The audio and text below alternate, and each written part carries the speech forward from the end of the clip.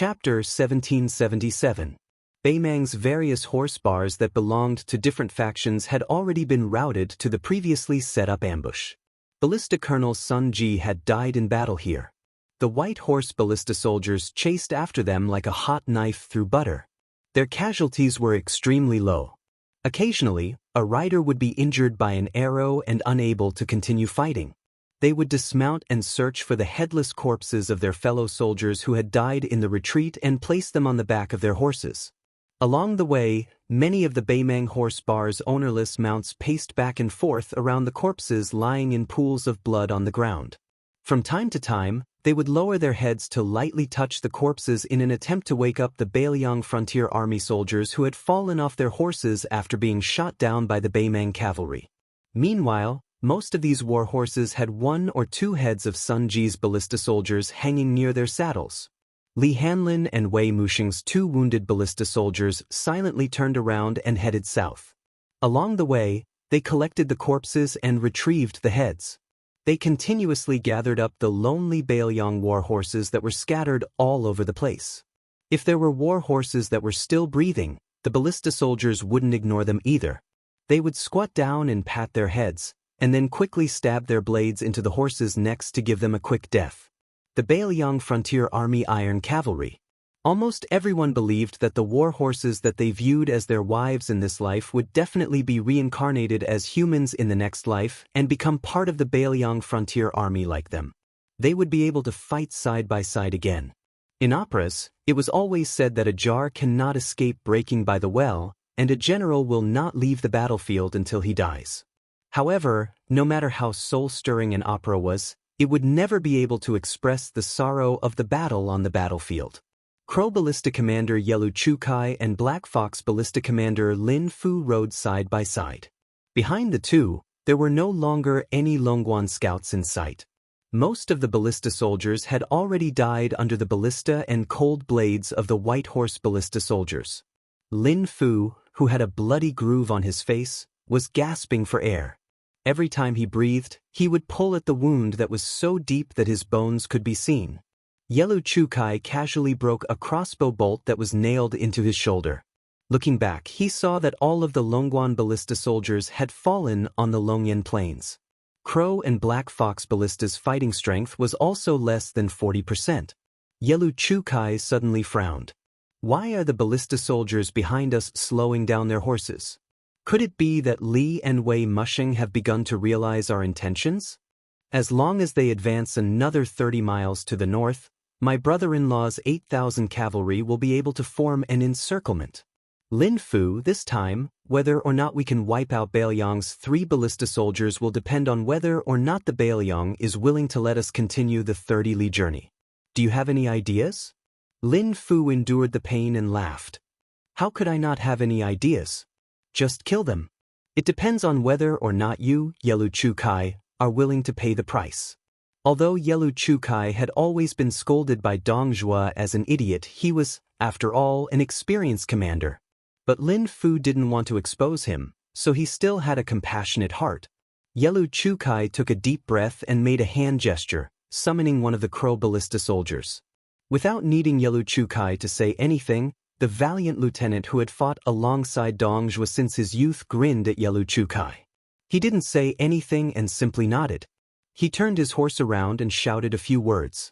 Then he led the 80 or so elite Crow ballista soldiers to slow down and quickly fell behind. At the same time, Lin Fu's Black Fox ballista soldiers also did the same. Both sides were determined to completely cut off the pursuit of the ballista soldiers. When Li Hanlin's men, who were in charge of the pursuit, slowed down, Wei Muxing immediately rushed to Li Hanlin's side.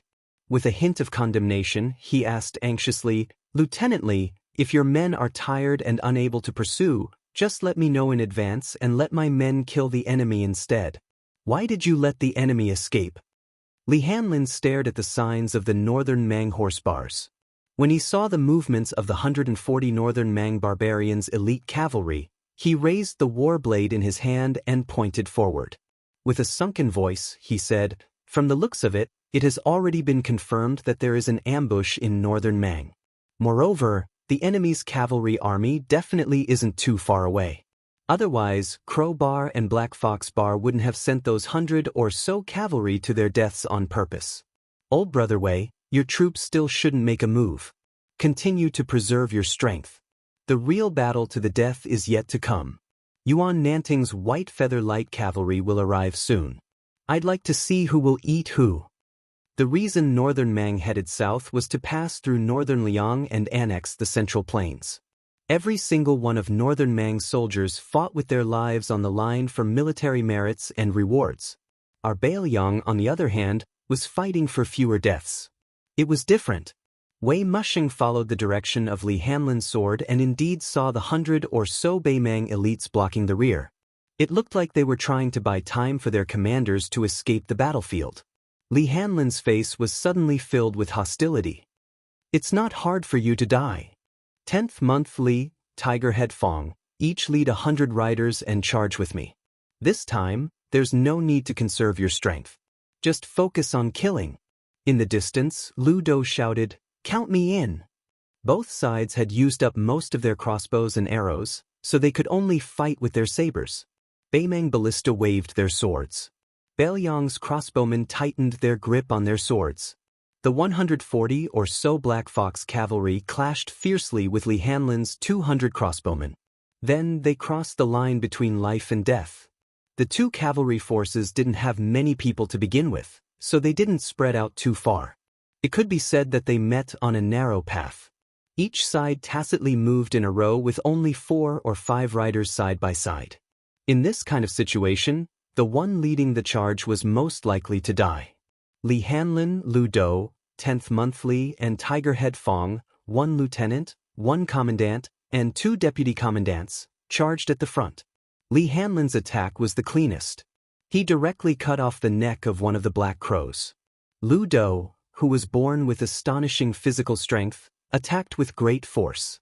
Not only did his blade cut off the enemy's swords, he even cut off the Black Fox's upper body.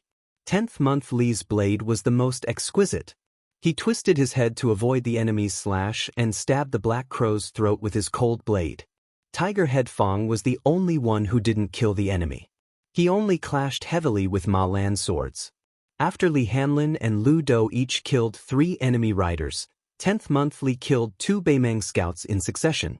However, he was about to be stabbed in the neck by the 3rd enemy rider in a straight line. Chapter 1778. Li Hanlin and Li October were separated by Lu Do. They saw this scene from the corner of their eyes and yelled, "Old Lu!" Almost at the same time, Lu Do turned to the side and grabbed the corpse of the enemy rider that had not fallen off his horse. He pulled it over and smashed it on the body of the scout that Li October was facing. Lu Do was still in the mood to smile at Li October, who had just dodged a bullet, and seemed to say 6. Li October snorted coldly and ignored him. What Lu Do meant was that Li October already owed him 6 lives in this life. According to the agreement between the 4 brothers, when they returned to Lingzhou in the future, Li October would have to treat Lu Do to 6 of the most expensive courtesans. However, everyone was well aware that their reward money had long been given to their fallen comrades. Therefore, the 4 of them were actually paupers who could not save a few taels of silver.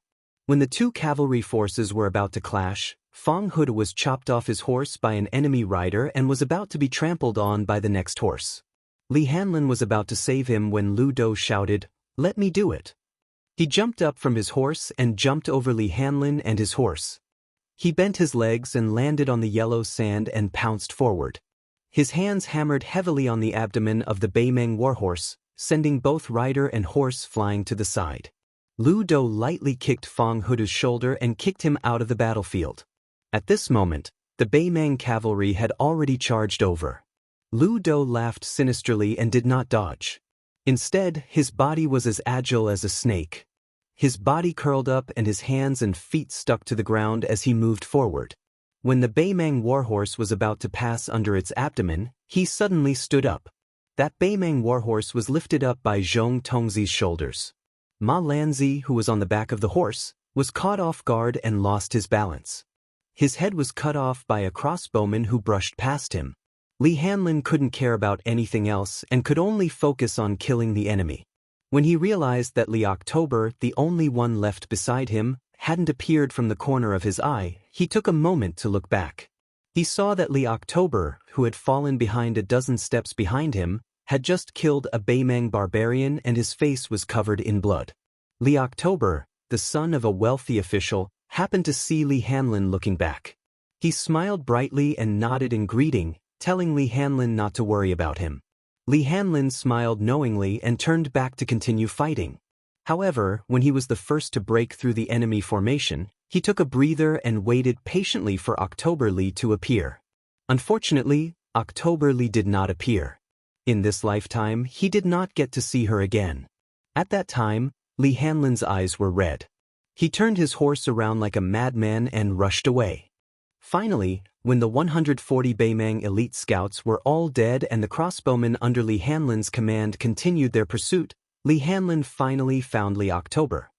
He lay in a pool of blood, staring at the sky with his eyes wide open. October Li's breathing gradually weakened. Li Hanlin sat on the ground and hugged him gently. Lu Do and Fong Hudu, who were covered in blood, sat across from Li Hanlin in a daze. Among the four of them, Fong Hu, who was burly but had the most gentle personality, suddenly hugged his head and wailed, "It's all my fault. If I wasn't useless, old Lu wouldn't have had to save me. As long as old Lu kept an eye on October Li October wouldn't have had to die. It's all my fault." A man who had suffered more than 30 wounds on the battlefield but had never shed a tear was sobbing uncontrollably. October Li's lips quivered as if he wanted to say something, but also as if he wanted to shake his head. The pale Li Hanlin looked up and said softly to Fong Hudu, "Don't say such things if you're a brother. Do you want October Li to die uneasy?" Fong Hudu struggled to stop crying. He raised his arm to cover his mouth and looked at October Li with tears all over his face. Lu Do hurriedly wiped off the blood on his face. As a result, his face was now covered with blood. Lu Do gently held October Li's hand and said, "In Qingzhou province, we're very particular about keeping accounts with our brothers. It's natural for us to repay our debts. You, October Li, owe me 6 lives. Don't try to deny it. Even if you can't pay it back in this life, you'll have to pay it back in the next life. Therefore, let's continue to be brothers." Li Hanlin's lips trembled, but he didn't cry out like Fong Hutu. He looked at this youngster who had once said that studying was even more unbearable than being stabbed, looked at the 2 scars left on his chest by the Northern Mang warblade, looked at this youngster who had once said that the fortune teller said that he would die in the 10th month. Li Hanlin squeezed out a smile. He lowered his head and said softly to October Li, "October, you used to say that there was a beautiful girl at home, and that she was the best girl in the world. You also said that you wanted me to be your brother-in-law. But after you came to my house, you never mentioned it again. At that time, we went to Fong Huda's house and also went to your house. After I met her, to be honest, your sister's looks were average. Compared to the women I, Li Hanlin, had seen when I was drinking and debauchery, she was much worse. However, her personality was really good. I actually liked her very much. I believed that if I married her, she would definitely be a virtuous daughter-in-law. But when I thought of calling you brother-in-law, I couldn't open my mouth. I'm telling you now. Don't think it's too late." October Li slowly closed his eyes. Li Hanlin rubbed his eyes and exhaled softly. He turned to Fong Hutu and said, "Hutu, accompany October Li and send him back to Qingyuan Army Town." Fong Hutu wanted to say something, but Lu Do shook his head at him. Li Hanlin and Lu Do exchanged for a Liangzhou horse. Li Hanlin looked into the distance and said, "I'll make up for October Li. You take over for Hudu?" Lu Do nodded silently. Lu Do suddenly said, "Hanlin, do you really like October Li's sister?" Li Hanlin smiled without hesitation and said, "I didn't say those words because of October Li. I really like her. I fell in love with her at first sight. It's an unreasonable kind of love." Lu Do's eyes were gentle as he looked into the distance. "October Li and Huda only know that I'm from Qingzhou. But Hanlin, you should know more. You know that I was once a death warrior raised by Lu family in Qingzhou. I was also the retainer of King of Baoyang's concubine, Lu Qian." Li Hanlin grunted and said, "The girl you like is also worthy of your love. That's enough." Lu Do laughed for the first time and said, "She likes that person. I admit defeat wholeheartedly. I Ludo, have you three as my friends in this life? That's enough. Li Hanlin turned to look at Fong Hudu's horse gradually disappearing into the distance. He whispered, October Li is most afraid of ghosts. You don't have to be afraid anymore. Chapter 1779. This chapter can be considered an interlude, but it won't hinder the next chapter from continuing on with the Dragon's Eye riding battle. Recently, there's a book review competition, and I welcome everyone to participate. For example, you can write about the various endings of the characters in the snow. If it's written well, I can even directly move it into the book. In the third year of auspicious charm, in the spring breeze where peach blossoms were in full bloom, a middle-aged man rode an old donkey through Jianghe and entered Western Shu. He pretended to carry a peach blossom in his hand, and the passers-by, especially the young ones, couldn't help but smile. Oh, it's another Jianghu person who admires the sword god Dong Tai. However, there were rumors in Jianghu that the peach blossom sword god was not only like a crane in a flock of chickens in the current Jianghu, but he was also very handsome. As for the appearance of the uncle in front of him, it was really a bit unpresentable. The ordinary-looking man leisurely rode the donkey and looked at the scenery of Shu. He walked and stopped, and was not in a hurry. The reason he entered Shu was because he received a letter from his disciple in a familiar restaurant. The letter said that he liked a girl, and it was about time for him to talk about marriage. He wanted him, his master, to be the matchmaker. In the letter, his disciple reminded him many times not to go to Western Shu in a sloppy manner. Not to mention helping his disciple gain face. But after all, Jianghu people believed that like master, like disciple. If the master was not capable, how good could the disciple be? Therefore, master, you must tidy yourself up, or else the girl's family would not be at ease leaving their daughter in his hands. After the man received the letter, he was not as inattentive as before. He really put his heart into it. He borrowed 30 taels of silver from the manager of the restaurant and bought 2 sets of new clothes. Only then did he travel from the distant Zhenzhou to Western Shu. The letter was sent half a year ago. Fortunately, the disciple knew that his master was always wandering around, so he pushed the date to half a year later. At the end of the letter, the disciple vowed that if he saw the letter late, it was fine. He, as the disciple, could wait patiently for his master. This man, who had used and forged swords before, but had never carried a sword, was hesitating on whether he should buy a sword and hang it on his waist. This was because his disciple's letter said that the girl he liked was from a wealthy family in Western Shu. Everyone in the gang, from the leader to the odd-job disciples, used swords. Even the names of the swords were very charming. The leader's sword was called Huozhu, and the chief consecrator's sword was called Mandril, which was on the great weapon list. Even the outer disciples who were familiar with each other named their swords grandly. Most importantly, the leader's daughter, who was the girl his disciple liked, happened to have a sword named Peach Blossom. It was fate. When the middle-aged man arrived at Yi Province, he only needed to ask for directions in the provincial capital before he found the famous sect of Western Shu Path, the Sword Rain Pavilion. It was said that every time there was a grand occasion, all 300 swordsmen of the Sword Rain Pavilion would climb up the 6-story main building together and throw their swords out at the same time. The swords would fall like rain. Although the rain of swords, the pavilion was not well known in the entire Liang Lake.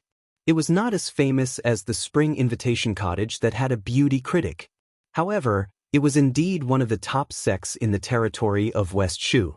There was a saying that the West Shu Sword Pavilion came out of the Rain Pavilion.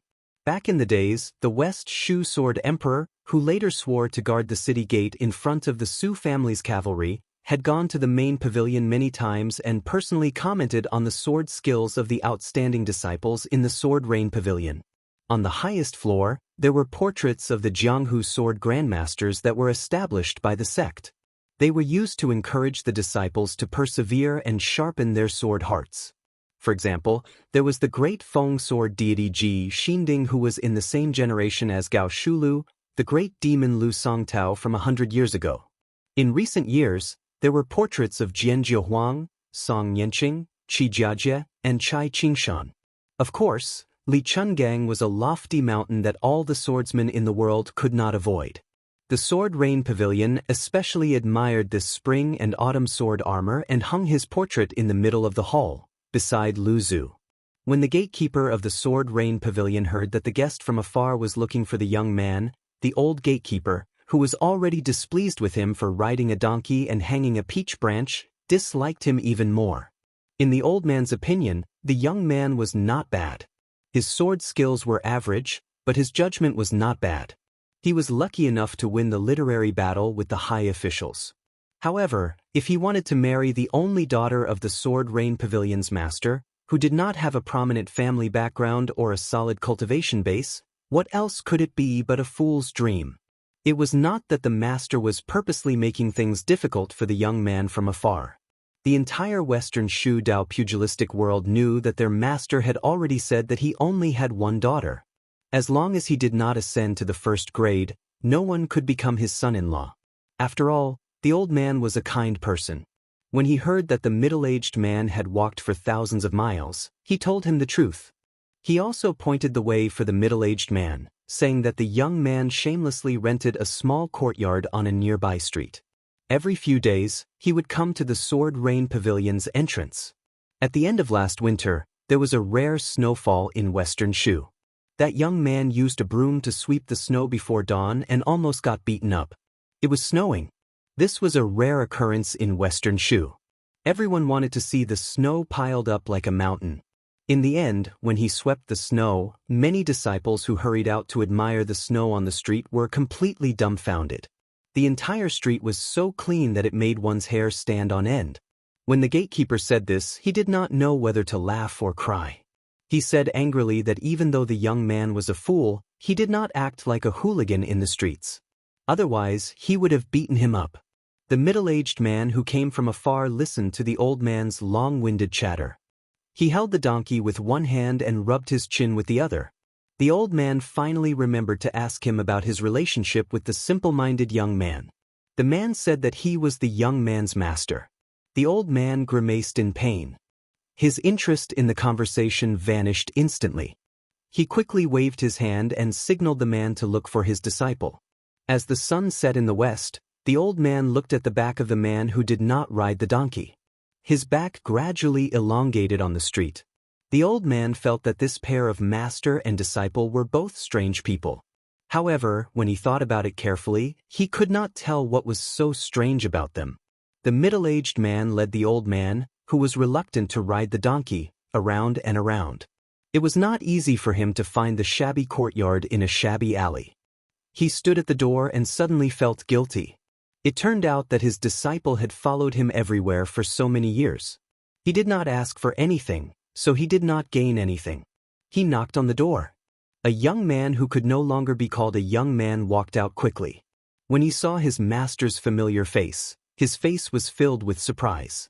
The middle-aged man was about to speak with a smile when his disciple went around him and hugged the old donkey's head.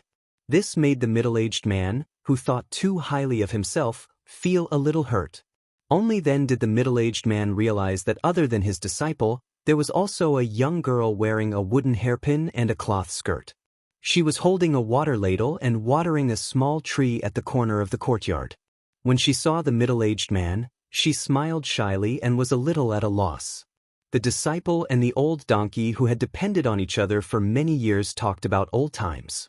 He casually introduced the donkey to his master. "Master, this is Chow. She is my neighbor here. She found this peach tree and planted it." Chow's parents are also very easy to get along with.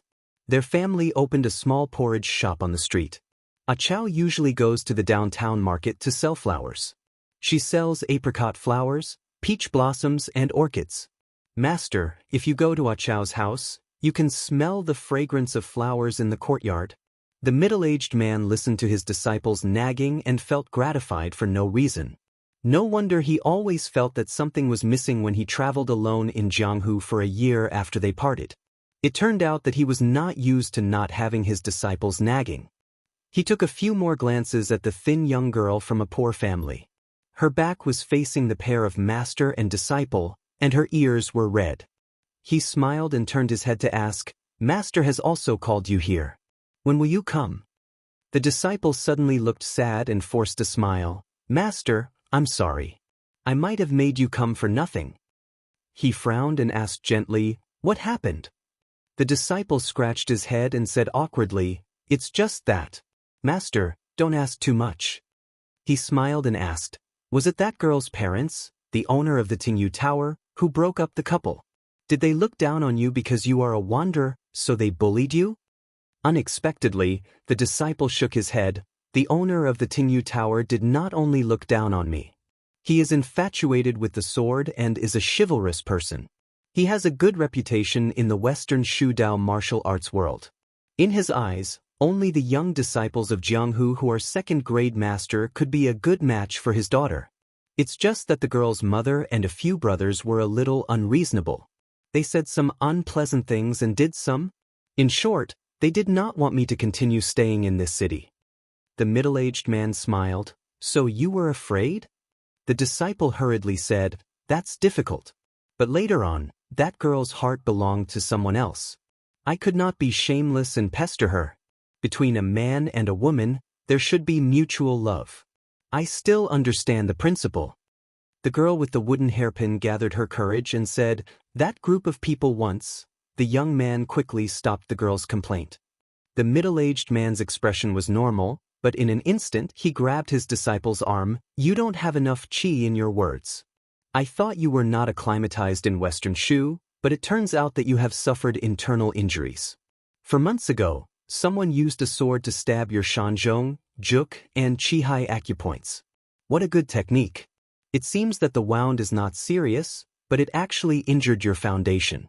A swordsman of this level must be a well-known Jianghu person in Western Shudao. Tell me his name and let me talk to him personally. The young man shook his head and said, Master, forget it. I wanted to leave this place long ago, but I was afraid that you would not be able to find me in Western Shu, so I did not leave. After hearing this, the middle-aged man who did not show any anger suddenly became gloomy, as if his reverse scale had been touched. The middle-aged man who had always been calm and collected raised his voice slightly with a hint of blame. You didn't tell them what your master's name is? Chapter 1780. The young man was stunned. He lowered his head and said, at that time, they came to me aggressively and wanted to kill me. I accidentally forgot. The middle-aged man snorted. I think you don't want to say it. The young man smiled foolishly and said, how embarrassing would it be if people knew that Master found such a useless disciple? Besides, if I really don't have the face to say your name, who would believe me? The middle-aged man was stunned. As an abandoned child, he had lost his family's protection when he was young. When he was young, he had to live alone in that eerie sword mountain. It could be said that he had experienced extreme hardships. After he walked out of the Wu family's sword tomb, no matter what he encountered, he turned a blind eye and watched with folded arms. In his opinion, since he had chosen to walk into Jianghu, life and death were fated. If he encountered injustice and was unable to voice it, he could not blame the heavens and blame others. If he wanted to blame someone, he should blame himself for being inferior. That was why Wang Xianxia from the martial emperor city said that this person's sword heart was naive. It was the best fit for heaven. It didn't matter whether he had a sword or not. He suddenly remembered many things.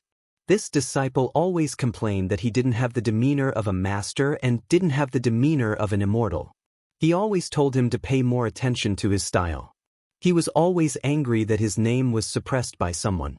He wanted the whole Liang to know that his master was worthy of the title of #1 in the world. However, this young man seemed to have never thought of letting the world know that his master had taken in a disciple. He never thought of letting Jianghu know the name of that person's disciple. No one in Jianghu knew the name of the young man with the donkey. They didn't even know the name of the disciple of the peach blossom sword god. Since he took in this disciple, the two of them walked in Jianghu together. When they saw injustice on the road, he had to help because of his disciple. Every time he saved someone and was about to leave impatiently, his disciple would dawdle and say to the person he saved with a smile, my master is the peach blossom sword god Dong Tai. Don't forget. Your master is the peach blossom sword god Dong Tai. Then who is my disciple, Dong Tai? The middle-aged man took a deep breath and looked at the young face with some stubble. He then turned to the flower girl and said with a smile, "Little girl, my name is Dong Tai. My disciple is Li Huanyang." The confused girl said with a red face, "Uncle Deng, I know brother Li's name." Dong Tai asked himself and said sadly in a voice that only he could hear, "But this son of AB** teach in Jianghu doesn't know." That day, in the twilight, Dong Tai and his disciple Li Huanyang went to the girl Akao's house as guests. Dong Tai even took the initiative to pick a few gifts under his disciple's shocked gaze. They were not too expensive, but in the eyes of a small family, they were items that would give them face. This made the girl's parents beam with joy, especially when they heard that this man was Li Huanyang's only elder in this world. They couldn't stop smiling. The girl became more and more shy. Dong Tai's disciple was a little slow to realize, but after understanding the meaning and thinking about how they had been together for half a year, he felt that the conditions were right. He didn't think that his master was randomly setting up a couple. Dong Tai, who rarely drank, and Akao's father drank more than 2 liters of wine each. Dong Tai decided to get straight to the point and frankly said that his disciple had a pure and kind personality. Although he was half a Jianghu person like him, he had never thought of making a name for himself in Jianghu. He was a young man who lived a stable life. The girl's parents, who originally had some concerns, were completely relieved after hearing this. That night, Dong Tai, who reeked of alcohol, walked slowly in an alley with his disciple Li Huanyang. Dong Tai suddenly said, "Buying a pig to look after the pen, getting a daughter-in-law to look after the mother. From what you said, the girl from Tingyu House is obviously not suitable for you. Akao, on the other hand, is a girl who can accompany you for the rest of your life." Li Huanyang laughed. Dong Tai patted his disciple's shoulder and said without any reason, "Master has never done anything for you in his life." Li Huanyang wanted to say something but stopped. Dong Tai waved his hand and interrupted what his disciple wanted to say. He continued, "It's your business whether you want to or not. I don't care. Since you are most likely going to settle down in Shishu, I have to try my best to prevent this place from falling into turmoil and chaos. In addition, I originally wanted to go to Bailiang. You don't have to worry. In today's world, whether it is Liangde and city or the border of Liangmang, as long as I want to go, no one can stop me." The young man whispered, "Master, if I get married and start a family, I'm afraid it will be difficult for me to travel Jianghu with you in the future." Dong Tai smiled and said, "In the future, I will often come to Shishu to visit you." The young man hesitated and asked, "Master, I'm not like Su Fengyan. I'm sorry that I can't let you have a disciple who won't disgrace your reputation." Dong Tai shook his head seriously and said, "You're wrong. It's already the best to have you as my disciple. Liang Jianghu has Chao Chongqing and Su Fengyan. Of course, it's good. But I, Dong Tai, have a disciple like you, it's the best. If someone wants you to live a bad life, it's very simple. They have to ask me, your master, if I agree." In Izhou of Shishu, peach blossoms were still smiling in the spring breeze. The inconspicuous middle-aged man came back without a donkey or a sword. He came to the entrance of the Sword Rain Tower. On this day, the Sword Rain Tower was hosting a banquet. The master of Izhou personally came to visit with his beloved son, hoping that the two families could tie the knot. In order to show the solemnity of the Sword Rain Tower, the tower master Zhang Yun gathered his disciples and went up to the main building. They all took off their swords and the swords fell like raindrops. This was an eye-opener for the master of Izhou and the deputy general of Izhou, who were standing at the edge of the square. The whole city of Izhou knew that the master of Izhou had attached himself to the white-clothed king of Shu. The master of Izhou's position was equivalent to that of a small provincial governor. Now that the provincial governor, who came from a local power, had become a mere figurehead, it was only a matter of time before he became the #1 civil official in Izhou. Therefore, the wanderer who caused a commotion in the city previously became an obstacle to the marriage made in heaven of Izhou. No one thought that Zhang Yun's beloved daughter had fallen in love with the master of Izhou. They all thought that from the beginning to the end, it was the wanderer who did not know the immensity of heaven and earth. It was the young man who had lost his mind and wanted to eat swan meat. When the middle-aged man arrived at the square at the entrance of the Sword Rain Tower, he saw the tower master, Zhang Yun, leading his wife and son to welcome him. They were walking towards the group of Izhou's influential officials. Among them, there was a beautiful young woman standing beside a handsome young man who was wearing a brocade robe. She was smiling like a flower. While the Sword Rain Tower was holding a grand occasion, a young man was accompanying a young woman as they walked through the streets and alleys. They were selling apricot flowers and peach blossoms loudly. They only earned 1 copper coin for each flower. The middle-aged man recalled the conversation between the master and disciple last night in the small courtyard. At the end of the conversation, his disciple told him not to be calculative with the Sword Rain Tower. At that time, he nodded in agreement. His disciple did not believe him and repeated his words. He laughed and said that if his disciple was so easy to talk to, how bad could he be as his master? In fact, Dong Tai did not say that his master had never been easy to talk to. He was like this to the Wu family's sword tomb and also to the Jianghu. Therefore, having such a meddlesome and soft-hearted disciple was Dong Tai's greatest trouble in his life, other than his success in swordsmanship. It was also his greatest pride. Dong Tai smiled to himself. Just now, he was stopped by the old gatekeeper. When the old gatekeeper heard that he was going to challenge the Sword Rain Tower, the old gatekeeper put on a funny and annoyed expression and asked him, "Since we are going to spar with swords, where is your sword?" Dong Tai did not answer. His figure flashed and he arrived at the Sword Rain Tower. Dong Tai raised his head and looked at the main building. There was a golden horizontal board with the words, "The World's First Sword Rain," written by the Sword Emperor of Western Shu in the early years. Under the spring sunlight, the horizontal board shone brightly.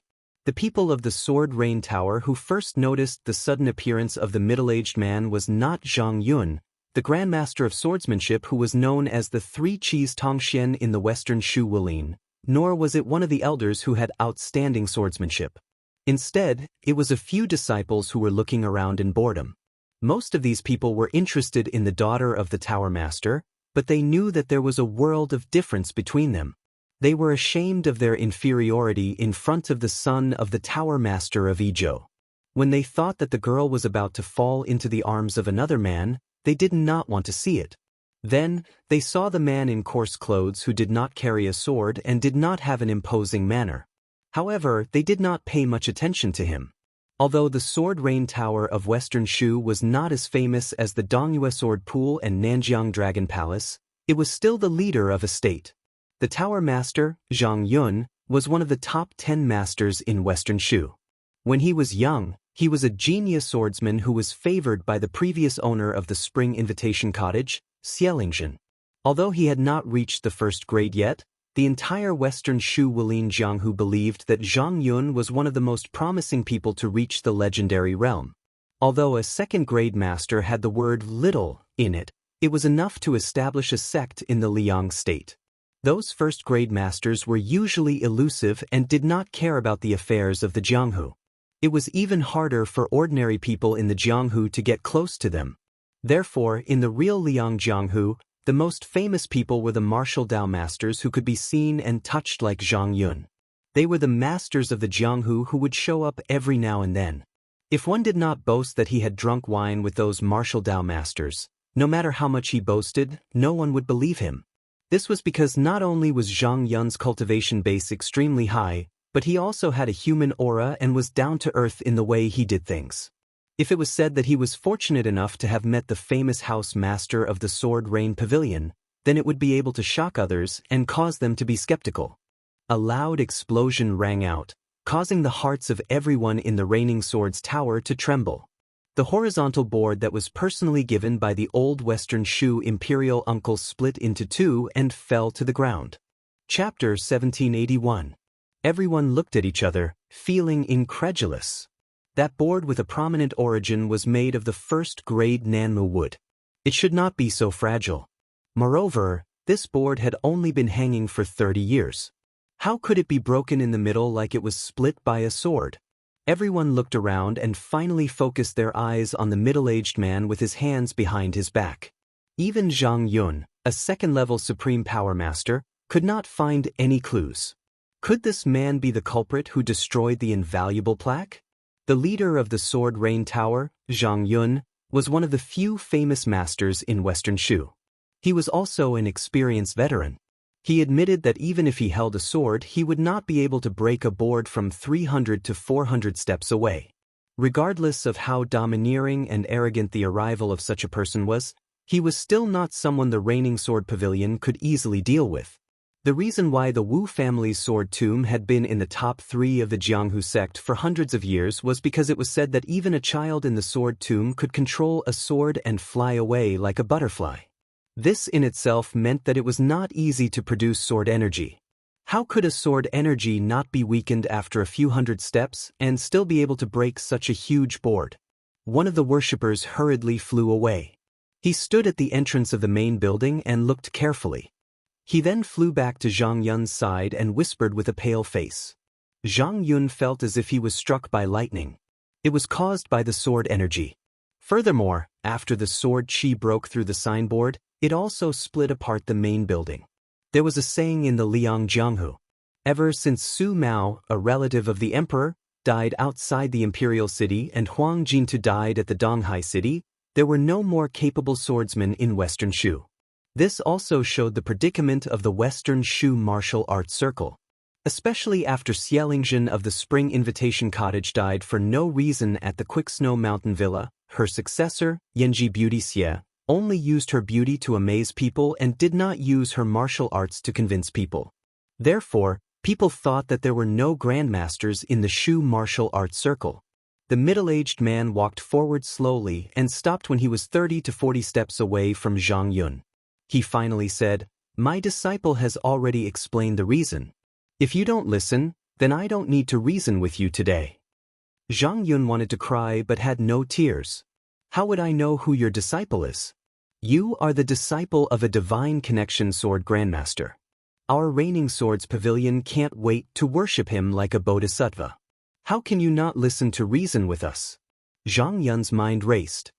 Judging from the man's appearance, he looked to be in his 30s or 40s and had a grudge against the Sword Rain Tower, so he was most likely not from Western Shu's Jianghu. Otherwise, he would at least show some respect to Zhang Yun. However, the Sword Rain Tower's influence had always been limited to Western Shu's territory. Their disciples were considered introverted in their actions, and they rarely made any enemies in the Jianghu. Even the few outstanding disciples who were ordered to leave Western Shu and travel the Jianghu to spread the name of the Sword Rain Tower had never had any great grudges with the major sects in Liang. To be honest, if they really wanted to offend those top grandmasters in Liang, the Sword Rain Tower's disciples would need to have the ability to do so, right? At the same time, Zhang Yun was puzzled. The man in front of him did not have any obvious qi activity, and he did not have any momentum at all. He did not seem like the person who would make a move. Could it be that there was a real unworldly expert hiding in the dark? The middle-aged man's gaze swept across the people from the Sword Rain Tower. He saw the young lady who wished for the world to be in chaos and the woman who looked 60 to 70% similar to her. Her expression was gloomy as if she was weighing the pros and cons. She was hesitating whether she should use the government's influence to intimidate the enemy. The few consecrators from the Sword Rain Tower looked as if they were facing a great enemy. Obviously, they knew the severity of the situation better than the woman. There were some things that the government could suppress, but there were some things that they might not be able to suppress. Zhang Yun had a scholarly appearance. He had the famous Western Shu sword, Huizhu, by his waist. It was extremely rare for him to perform the etiquette of a junior. He bowed respectfully and said, "May I know who your disciple is, senior? If my Sword Rain Tower has indeed offended your disciple, Zhang Yun will definitely give you an explanation." The middle-aged man didn't answer his question. Instead, he looked at the group of people and asked, "Who's the one holding the mountain elf?" The provincial general, who was sitting in a high position and had a fat body, narrowed his eyes and said sinisterly, "Today is a big day for me and Brother Zhang's families. I didn't expect that someone would dare to do such a thing in provincial city. You've really opened my eyes." The deputy general of provincial, who had thousands of troops under his command, sneered and said, "Who dares to violate the law in my territory?" Zhang Yun was relieved when he saw the two officials of provincial general's attitude. However, he still wanted to keep the peace. After bowing, he straightened his back and stared at the uninvited guest in front of him. Senior, could it be that the chief consecrator of my Sword Rain Tower, Hu Dachuan, had a misunderstanding with your disciple? The middle-aged man ignored the two officials of Western Shu and the Sword Rain Tower's Tower Lord, who was pretending to be humble. Instead, he looked at the swordsman who had gone to the main building to look at the signboard. He was dressed in white, had white hair, and a white beard. Even the scabbard of his sword was snow-white. He looked very sage-like. He asked, "Are you the one who attacked my disciple 3 times?" This Western Shu Sword Dao Grandmaster, whose swordsmanship was not inferior to Zhang Yun's, looked calm and composed. However, he did not answer the question. It was unknown whether he was unwilling or afraid. However, after the middle-aged man asked this question, the expressions of the mother, daughter, and handsome young master changed slightly. The woman's gaze became even more vicious. The young woman pursed her lips and the young man subconsciously took a step back. The middle-aged man said calmly, "A sword for a sword." Just as the white-haired consecrator with the mandrill was about to grab the sword hilt, his chest exploded and blood splattered everywhere. However, after this silent sword killed him, scarlet blood splattered out of Zhang Dachuan's juk and sea of qi acupoints. Zhang Dachuan, who did not even manage to grab the sword hilt, fell backward, let alone unsheathing it. One sword was enough to kill someone. However, he said that he would return 3 swords. In everyone's eyes, the middle-aged man had his hands behind his back. Zhang Yun was even more certain that this person did not have any qi ripples at all. Zhang Yun, whose hands and feet were cold, could not care less about his bearing as a grandmaster. He raised his head and looked around as if he was trying to find the peerless expert hiding behind the scenes. There was a hint of unconcealable fear in his voice. Junior Zhang Yun of the Sword Rain House sincerely requests Senior to come out and have a chat. Junior is willing to sincerely apologize. The middle-aged man turned to look at the 2 senior officials of Yi Province. "I don't know what kind of officials you are, but today, even if Chen Zhibao is standing here, he can't stop me from killing someone. If you don't believe me, then bring your troops here. Whether it's thousands or tens of thousands, I can wait for you. If you don't call for reinforcements, I'll kill you right now. If you do, I'll still kill you. Remember, don't try to reason with me before you die." Of course, the world did not know that even Xie Guanying, the mastermind behind Chen Zhibao's capture of the Flood Dragon, was killed by him. The woman sneered and said, "How arrogant! You don't even respect our king of Shu. My grandfather and the Western Shu Dao administrator are best friends." The middle-aged man interrupted the woman. "Then invite your grandfather and the Western Shu Dao administrator to the Sword Rain House. I'll wait for them. If they don't come, I'll just go and kill them." The woman was about to say something ruthless, but her husband, Zhang Yun, who had never said anything harsh since he got married, roared angrily, "Shut your mouth."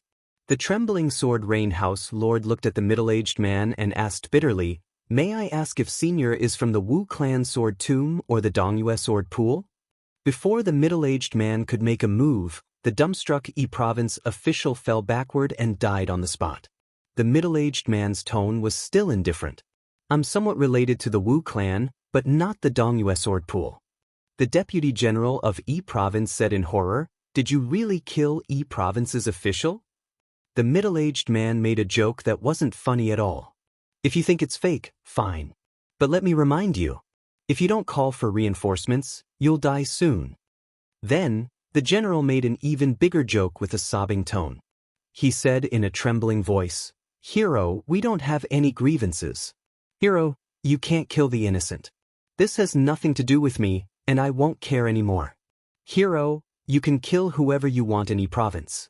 If you don't want to do it yourself, I'll help you. Is that okay?" The middle-aged man didn't say anything.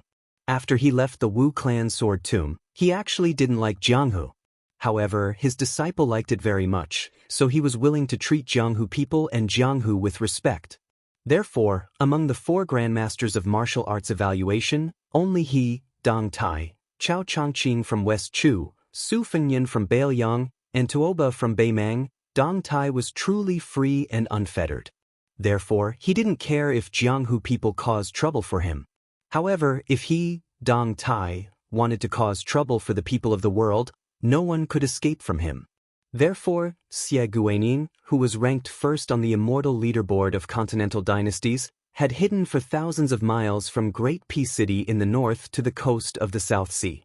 However, he still couldn't escape death under his sword.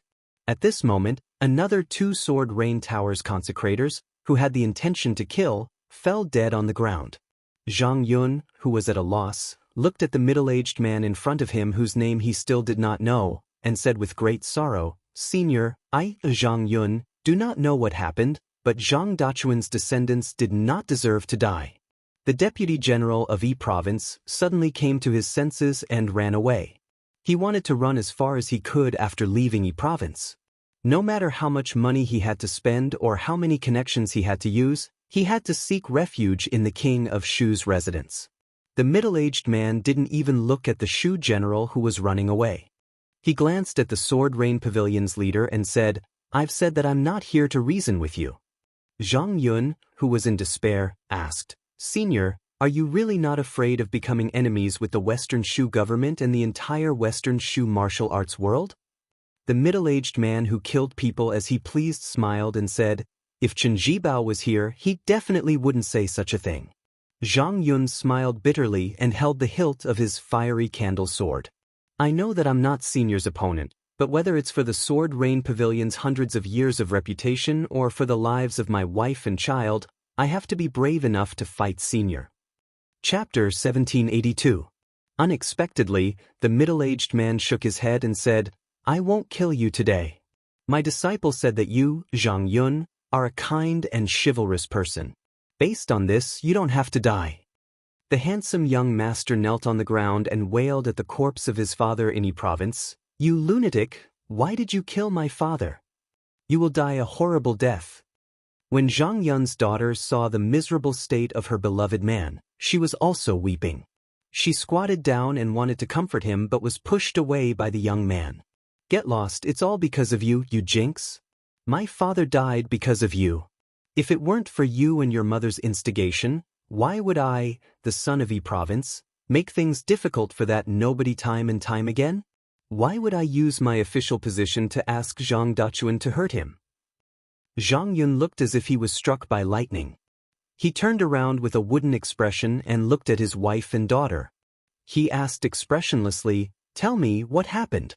Since we're already in this state, you should at least let me know the reason for my death." The charming woman no longer had her usual graceful bearing. Her expression was ferocious and terrifying. She said sternly, "Zhang Yun, how would I know that the master of that poor boy is so powerful? If you want to blame someone, you can only blame that young man with the surname Li for pretending to be a fool. If he didn't hide his identity and tease us, why would I deliberately stop him from marrying our daughter? Ha, now I only regret that I didn't ask that old trash Zhang Dachuan to kill him."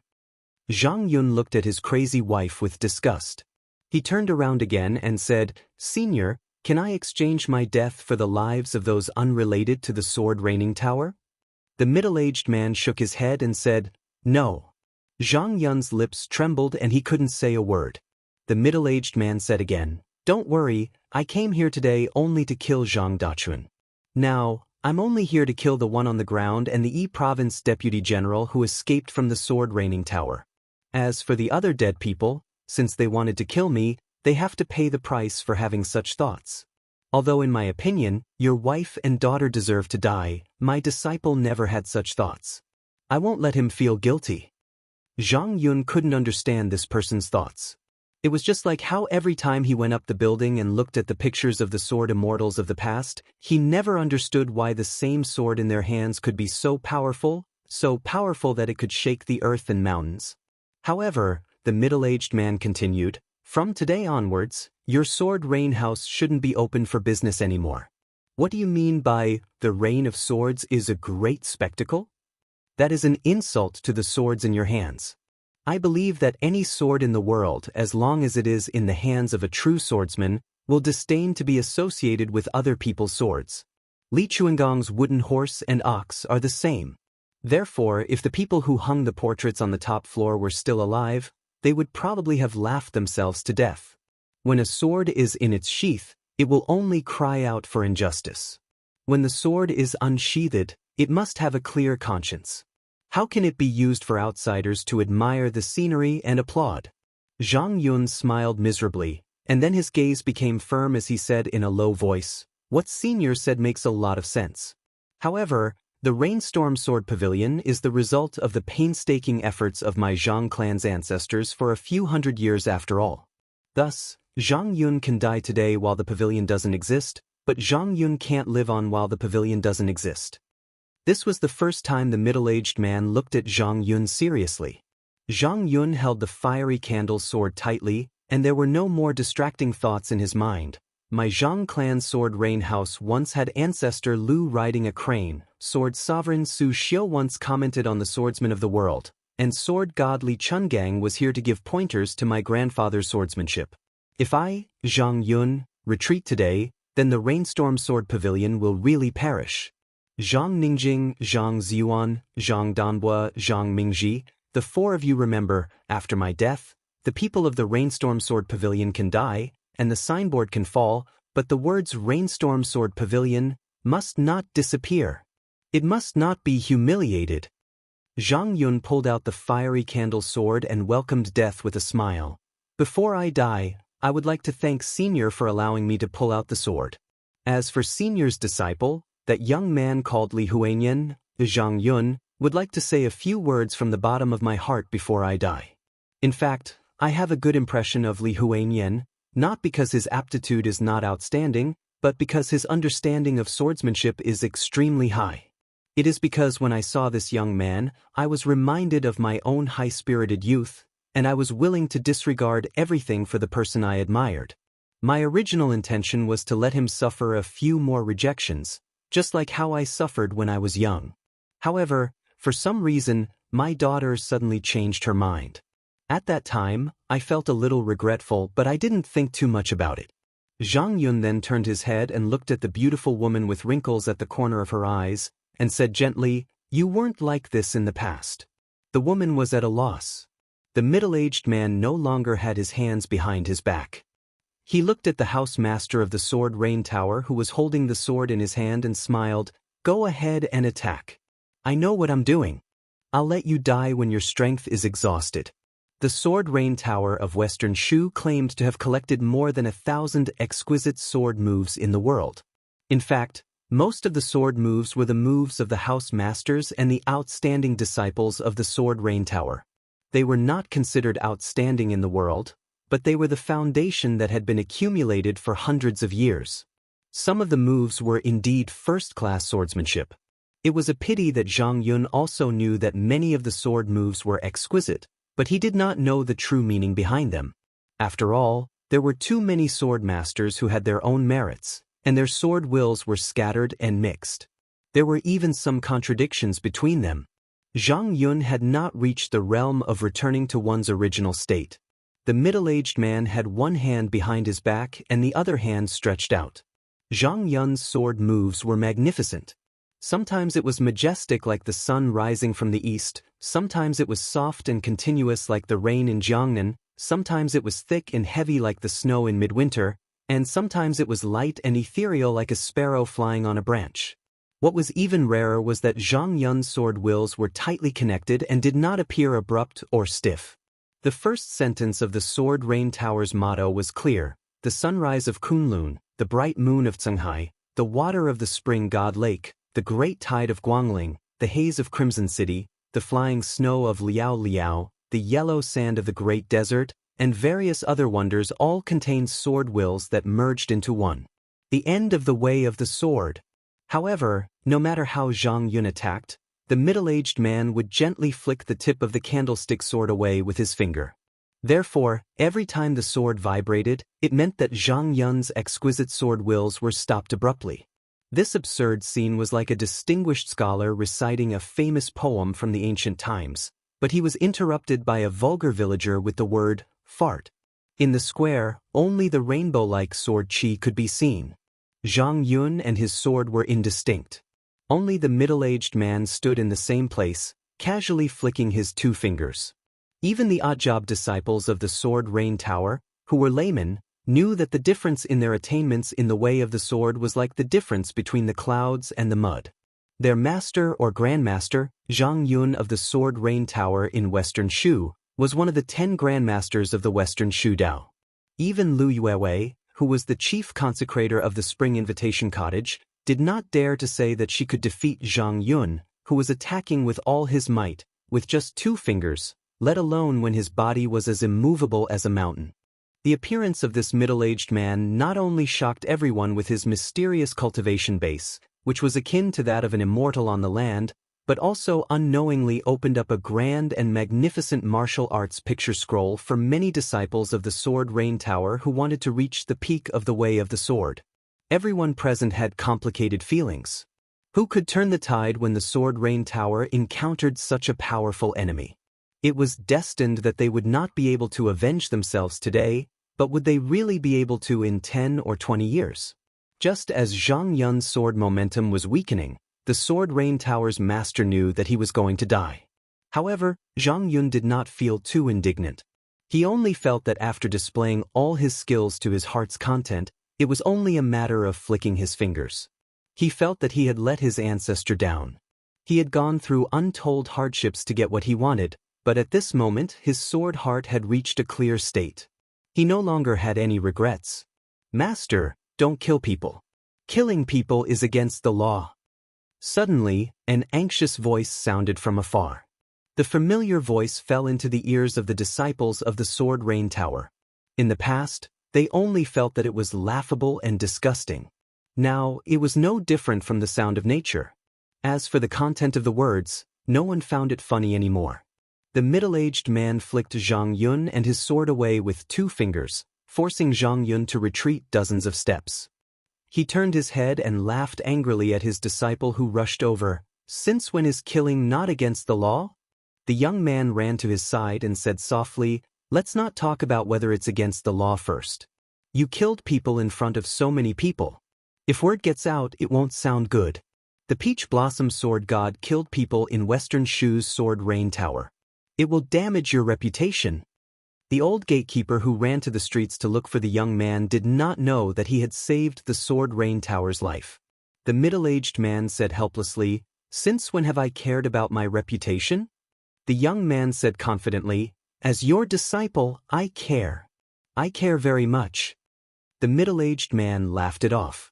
Zhang Yun, who was drenched in sweat, kept his sword back into its sheath. He cupped his fists and smiled sincerely. He bowed deeply and said, I already know your identity. Because of you, the Sword Rain Tower's name has been removed from Western Shu. Zhang Yun has no regrets in this life. The Sword Rain Tower has no regrets. As soon as these words were spoken, all of the Reigning Swords Pavilion's guest elders and disciples, including Zhang Yun, were shocked. In the Jianghu, a person's reputation was extremely important to all righteous people. As for the reputation of the sect that they belonged to, it was even more important. Zhang Yun's shocking statement implied that the ordinary-looking middle-aged man in front of him was like the Wu family's master who used the sword tomb's prestige to talk about flying swords, or Chai Qingshan who represented the Dongyue sword pool to talk about forging swords. Otherwise, no matter how high this person's martial cultivation was, no matter how much he regarded everyone as ants, Zhang Yun, who had the intention of sacrificing himself for the sword, would not have taken the initiative to say such a thing. The middle-aged man did not show any change in his expression. He accepted it calmly, or more accurately, he completely ignored it. Chapter 1783. The girl who had been pushed away by the E-Province guest was now nestled in her mother's arms, looking delicate and pitiful. After seeing the foreign wanderer who had sworn an oath of undying love with her in private, her timid face had a natural charm that made people want to take pity on her. She took a few steps forward and gazed affectionately at the young man who had been abandoned by her after her mother had bewitched him. Softly she said, Nian Xiang, I was wrong. Can you forgive me? I have never forgotten you. It's just that at home. Li Shenyang turned his head and looked at the girl who he had asked to stay in the distance. She was holding the bamboo flower basket and looking up. The apricot flowers in the basket had been sold out, but there were still a few peach blossoms left. He smiled and turned his head. He stopped smiling and glanced at the girl from the Sword Rain Tower without saying a word. The middle-aged man asked, "Have you finally given up?" The young man grunted and nodded his head vigorously. The young man seemed to have noticed something and asked in surprise, "Master, you didn't trick me on purpose, did you?" The middle-aged man was indifferent. The young man walked to his side and said gloomily, "Master, I didn't think you were cunning before. If you had been so cunning earlier, your reputation in Jianghu would have surpassed that of Wang Xianxia and Chao Chongqing, not to mention that Su Fengyan." The middle-aged man said lazily, "Your matter is done. I still have a small matter to deal with. There is a deputy general of Yi province to kill. However, no matter how good he is at escaping, he can't beat that guy named Xie." Then he glanced at Zhang Yun, who was respectful as if he had seen the reincarnation of his ancestor. He hesitated for a moment and said, "People who practice swordsmanship shouldn't focus on victory and defeat and neglect life and death. A dead man can't pick up a 3-foot sword. Well, one last thing, your swordsmanship is passable and your sword will is not bad. At least you let me know one thing. After Su Xiu and Huang Zhentu, there are still swords in Western Shu. Therefore, the Sword Rain Tower will continue to operate. However, today's matter is limited to the entrance of the Sword Rain Tower. If your grudges involve the outside world in the future, I won't be so polite the next time I visit." Zhang Yun was relieved and grateful. He once again cupped his hands and bowed solemnly. The master and disciple turned around and left. "Master, the last few sentences you said really have the demeanor of a great master. Did you learn it from someone when you went on a long journey?" "Master, if you have a conflict with someone in the future, just follow this pattern of speech. You can't go wrong. Master, let's settle accounts clearly between master and disciple. You can't just leave like that just because you put on the airs of a master. You can't just ignore my future living in Ijo City. I'm going to live here for a long time. Akao's family is poor, and my swordsmanship is not good enough.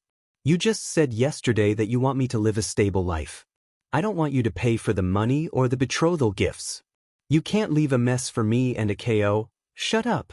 Take care of that stubborn donkey yourself." Today's sun is not bad. He watched as the master and disciple walked further and further away after meeting the flower girl. Zhang Yun had mixed feelings. Wang Lin, the eldest disciple of the Reigning Swords Pavilion, who was once praised by Xielingzhen of the Spring Invitation Cottage as a late bloomer in 20 years, came to his master and asked carefully, "Master, is this senior also a swordsman?" Zhang Yun did not answer his eldest disciple's question. He stared at the door in a daze. After a long time, he smiled and asked, "Last year, you bunch of hotheads were discussing that we must find an auspicious day to hang the portrait of the peach blossom sword god on the top floor. If I remember correctly, you were the one who insisted that we hang the portrait between Ancestor Lu and Li Chungang. Have you picked a day?"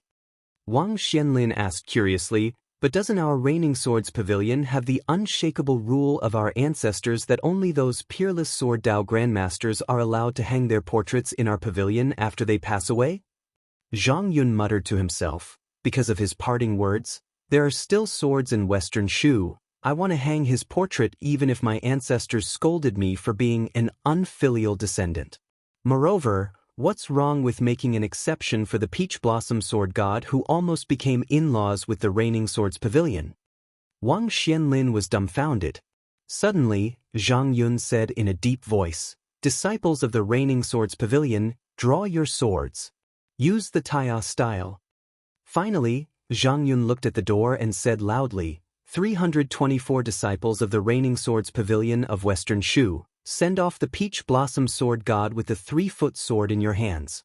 The woman was stunned and murmured, "The peach blossom sword god, Dong Tai. So you are Dong Tai." The young woman's face was filled with tears of regret. Why are you his disciple?" Outside the Reigning Swords Pavilion, the innocent flower girl tugged at Li Huanyan's sleeve and asked curiously, "Who is the peach blossom sword god they are talking about?" Li Huanyan held back his laughter and curled his lips. The girl looked at Uncle Deng who was walking in front of them. He was the middle-aged man who walked into the courtyard with the donkey yesterday. She smiled happily and said, "Brotherly, this title sounds amazing. I've heard some storytellers say that those heroes' titles are not as good as Uncle Deng's." Dong Tai turned around and picked up a peach blossom from the girl's basket. He smiled and said, "How powerful do you think a guy whose disciple was beaten to the point that he had to lie in bed for 2 to 3 months can be? So, this peach blossom sword god only sounds amazing." The girl glanced at the young man with a smile on her face. The young man flew into a rage out of humiliation and said, "1 copper coin per flower." The middle-aged man said shamelessly, "I don't have money. I owe you." The girl suddenly blushed. "Uncle Deng, The middle-aged man seemed to have guessed what the girl was thinking. He smiled and shook his head at her. Then, he picked up the peach blossom with his mouth and put his hands behind his head. He turned around and said gently, "I, Dong Tai's disciple, have already married the best woman in the world." The girl was embarrassed. However, after hearing Uncle Deng's words, she, who had never dared to hope that she and Brother Li would become husband and wife, felt less nervous. She also thought that such an easygoing peach blossom sword god and such an easygoing elder should not be a famous Jianghu hero, right? The girl suddenly felt that she had wronged Brother Li and Uncle Deng by thinking this way. She secretly stuck out her tongue. In the spring of this year, as Li Huanyan's master, Deng Tai, could be considered half-in-laws to Ah Chao's parents. He worked as a waiter in their family's shop, greeting customers and sending off customers. He saved up less than 10 taels of silver. Before leaving Western Shu's Izhou for northern Liang Pass, he shamelessly borrowed 20 taels of silver from his disciple and used the money to buy an ordinary iron sword. On the way to Liang, the peach blossom sword god Dong Tai, who had pulled out his first sword from the sword tomb when he was young, walked with a sword at his waist for the first time in his life. At the end of the second year of Xiangfu, Mount Hui Nyogang, it was snowing heavily on the Great Snow Plateau. In the twilight, a woman in purple walked alone out of the moonless house, which had become the holy land of the martial arts world. She held an ordinary bamboo handle oil paper umbrella and walked alone in the wind and snow. Mount Hui was full of visitors and tourists all year round. Even this late snowfall did not stop them from climbing the mountain. However, after the woman in purple walked out of the building, the chief guest of Mount Hui, Huang Fangfua, immediately informed the servants that today, there would be a checkpoint at the entrance of the Great Snow Field. No matter if it was an outsider or a native of the Great Snow Field, no one was allowed to get close to the Great Snow Field. No one was allowed to get close to the mountain lord of Mount Hui who suddenly had the interest to enjoy the snow.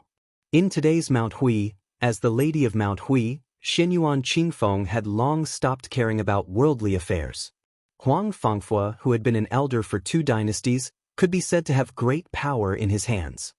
His martial arts cultivation also showed signs of rising from fingerxian to celestial phenomenon. This step was really like a traveler crossing the natural moat, like a scholar passing the top 3. In these 2 years, Mount Hui was like the sun in the sky on the lake of Liang. Chao Changqing was already dead, Dong Tai was nowhere to be found, and Su Fengnian was far away in the northwest. In recent years, the top 10 masters of Liang were evaluated by busybodies. Qi Jiajie and Chai Qingshan, who were equally famous as Xianyuan Qingfeng, were few and far from being as dazzling as Mount Huizi. There were even admirers who praised this chief of Wulin as the Grand Master of Rouge. Not only was she a beauty who could enter the rankings, but she was also a martial arts grandmaster. In the entire world, only the Empress of West Chu, Jiangxi, who was rumored to have died for her country, could be compared to her. Now that Jiangxi was dead, the entire Jianghu seemed to feel lonely for Xianyuan Qingfeng. It was as lonely as the spectacular snow seen on the Great Snow Field today. The heavy snow was flying and covering the sky, but she was the only one enjoying it. She stopped at the edge of the Great Snow Field and looked into the distance. Her small oil paper umbrella was covered with white snow. It was as if a beauty's hair had turned white. At this moment, a person stealthily appeared on the Great Snow Field. Huang Fangfua, who was standing on the second floor of the Moonless Tavern and staring at the figure in purple, suddenly became gloomy. He was about to float out of the tavern and throw the guy who dared to cross the thunder pool into the river outside the great snow field to feed the fish. However, this deeply shrewd chief foreign minister of Mount Hui was shocked. Although Xianyuan Qingfeng did not make a sound and the beauty was still standing alone in the wind and snow, Huang Fangfo felt an aura rushing towards him, stopping him from making a move. Yes, it was an aura, not just an aura. Huang Fangfo respectfully took a step back to show that he understood. Huang Fangfo was puzzled. He was no stranger to that uninvited guest. He was an insignificant person who always liked to brag to others that he and the king of Bailiang, Su Fengnian, had traveled the Jianghu together, had eaten and drunk together, had taken a boat together, and had gone to the Snow Mountain Villa together. He also said that the two of them were good friends who called each other brothers. Chapter 1784. Of course, Huang Fangfo did not believe in this absurd theory. He only believed that the two people who were as different as clouds and mud were just strangers who met by chance. The young king would not take it seriously, but the young man on the snow plateau would take it too seriously.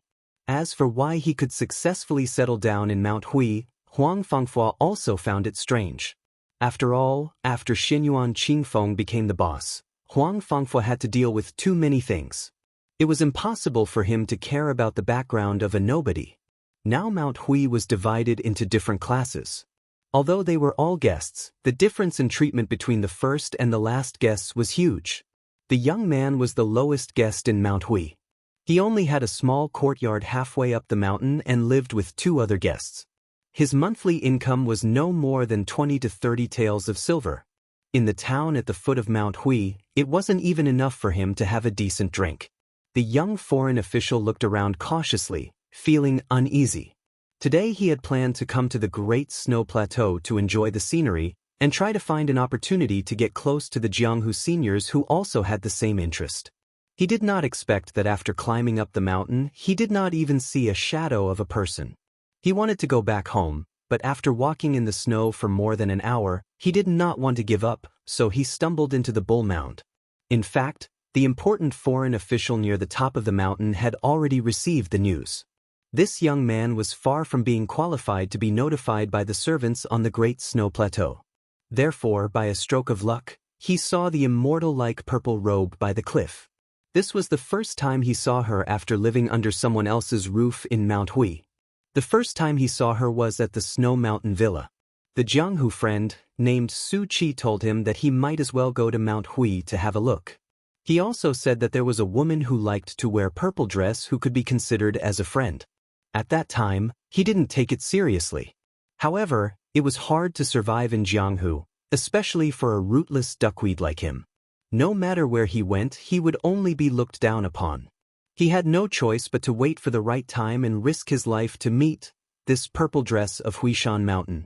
However, he didn't expect that after the woman narrowed her eyes and sized him up and confirmed that he didn't have the guts to lie, she actually nodded and agreed. He only remembered that under the gaze of those cold eyes, he was sweating profusely. He was still in a daze even after she left for a long time. Later on, he came to Mount Hui. Although he didn't reach the heavens in a single bound, at least he had a place to stay.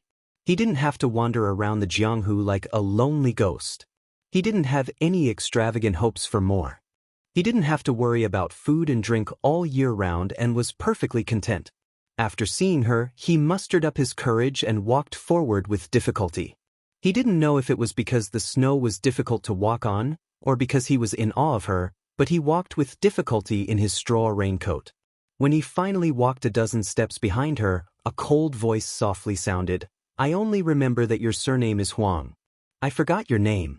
Huang something?" Her voice wasn't loud, but to his ears, it was no different from a clap of thunder exploding above his head. It turned out that this high and mighty woman, who was like a celestial being in heaven, still remembered his surname? Flattered, he quickly trotted a few steps forward and stopped a few steps behind and beside her.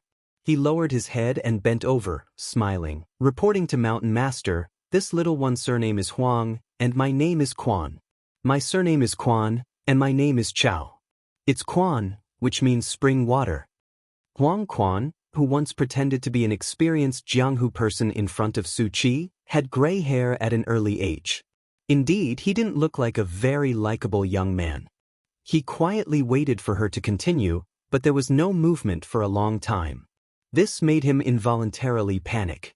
Could it be that his appearance disturbed her mood of admiring the snow? She gently shook the wrist holding the umbrella, and the snow on the surface of the oil paper umbrella suddenly flew into a mess. She didn't turn her head and only asked indifferently, "Have you heard of a person called Wenhua?" Huang Quan said in fear and trepidation, Of course, of course. In the capital, he earned the nickname of Wenbusheng. He fought with the #1 swordsman in the capital, Qi Jiajie. At that time, even the Tangxi sword Immortal Liu Baijie, who was the Minister of War, had a favorable impression of Wenhua. Unfortunately, he suddenly and inexplicably disappeared. Now, the storytellers at the foot of the mountain all say that this peerless swordsman is Su Qi. Oh no, the new Prince Liang's good brother. Because of this, that prince even used Wenhua's sword moves in the western regions. In one move, he beat Tuoba Bodhisattva, who was also one of the 4 great grandmasters of martial arts, out of the city. She asked again, Then, are you envious? Huang Quan smiled embarrassedly, Naturally, I'm very envious. I used to diligently practice the sword, but unfortunately, I wasn't cut out for it. I quickly abandoned it and only know a few skills. At this point, Huang Quan paused for a moment and carefully said, It's because of the Mountain Lord's Bodhisattva's kindness that this little one is able to eat and drink at Mount Hui. This little one doesn't dare to forget the Mountain Lord's kindness in taking me in these 2 years. She didn't comment, but the corners of her mouth quietly curled up. She muttered to herself, Although that guy surnamed Wen is very annoying, Wenhua is indeed only one Wenhua. It's like this to that person and it's about the same to me. In this lifetime, if I want to meet this kind of disgraceful bastard again, it should be very difficult. The wind and snow on the mountain peak were too strong. Even if Huang Quan pricked up her ears, she couldn't clearly hear her soft muttering. She seemed to have lost interest in talking and said straightforwardly, Presumably, you also know that that person sent many secret manuals from the Tide Listening Pavilion to my moonless restaurant. Now, I'll give you a choice. You can either choose a secret manual at will and then go down the mountain to explore, or you can stay in my Mount Hui and be a low-class guest. Although you won't have to worry about food and clothing for the rest of your life, you won't have any future prospects. You don't need to speak. If you nod, you'll choose the first option. If you shake your head, you'll choose the second option.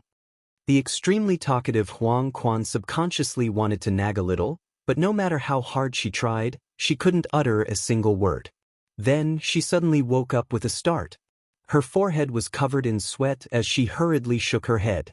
Huang Quan silently said in her heart, How could I not know my own weight? I can't endure hardships, and I don't have the innate talent to become an expert through practicing martial arts. I've long since known to obediently accept my fate. She calmly said, I understand. You can leave now.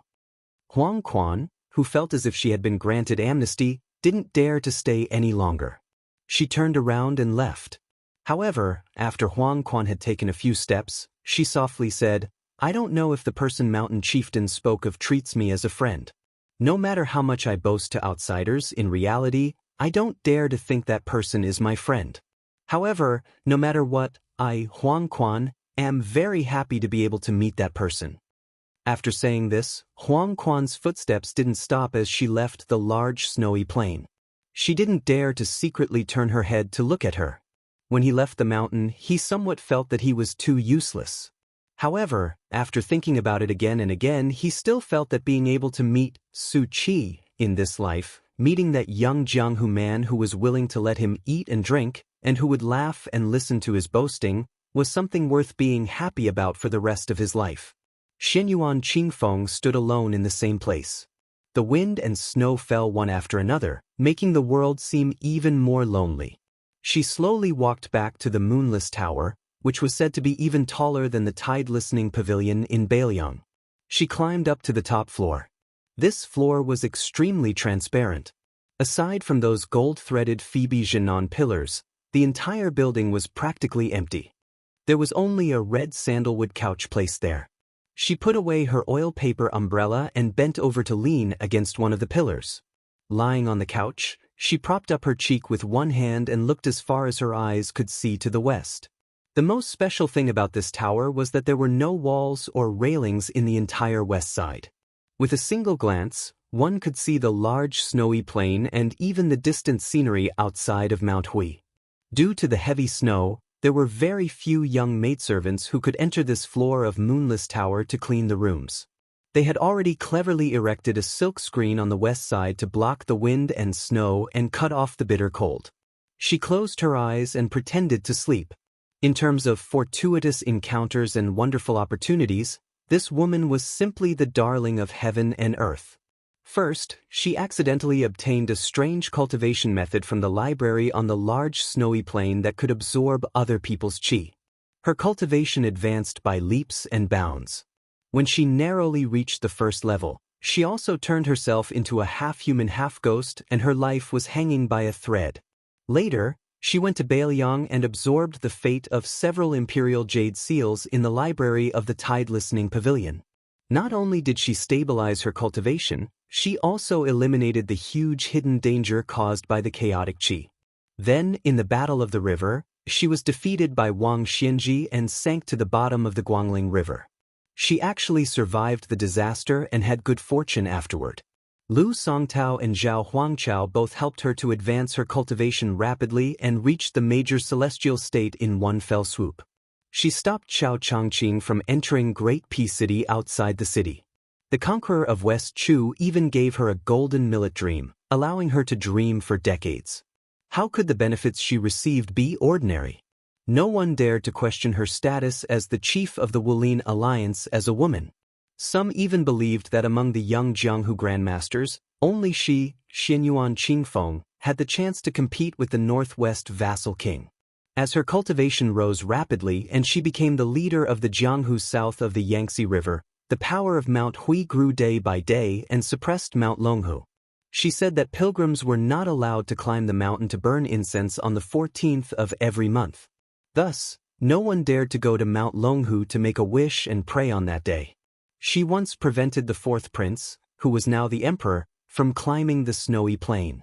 She also once had the new Prince Liang send people from thousands of miles away to deliver several large boxes of secret manuals from the Tide Listening Pavilion, as if she was entrusting him to me. She had also participated in the Battle of Great Peace City. She was like a bright moon hanging in the sky of Jianghu with Li Yang and the other two of the 4 great grandmasters of martial arts evaluation. Some people feared her, some hated her, and some respected her. But strangely, no one in the world seemed to like her very purely, even if her beauty was enough to enter the rankings. Even if countless men in Jianghu knew that as long as they could conquer this woman, it was equivalent to conquering half of Jianghu. Chapter 1785. She lived in seclusion on the top floor of the Moonless Tower. Her mood was unpredictable. Countless Jianghu masters who had pledged their loyalty to Mount Hui had been severely injured by her in a fit of anger. They had no fate with martial arts, but she was not unkind. On the contrary, when she was happy, she could casually reward her servants with valuable treasures such as luminous pearls. She could also casually give away the top secret manuals that Jianghu dreamed of. She could also casually give them away in pairs. Unfortunately, no one could predict when she would be happy or why she would be happy. She opened her eyes and seemed to find the screen annoying. She gently waved her hand and the screen immediately shattered, flying with the snow. She left the beauty couch, picked up the oil paper umbrella, and left the Moonless Tower. She opened the umbrella again and walked to the edge of the cliff. She slowly reached out her hand and extended the oil paper umbrella. The snowflakes did not stop and snow gradually piled up in her palm. She softly repeated these 2 sentences. Meeting you, I am very happy. Meeting you, I am not happy. This purple dress, for the entire night, just stood there, one hand holding the umbrella and the other reaching out to catch the snow. Her body did not move at all. No one knew the reason. Later, rumors spread in Jianghu that the purple dress of Mount Hui had become an immortal on Earth overnight after watching the snow on the peak of Mount Hui. In the 2nd year of Xiangfu, there was light snow. The air was cold and the snow was cold, but the ground was not cold and the snow was not heavy. The Daoist sword pool, an ancient sect that had competed with the Wu family for the title, all sword skills in the world originate from which family, for hundreds of years, began to flourish after Song Nianqing's death, and Cai Qingshan, an outsider, took over the position of sect master. Several old sword masters who had been silent for many years began to open their doors and accept disciples. There were constantly young people with amazing talent who entered the Daoist sword pool to forge swords and practice swordsmanship. Li Yibai, who was born in a prestigious family in Jiangnan, no longer traveled. He stayed at the sword pool to help Cai Qingshan manage the affairs. Although Li Yibai's cultivation in the way of the sword grew slowly, this genius, who was once as famous as Wu Luding of the Sword Tomb, Qi Xianxia of Longhu Mountain, and Li Huoli of Yanbao of Ji Province, seemed to be enjoying himself. He was not worried about his martial realm. Meanwhile, the Yamen of the Ministry of Justice of the Liyang Imperial Court had also recruited many experts from the sword pool with great fanfare. With such a promising future, the number of young swordsmen who went to Daoist sword pool for apprenticeship was as large as the number of carps crossing the river. During this period of time, sect master Cai Qingshan only had 2 disciples. One of them was grinning from ear to ear all day, while the other was frowning all day. Song Nianqing's eldest grandson, Song Tinglu, was one of the happiest.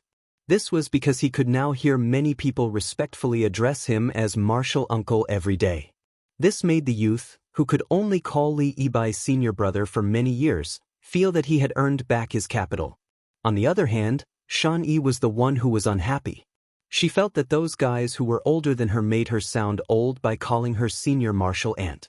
Song Tinglu still only worshipped Wen Bushing, who had become famous in one battle in Great Pea City. He liked to carry a simple self-made wooden sword at his waist every day. He liked to pretend to be old and experienced when others called him martial uncle. Then, when no one was looking, he would immediately crack open his mouth and laugh. On this day, it was sunny after the snow. Song Tinglu searched for a long time before he finally found his junior sister, who was in a daze in a pavilion. Song Tinglu probably knew the taste of worry. After his junior sister came back from escape summer town in Bailiang, she began to like sitting alone in a daze. He righteously complained to his master that his junior sister was not willing to practice the sword. In the end, before the 2 men could criticize him, the girl casually said that she was comprehending the sword and dismissed both his master and senior brother. As the senior brother, the youth was naturally not convinced. In the end, his master had the 2 of them spar. His junior sister, who could only win after 100 moves, could take care of the youth within 80 moves. He lost again and again. From 80 moves to 70 moves and then to 60 moves, he lost all 3 battles. The results were worse each time. Naturally, the youth was given the nickname Song Bushing by junior sister Shani. This nickname quickly spread in the Daoist sword pool. There were 2 new female disciples who were older than the youth who would add Song Bushing before martial uncle when they called Song Tinglu. This made the youth both happy and worried. When Song Tinglu was about to enter the pavilion, Shani suddenly said fiercely, "Remember, from now on, this pavilion is a forbidden area of our Daoist sword pool. Without my permission, no one is allowed to set foot here. Not you, not senior brother Li, not even master." The girl looked at the dumbfounded youth and waved her hand. She said angrily, "I'll let it go today. Those who don't know are not guilty. Remember, don't do it again." Song Tinglu was helpless. He was used to his junior sister's wild ideas. The youth was already used to it. Song Tinglu said mysteriously in a low voice, "Junior sister, do you know that an important guest came to our sword pool today?" Senior martial brother Li even used his most treasured tea set, and master also accompanied him. The girl did not care about being called junior sister by Song Tinglu today. She only said absent-mindedly, "Then why didn't you accompany him?" The youth curled his lips. "You know that I don't like tea. It's very bland and tasteless. Master promised me that in 2 years, I'll be allowed to drink. When that time comes, I'll definitely drink in big bowls." The girl sneered. "Why don't you just drink from a water vat? Isn't that more heroic?" The youth was speechless. In the past, he could not win an argument with her. Now, he could not even win a fight. The youth was a little depressed. The ignorant youth was far from understanding the matters between men and women. He was still far from understanding the melancholy in his crotch. Just as the youth was sulking, 3 people walked in from outside the pavilion. It was Master Chai Qingshan, senior brother Li Yibai, and a young Daoist in a Daoist robe. Shan Yi and Song Tinglu stood up at the same time. The 3 people walked quickly into the pavilion. Chai Qingshan smiled and introduced them to his 2 disciples. "This is little celestial Master Qi of Mount Longhu." Song Tinglu's eyes lit up. He said impatiently, I know. It's little Lu, little ancestor Qi Xianxia." Li Yibai knocked the youth's head with a chestnut and laughed angrily. "Juniors can't call elders by their names." Song Tinglu chuckled. Senior brother Li Yibai's teachings had obviously gone in one ear and out the other. The girl raised her face that had not fully grown and asked naively, "Daoist Qi, if you fought with the king of Bailiang, how many moves could you take?" Chai Qingshan's face was filled with anger when he heard this. He glared fiercely at his silly daughter. Qi Xianxia, who was visiting the Dongyue sword pool on the way, smiled and said, "If it was just a spar, I could take 10 moves or so. However, if it was a life-and-death battle with Su Fengyan, it would only take 1 move." The girl smiled and said, "Daoist Qi, if that's the case, you must be an expert." Qi Xianxia was stunned. He probably could not keep up with the girl's thoughts. Chai Qingshan and Li Yibai did not know whether to laugh or cry. Song Tinglu could not help but turn his head and roll his eyes. In his junior sister's eyes, as long as no one competed with that guy for the title of number 1 in the world, she did not care who was 2nd or 3rd in the world. Chai Qingshan instructed the 2 children, "Tinglu, the 2 of you go outside the pavilion and practice a set of sword techniques that you are most familiar with. Let Mr. Qi give you pointers. This is a rare opportunity, so cheer up." Song Tinglu was like a newborn calf that was not afraid of a tiger. He rushed out of the pavilion without another word and decisively unsheathed his wooden sword. The tip of the sword glowed, and the sword's momentum was continuous. Sword after sword flowed freely and endlessly. Li Yibai was very pleased. What a good sword, like a dragon. Most importantly, he could feel a vigorous aura from the sword's momentum. This junior brother would definitely become the pillar of the Dongyue sword pool in the future. On the other hand, Shan Yi was somewhat sloppy. She picked up the sword that she had personally forged in the Nanhua sword furnace and reluctantly walked out of the pavilion. She followed Song Tinglu's movements. Qi Xianxia observed the young man and woman's sword practice very seriously. He was very focused and did not miss anything. It did not seem like a sword elder who wanted to give pointers to a junior. Instead, it seemed like a junior was learning the sword from a senior. Li Yibai looked at Qi Xianxia and suddenly understood. It was rumored that this person had destroyed his cultivation that he had worked hard to cultivate for more than 20 years in Great Peace City. He wanted to start all over again. Only someone with such great perseverance could look at everything in the world with such a calm attitude. Song Tinglu finished practicing the ape-form sword that was said to have been made by the ancient immortals. He had a smug expression and asked Qi Xianxia, "Daoist Qi, how is my sword technique?" Qi Xianxia smiled and said, "Strength is in strength, weakness is in breath. In the future, when you practice the sword, you cannot just focus on the sword essence and ignore the moves. You should focus on being down to earth and studying the strengths of the swordsmen in the world. You can use the stones of other mountains to improve jade. You must not look down on other swords in the world because of the strong foundation of the Dongyue sword pool. You can expect to reach 2nd grade in 3 years and hope to reach 1st grade in 10 years. If you can concentrate on consolidating the qi in your body, you may have a chance to reach celestial phenomenon." Song Tinglu frowned and said, "Only hope. I thought that reaching celestial phenomenon would be easy." Chai Qingshan laughed angrily and said, "You arrogant child. Don't talk nonsense in front of Sir Qi." Shan Yi originally thought that she had escaped a calamity, so she tiptoed with her sword, wanting to slip away.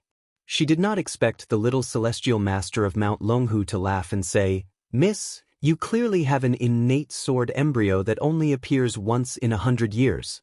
Why are you squandering your innate talent? There is an ancient saying that says that if you give too much, you will be blamed. If you do not give enough, you will be punished. I hope that you will think carefully about this." The girl in white widened her beautiful eyes that were overflowing with qi and said innocently, "Daoist, don't accuse me wrongly. I am very diligent in practicing the sword. I will learn whatever my master wants me to learn. I never cut corners." Qi Xianxia's words made this mischievous girl speechless. For swordsmen, hard work comes second and heart comes first. The girl in white tilted her head as if she was confused. Chapter 1786. Qi Xianxia smiled knowingly. "I didn't want to say it at first, but I really don't want you to go astray and waste natural resources." The white-clothed girl suddenly raised her voice and said in a panic, "Don't say it, don't say it. I'm scared of you. I'll just practice my sword diligently in the future." Even Chai Qingshan and Li Yibai were confused. Was she trying to trick them? Just as Shan Yi had said, she had done everything Chai Qingshan wanted her to do. No matter what sword she practiced, her aura had increased a little. In fact, she had been improving almost every day. However, Qi Xianxia, an outsider who had met her for the first time, could see the clues at a glance. Perhaps it was because Chai Qingshan was a sword Dao grandmaster, or perhaps it was because this celestial master of Mount Longhu was indeed an immortal. Qi Xianxia asked curiously, "Can I know the reason?" The white-clothed girl blushed. "Don't ask. I won't say it." The girl glared at her master and senior brother Li, who were about to get to the bottom of the matter. She said angrily, "I won't say it even if you beat me to death. In short, I'll practice my sword diligently in the future." Qi Xianxia smiled. "I was wrong earlier. You should focus on practicing your sword." Chai Qingshan thought for a moment and understood. He felt relieved and frightened at the same time. Li Yibai and Song Tinglu didn't know what was going on, nor did they know why. They were like two outsiders and felt helpless. Song Tinglu, in particular, felt even more wronged. For some reason, after this junior sister walked the martial world, the taller she became, the more distant her heart became. This made the youth feel lost. Was it really like what the peers of the other sex said, that behind every beautiful junior sister stood one or even a few pitiful senior brothers who were full of disappointment? Qi Xianxia stood up and bowed. "I'll take my leave now. You don't have to send me off." Chai Qingshan laughed. "You don't have to. Just send me to the sect gate." Li Yibai smiled. "That's right." Qi Xianxia was stunned and didn't insist. The three of them walked side by side, with Shan Yi and Song Tinglu following behind them. Li Yibai, who was already familiar with Qi Xianxia, asked softly, "Are we going back to Mount Longhu next?" Everyone knew that Mount Longhu was in trouble both internally and externally. First, the imperial court let Mount Qingqing Taoist Wu Lingsu and Mount Longhu Taoist Mansion jointly rule the world, breaking the situation where only the Taoist Mansion had the surname of the imperial court. Then, the father and son Taoist master ascended together, and Zhao Shituan died mysteriously. None of the older generation of Taoist Mansion survived, especially after the battle outside the imperial astronomer's gate. The king of Bailiang, Su Fengyan, hurt the foundation of Mount Longhu. After that, Mr. White Lotus disappeared, leaving only Zhao Ningxin to return to Mount Longhu alone to preside over the overall situation. However, at the same time, the leader of the purple-clothed mountain, Xianyuan Qingfeng, appeared in the neighboring Mount Hui and Mount Wudong, which had been fighting for the Taoist ancestral court for hundreds of years, became more and more popular. In the eyes of outsiders, the several respected Taoist priests of Mount Longhu focused on cultivating the mind instead of cultivating the strength. Coupled with their awkward identities, Mount Longhu's reputation had fallen to the bottom. If Qi Xianxia could return to Mount Longhu to help Zhao Ningxin preside over the overall situation, there was some hope for this Taoist holy land to rise again in the imperial court and Jianghu. However, Qi Xianxia's answer was unexpected. This humble Daoist will first make a trip to Earth Lung Mountain, then directly to Wudong's Little Lotus Peak. I want to see that little Daoist boy called Yufu and find out if he's really that person. This humble Daoist also wants to go to Bailiang to see one of my senior brothers. I want to know why he stayed there. After that, I will return to Mount Longhu to concentrate on cultivation. Chai Qingshan grunted in agreement. That's good too. It just so happens that I also want to make a trip to the Northwest Pass. Sir Qi, when are you leaving? Let me know and we'll go together. Qi Xianxia smiled. All right. Li Yibai was deeply worried. Martial uncle, how can I take on such a great responsibility? Chai Qingshan asked back, why can't you? Qi Xianxia returned to Li Yibai's good friend's previous words. That's exactly right. The white-clothed girl suddenly made a solemn vow. Master, I've thought it through. From today onwards, not only will I focus on practicing the sword, I will also put my heart and soul into forging a sword. I will use this sword wholeheartedly for the rest of my life. I've even thought of a name. Song Tinglu was incomparably curious. What's it called? The white-clothed girl rolled her eyes. I'm not telling you. Chai Qingshan smiled and turned to look at his disciple. With a kind expression, he said, all right, Master will tell that person the name of the new sword that has yet to be forged. The girl shyly said, Master, what are you talking about? I don't understand. The youth was even more confused. Master, junior sister, what are you talking about? I don't understand even more. Li Yibai touched his forehead. What a headache. Qi Xianxia turned to the youth and said meaningfully, it's rare to be confused. It's a blessing not to understand. Actually, the white-clothed girl who didn't understand this sentence said in all seriousness, that's right. Chai Qingshan and the other two laughed at the same time. The youth didn't know what they were laughing about, but when he saw the girl's beautiful smile, he also laughed. Smoke rose into the air in the desert, and the sun set over the long river. The scenery outside the pass was lonely and especially magnificent. In an elegant and quiet courtyard in North Jade City, a young man squatted on the steps and basked in the sun. The warm winter day made people drowsy. A young woman with her eyes closed the entire time was putting winter pickles in the corner of the wall. They were almost piled up into another small wall. The unique sour smell filled the courtyard.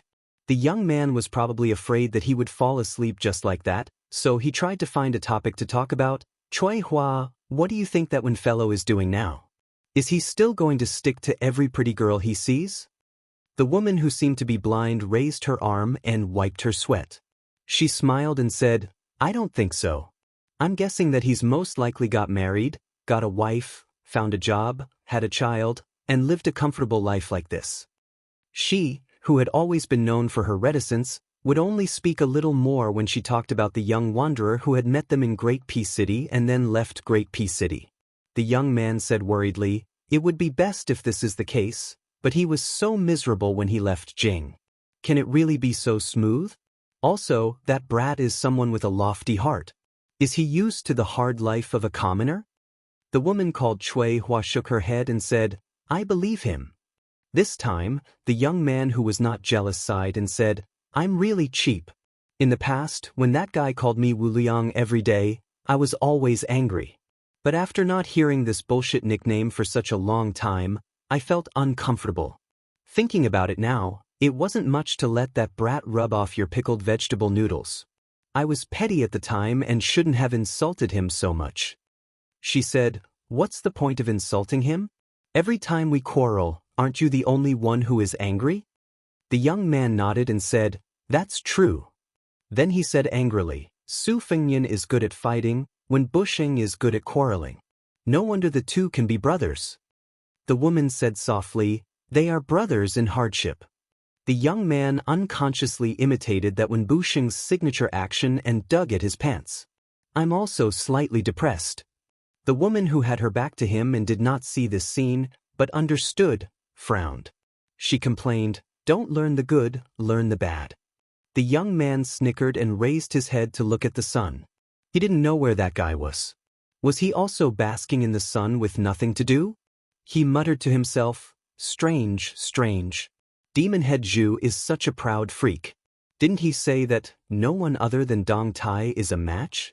He's actually willing to be that Su's hatchet man. I heard that Grandpa Jian also told that guy about his life's work. He wanted that Su guy to help him achieve his wish and practice those 2 or 3 sword moves. Our ancestors said that those sword moves are not the sword of the human world. Even if Ancestor Lu was alive, He might not be able to use them. What's even more infuriating is that Aunt Nailin is already so old, yet she still wants to be surnamed Su every day. I feel ashamed for her. Rouge reviews, Rouge reviews, Rouge reviews, Rouge reviews, Rouge reviews, Rouge reviews, Rouge reviews, so what? How many years has it been? Even if she looks like a 30-year-old woman, so what? Does Aunt Nailin really want to eat young grass? Alas, I'm at my wit's end. Uncle Xie and Baldy Chui aren't any better. Ever since they exchanged pointers with that guy, he's been calling himself the King of Baelyang. My ears are getting calluses.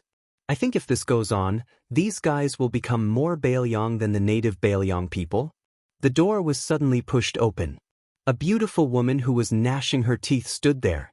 She put on a fake smile and said, "Oh, little Wu, you're worrying about the country and the people again. Aunt Nailin is very distressed for you. It's just that we know ourselves. We're already old and faded. Don't you feel horrified just by looking at us?" The current sword crown of the sword tomb, Wu Luding, grimaced. He quickly got up and smiled apologetically. "Aunt Nailin, you're here. Why didn't you knock on the door? Why are you standing at the door? Could it be that the King of Baelyang, Su Fengyan, is standing there?" The woman, whose real name was Nailin Yujin, turned her head and looked at the door. She smiled and said, "Prince, please come in. Our Wu family's sword crown has been saying good things about you for a long time. Shouldn't you thank him?" Wu Luding rushed into the room and closed the door. "I'm not feeling well. I refuse to see any guests." Chui Hua shook her head helplessly. Nailin Yujin smiled knowingly and walked into the courtyard alone. She closed her eyes and sniffed hard. She clicked her tongue and said, "Yes, yes, this is the smell. Aunt has waited bitterly for a year." Chui Hua stopped what she was doing and turned around to look at the woman who had suffered in the Wu family's sword tomb with a smile. She said softly, "Aunt, what's the matter?" Nailin Yujin smiled and said, "Even if it's a big matter, it's better to talk about it with your pickled vegetable noodles." Chapter 1787. Wu Luding gently opened the door and said in a bitter tone, "Aunt Nailin, why are you scaring people? Be careful that I don't let Chui Hua add green onions and fried eggs to your noodles." The woman gave him a coquettish look and joked, "In this family, your words don't count." Wu Luding immediately smiled and ran behind her. "Are your shoulders sore? Do you want to rub them?" The woman laughed and scolded, "Now you know how to flatter? It's too late. You men can take revenge for 10 years, but we women hold grudges for 100 years. While Nailin Yujin was sitting in a chair and patiently waiting for the pickled cabbage noodles, Wu Luding helped her rub her shoulders. "Holding grudges is one thing, but I still have to rub them. My filial piety can be seen by the sun and moon." The young Jian Guan was too familiar with this woman, so he spoke without restraint. He clicked his tongue in wonder and said, "Aunt Nailin, your scenery is so magnificent that it's out of control. I can't even see where your legs are. I'm curious. If later that guy surnamed Su suddenly wants to hug you, won't it be very difficult to hug you?" The woman was neither angry nor shy. Instead, she smiled and said, "This flattery is refreshing. Aunt will accept it."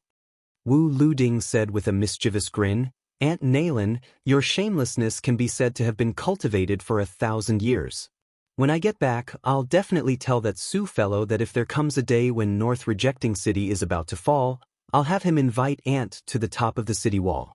Then, the northern Mang barbarians can forget about crossing this city wall." The woman gently shook her shoulders and deftly flicked away Wu Liuding's hands. "Brat, get out of my way." Wu Luding pulled a chair and sat beside her. He put away his cynical look and asked seriously, "Aunt, you don't really like that brat, do you? What's so good about him? He's just a little handsome, a little good at martial arts, and a little big title. He's absolutely not good enough for you." Nailin Yujin bent over and knocked on the young man's forehead with her finger. "You can't change your habit of eating shit. How many times have I told you not to joke so seriously? Women in the world are most worried about this kind of man. They are afraid that he is unreliable." Wu Luding maliciously glanced at the beautiful scene of the woman pressing down heavily on the table. Then, he deliberately held the table with a terrified expression.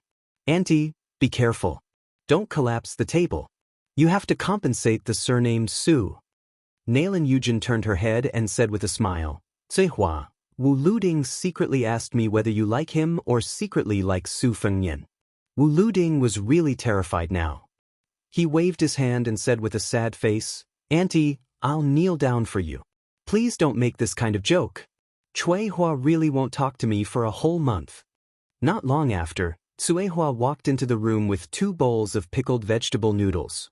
One bowl was placed in front of Nailin Yujin and the other bowl was placed in front of Wu Luding.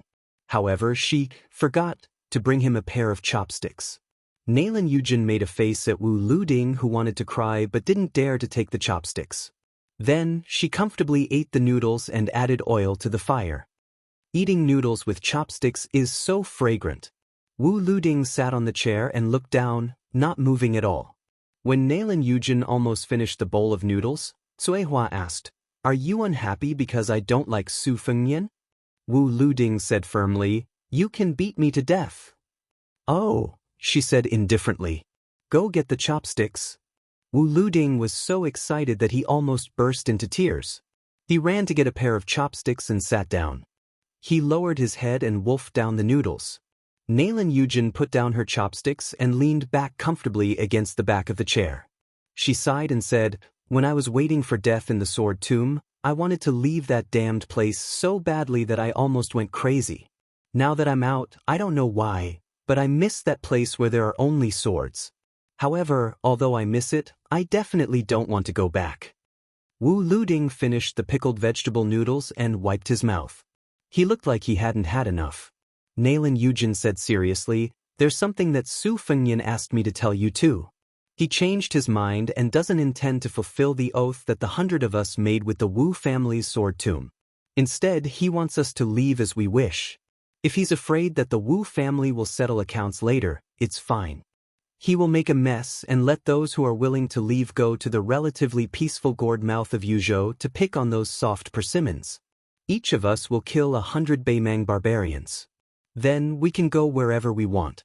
Before I came here, everyone discussed it. Now it's up to you.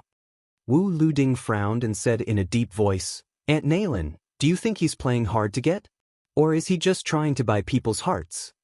The woman shook her head and said, Su Fengnian really intends to do so. I'm sure of this. Of course, the reason why he's so magnanimous isn't entirely because he's doing good deeds. It's because Demon Zhu, sword maniac Helion, and a large group of people have long been determined to stay in Bailiang. After all, each of them has their own goals.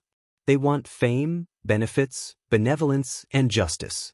Those who really want to leave are only 20 or so people. Maybe the older they get, the more afraid they are of death. Or maybe they miss their hometown too much. They don't want to die outside the pass. They want to die in the most familiar place. I guess Su Fengnian just wants peace of mind. Instead of letting some people reluctantly die in battle with the Bailiang cavalry, it's better to let everyone who stays in the end come to Jianghu willingly and die on the battlefield. Wu Luding sneered and said, I told you that this guy is the most shrewd businessman in the world. He never makes a losing deal. Nailin Huayu sighed and said, If he wasn't shrewd, the Beimang barbarians would have already destroyed the family property that Butcher left for him. Wu Luding whispered, Auntie, you don't really like that guy, do you? Nailin Huayu stretched out her fingers and lifted the hair on her temples. She shook her head and laughed, Brat, you're really stupid. How old am I? How old is Su Fengnian? Wu Luding nodded in agreement and said, I told you, Auntie won't like that guy. Cui Hua was silent. Nailin Huayu smiled charmingly and said, That's the matter. What do you two think? No matter what, we're still people of the Wu family's sword tomb. No matter what, we'll listen to you. Wu Luding thought for a while and said, In that case, let the 20 or so people find an excuse to go to Yuzhou and join the army. But killing 100 people is the bottom line. There's no discussion.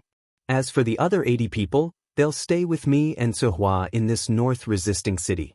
Whether they die in battle or wait for death, don't regret it in the future. Nailin Yujin nodded. Since you said so, I know what to do. That's good. She stood up and didn't leave the room immediately.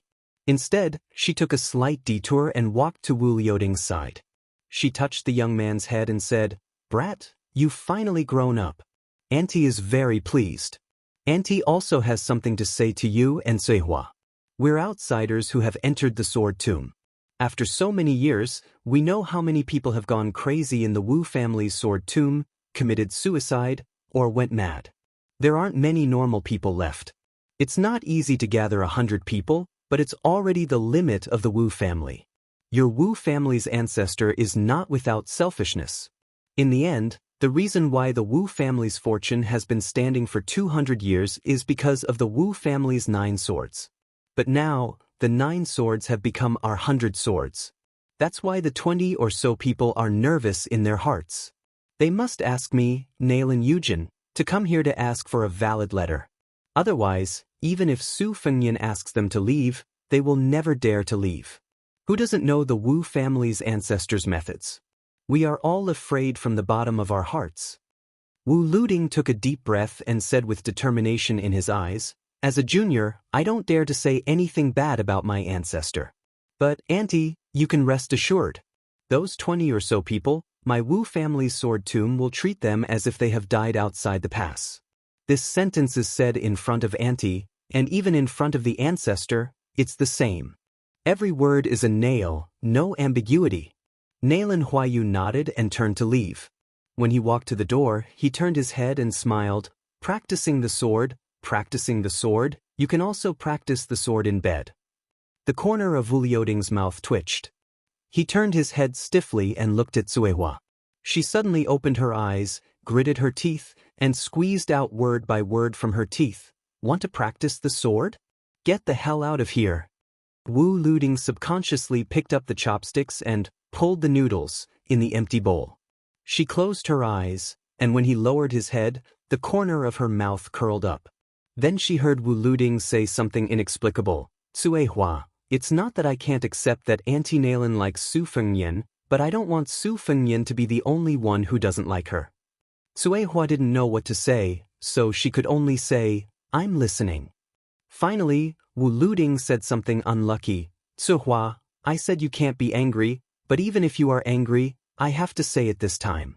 If one day in the future, both of us are destined to die on the battlefield, I must die before you, because if I see you die before me, I will feel worse than death." Suihua thought for a moment and said slowly, "Actually, it's nothing because if I die first, I will also wait for you on the road to the underworld. I will wait for you to follow me, so you don't have to be sad. But if I die first and you die too late, I will be really angry." Wu Liuding's eyes were moist, and he held Suihua's hand. Suihua tilted her head and asked, "You want to die now?" Wu Luding shook his head, but this time, he didn't let go of her hand. And this time, she didn't break free. "You are called Suihua, and I am called Luding. 6 big cauldrons, how many pounds of pickled cabbage can they hold? So, the two of us are the best match in the world." Even Nailin Yujin, who was close to them in the sword tomb, didn't know that Sword Crown Wu Luding and Sword Attendant Suihua were actually born on the same day, month, and day. Even the time was almost the same. Chapter 1788. But presumably, the entire Wu family sword tomb believed that these two people, regardless of whether they were young now or old in the future, would die at the same time. Many years later, many years after the Great Battle of Liangmang, a white-haired old man lay on his sickbed. When the oil in his lamp ran out, he could no longer open his eyes. He could only mumble, "Suihua, I want to eat pickled vegetables again." The old woman who sat at the head of the bed and gently held his hand, leaning over his ear with difficulty. In reality, she could no longer hear clearly, but she knew what he was saying. So she said gently, "We don't have any more pickled vegetables at home, but when we get underground, I'll make some for you." He was dead. She was also dead. There was no deeper love in the world than this. A travel-worn man first traveled from the border between western Shu and southern Zhao, all the way north to the prince's mansion on Mount Qingliang. Then he hurried to North Resisting City. He had no choice but to go to Qingsong City in Liuzhou. Finally, he went straight to Linyao military town, which was even closer to the western regions. Only then did he finally find his fellow disciple who was carrying a wicker basket and picking up cow dung. Looking at his fourth junior apprentice brother who was much older than him, the young man heard the general story. He held back his laughter and said, "It's really been hard on you. Even my legs feel like jelly when I hear about the trekking of mountains and rivers." This inarticulate man who had taken countless wrong paths was Lu Huang of Martial Emperor City, who had escorted the Yan sisters out of the western region. He looked at his eldest senior brother, Groom Yu, and asked, "Why have you come to northern Liang?" Yu Groom hesitated for a moment, but he still decided to be honest. "I might disappoint you if I tell you the truth, but I didn't come here for revenge. At that time, I went to Liaodong with Green-Robed Man, and for some reason I wanted to come to the northwest to take a look. I probably didn't believe that the northern Liang cavalry was the best in the world. Of course, I also had the intention to vent some of my anger on behalf of the Central Plains. The target of this anger is both the northern Mang and northern Liang. There's no need to say much about the northern Mang barbarians. As the saying goes, those who are not of our race are bound to have different intentions applies to both the grasslands and the Central Plains. 1,000 years ago, it was a dead knot that couldn't be untied. As for Bailiang, I also have some resentment. Why do you think only your Bailiang frontier army can guard the country's gate? We Jianghu people are not necessarily inferior." Unexpectedly, Lu Huang, who was originally the most stubborn of the same sect, did not get angry. He only nodded. Yu Groom smiled and asked, "You're not going to scold me?" Lu Huang said in a low muffled voice, "I used to scold people, but not now. I've met Su Fengnian." What he said made sense. Who is our master? Why does he need a bunch of good-for-nothing disciples like us to avenge him? We will be laughed at by our master in heaven. Besides, Su Fengnian also said that our master only wanted to lose. It's not that Su Fengnian really won. I still don't understand. It's similar to what master said about Li Chungang. I'm afraid this is where I'm not as good as you, senior apprentice brother. I can't let go of what I should let go of. I don't know how to pick up what I should pick up. I can't understand it in this lifetime. In the end, I even threw away my sword. I don't even have the courage to find it back." Yu Groom was silent. Lu Huang pulled the corner of his mouth and said bitterly, "I carried master's body to Mount Kunlun and buried it at the top of a mountain. You can go and pay your respects when you have the chance. I'll lead the way." Yu Groom sighed. "Fourth junior apprentice brother, you've changed a lot." Lu Huang did not deny, "It's not a good thing. Maybe I won't even have the heart to practice martial arts in the future. If there really is such a day, senior apprentice brother, I hope you can treat it as if Martial Emperor City never had such a person as Lu Huang." Yu Groom smiled. "I don't like to hear that." Lu Huang said self-deprecatingly, "I'm not good at saying nice things." Yu Groom carried a wicker basket and brought Lu Huang. The two martial arts masters walked and stopped on the grassland outside Lin Yao military town. Yu Groom did not speak and Lu Huang was a taciturn person. The two of them walked in silence. As the disciples of Martial Emperor City's castellan Wang Xianxia, they should have the deepest understanding of Jianghu. Before Su Fengnian appeared, the Central Plains had already recognized that the Jianghu they lived in was unprecedentedly grand.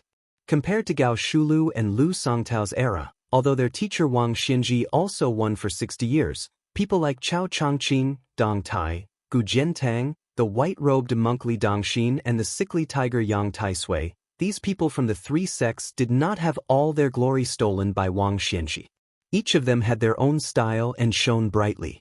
Therefore, it could be said that the Jianghu of Liang met with a fruitful year. But if one counted with their fingers those outstanding martial grandmasters, especially after Chao Chongqing died outside Tian City, all the Jianghu people would probably sigh. In just 5 or 6 years, so many grandmasters had died in Liang. Jian Jiehuang died outside Wu City, the world's 11th Wang Mingyin died outside Xiangfan City, the invincible Wang Xianxia died in Bailiang, the Catman Han Shengxian died outside Shenwu City, the Dongyue sword Pul Song Yanqing died, Yang Taisui died outside Xiu Pass, Li Chungang who returned to the land of immortals died after Wanli Baro sword, Lu Songtao who returned to the Jianghu after 100 years died on Guangling River, Wudong's sword maniac Wang Xiaoping died on the way. To the river, Xianyuan Jingqing and Xianyuan Dandan both died in their own great snow plains. The #1 general of Nanjiang, Wang Tongshan, died on the battlefield. The Dragon Tree monk died outside Beimang's Gate of Heaven. Qi Jiajie died in Fuxia town at the foot of Mount Wudong. The gatekeeper of Tian City, Lu Haoshi, died outside that city. Wudong's Hong Shixiang reincarnated. The father and son of Mount Longhu ascended together. While sighing softly, he also felt a little fortunate. Because when the older generation was withering, looking back, the Liyang River Lake was still filled with new experts. Among them, Su Fengnian was the leader of the group and fought against Wang Xianxia. In the Great Peace City, he fought against 2 people. In the western region, he fought against Tuoba for thousands of miles. It could be said that the young vassal king had fought against all the great masters of the present age. Groom Yu stopped and his shoulders shook as if he was weighing the weight of the cow dung in the wicker basket on his back. He then turned to Lu Huang and said, "Actually, I know that among the few of us, you are the most scheming. Among the martial brothers, you and I are the most pure in sword training and do not involve ourselves in other things. Therefore, you have always been comparing yourself with me. Probably in your eyes, Master is a huge mountain that is too tall and almost insurmountable. As for me, I am a small mountain of that huge mountain. Only when you have stepped over that mountain would you have the qualifications to challenge Master." Just like Jian Zhihuang and the other people of the Jianghu, they climbed up the martial emperor city with the identity of a challenger. Therefore, you gave up on the sword intent and focused on the sword art. You did not hesitate to walk with a limp on the sword Dao just to be able to suppress me. Lu Huang didn't deny or admit it. Groom Yu shifted his line of sight and looked at the boundless yellow sand of the desert. He smiled and said, "However, after I walked out of the martial emperor city, I realized one thing.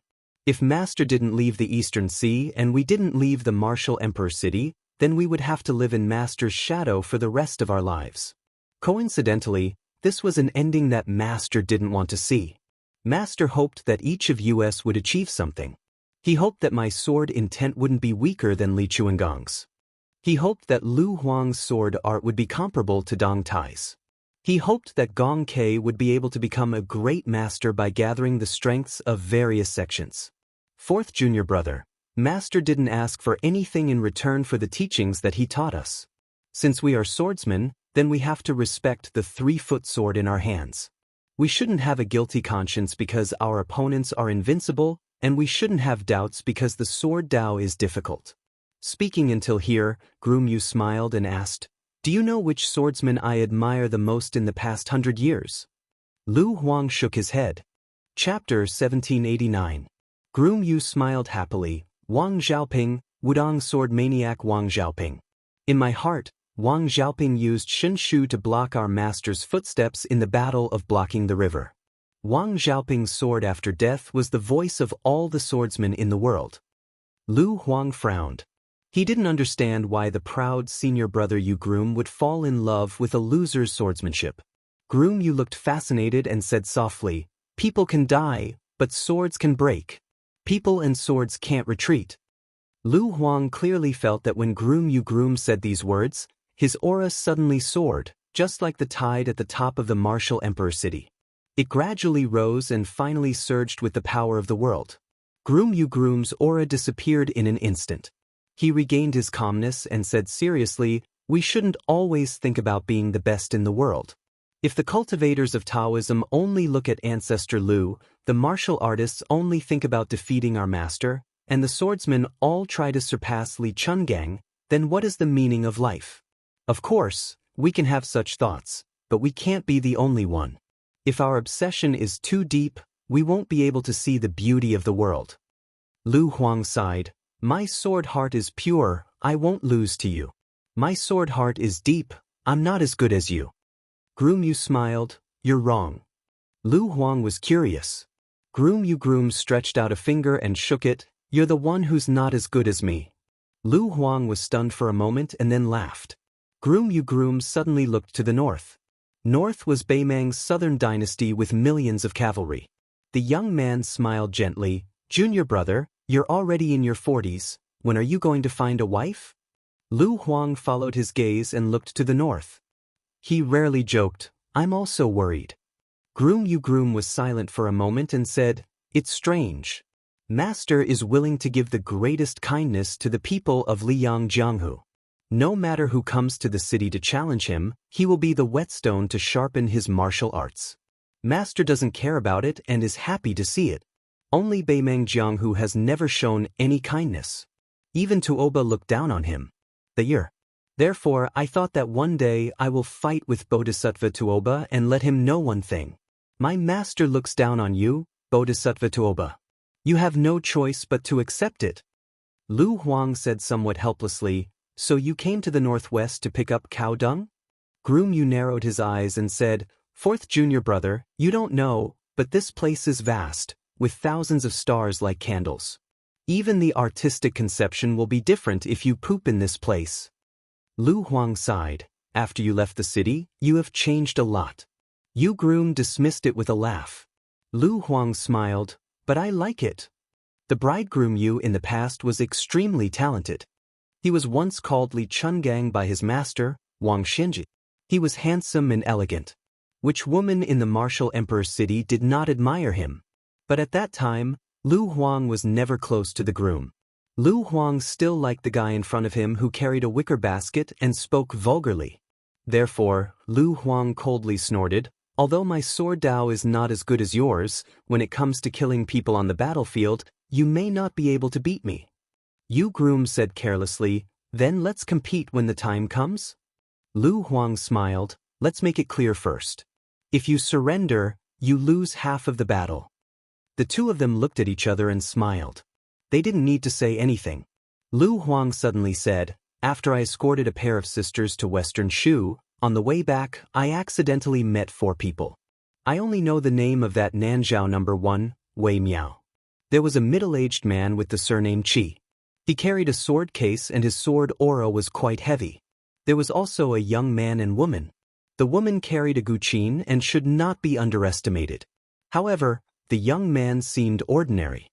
Yu Groom said softly, "I also heard that Lin Hongyuan, Ji Lu, and Cheng Baishuang came from Nanjiang's Dragon Palace.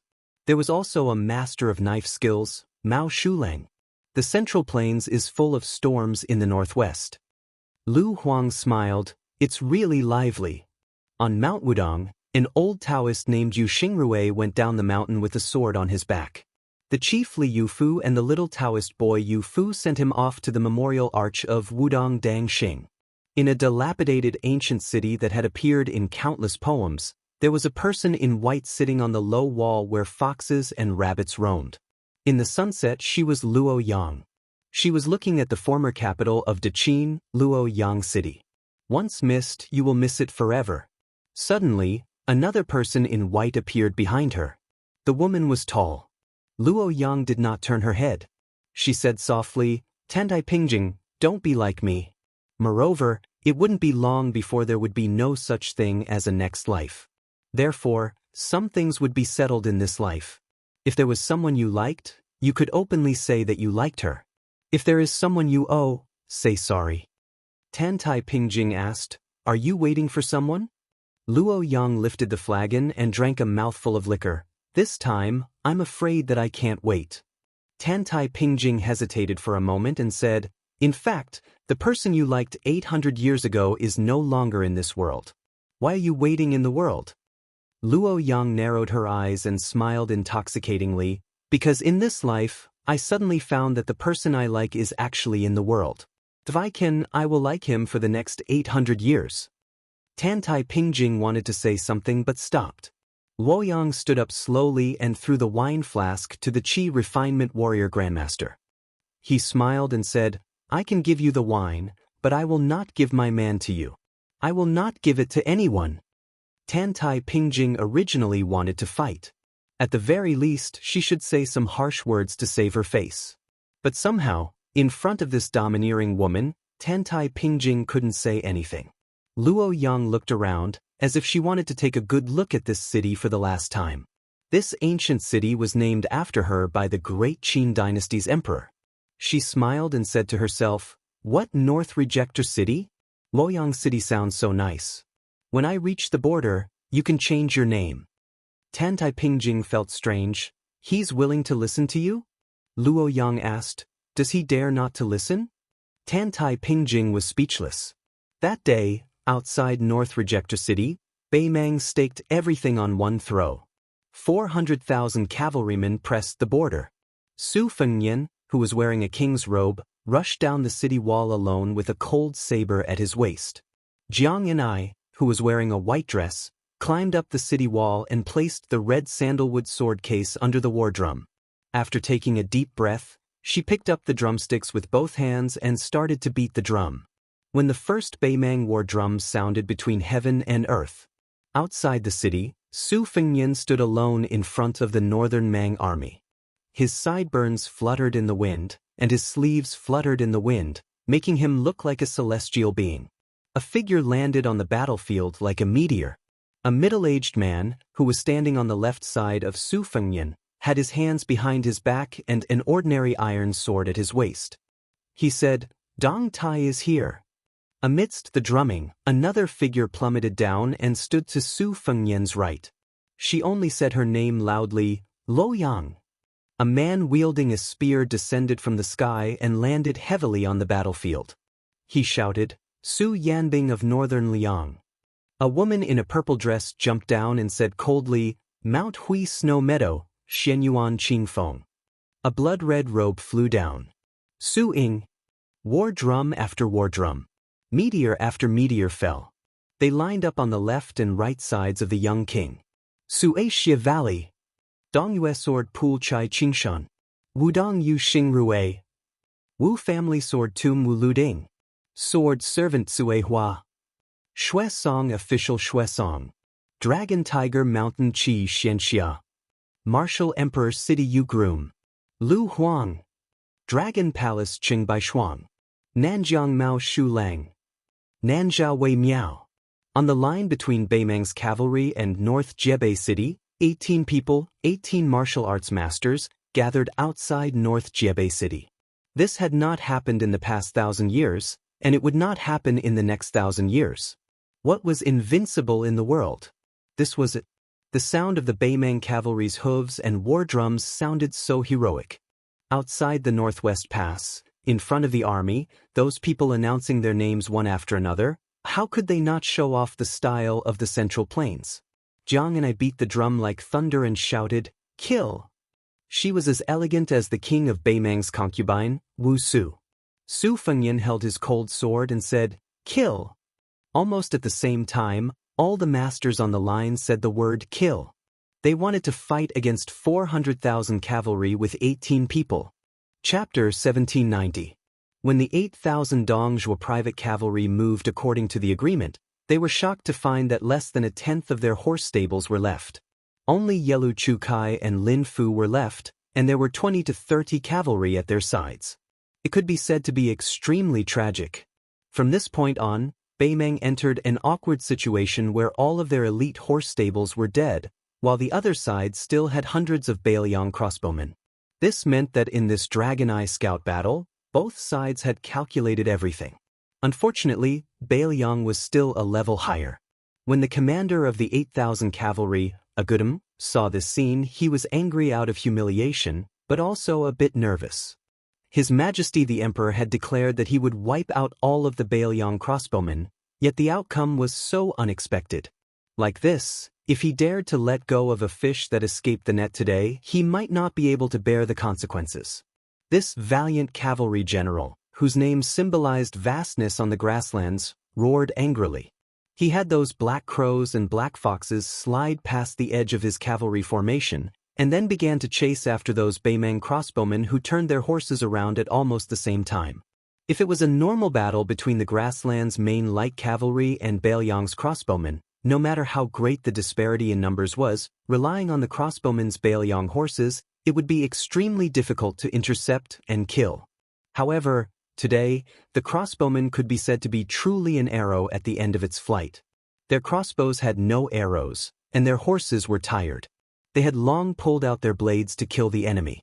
As such, these last seeds of crossbowmen who had penetrated deep into the Dragon Eye's hinterland, in front of the 8,000 cavalry who were full of vigor, were not something that they could escape just because they wanted to.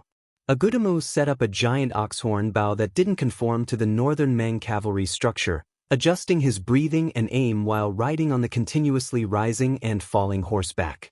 The bow was pulled back like a full moon, and with a pring noise, the arrow's momentum was like rushing thunder, shooting through the back of a wandering crossbowman. The force behind the arrow was ferocious, to the extent where not only did the entire arrow pass through his body, it also almost struck a second rider's back.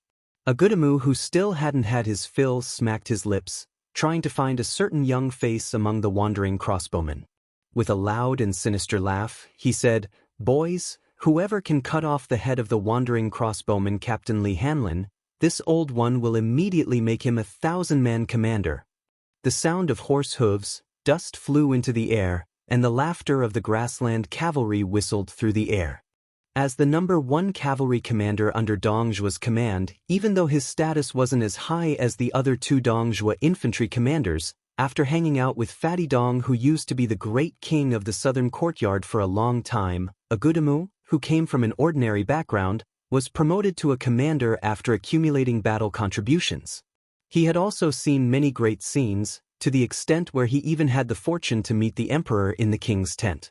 When that seemingly amiable old woman heard his name, she, who was in a rather good mood, even cracked a joke, saying that this name was good, that he was blessed with good fortune, that northern Mang would definitely be able to seize a vast territory with his name.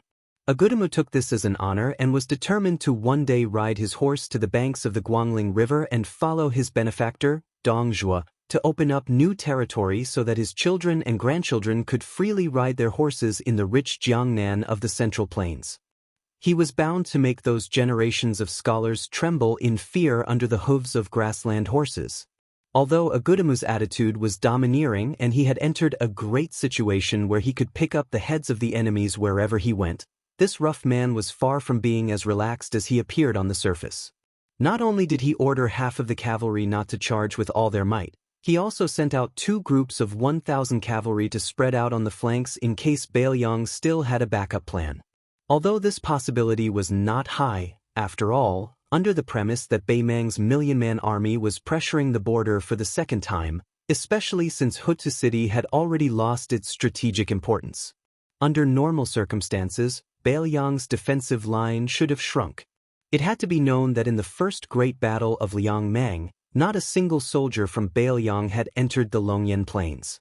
Now, they should not have come here to seek their own deaths. However, as one of the main generals of the Dong family army, the battle that made Agudemu famous was when he followed Dongzhua in the early years to fight a series of elusive raids. At the time, he had beaten the Liang army, which had the advantage at the time, to the point that they were unable to make ends meet. This directly led to Liang annexing the 8 kingdoms of spring and autumn, when their momentum was at its peak, to the failure of the first battle outside the Great Pass where they almost broke through the Baimang court like a hot knife through butter. Dongzhua, with the strength of 1 man and 1 army, turned the tide. From then on, he was seen as the most handsome eagle by the people of the grassland and had a meteoric rise in the southern court. Therefore, Agudemu, who had been influenced by what he saw and heard, knew better than any other Norland general the principle that all was fair in war. When Li Hanlin saw Baimang's 8,000 cavalrymen turn around and retreat without any hesitation, Wei Mushing, who had been leading a group of crossbowmen and patiently watching from the sidelines, knew that it was finally time for him to go all out and kill the enemy. If he didn't fight now, when would he? When he brushed shoulders with Li Hanlin, who was covered in blood, Wei Mushing didn't say anything. He clasped his hands together and saluted him on horseback. As for the young lieutenant whose helmet was nowhere to be found, he only responded with a smile and didn't say anything. This young military general, whose reputation had soared to the point where even the northern Mang Empress had personally mentioned him, had messy hair, congealed blood, and mixed with a lot of yellow sand. The iron armor he wore was even filled with blade scars of varying depths. This young man, who had always been called the most handsome White Horse Lieutenant by his subordinates outside Liangzhou's 3 White Horse crossbowmen, had always been called the most handsome White Horse Lieutenant in history. He had always been called Sun Ji and Wei Mushing, but even if both of them were put together, they still couldn't compare to him. And this young cavalry general, who had once been notorious in his hometown, suddenly turned around and looked at Wei Muxing's back. He shouted, "Old Wei, if you can't hold on, then run with me. Don't fight to the death. Don't King die." Wei Muxing didn't turn around. It was as if he didn't hear, or as if he heard but didn't want to reply. This lieutenant was only leading the troops to bring up the rear. It wasn't only to allow Li Hanlin's troops to leave the battlefield, it was also to buy time for Yuan Nanting's 10,000 white feather light cavalry to rush to the battlefield. Wei Muxing and the 300 cavalry under his command were valiant and fearless in stopping the momentum of the Beimang cavalry's charge. The cavalry of Beimang that had truly entered the battlefield was still around 3,000. And Dongzhuo's private army had always been the strongest in terms of military strength in Beimang's southern border army. Therefore, in this battle, no matter how brave and skilled Wei Muxing's troops were, it was still like trying to put out a burning cart with a cup of water.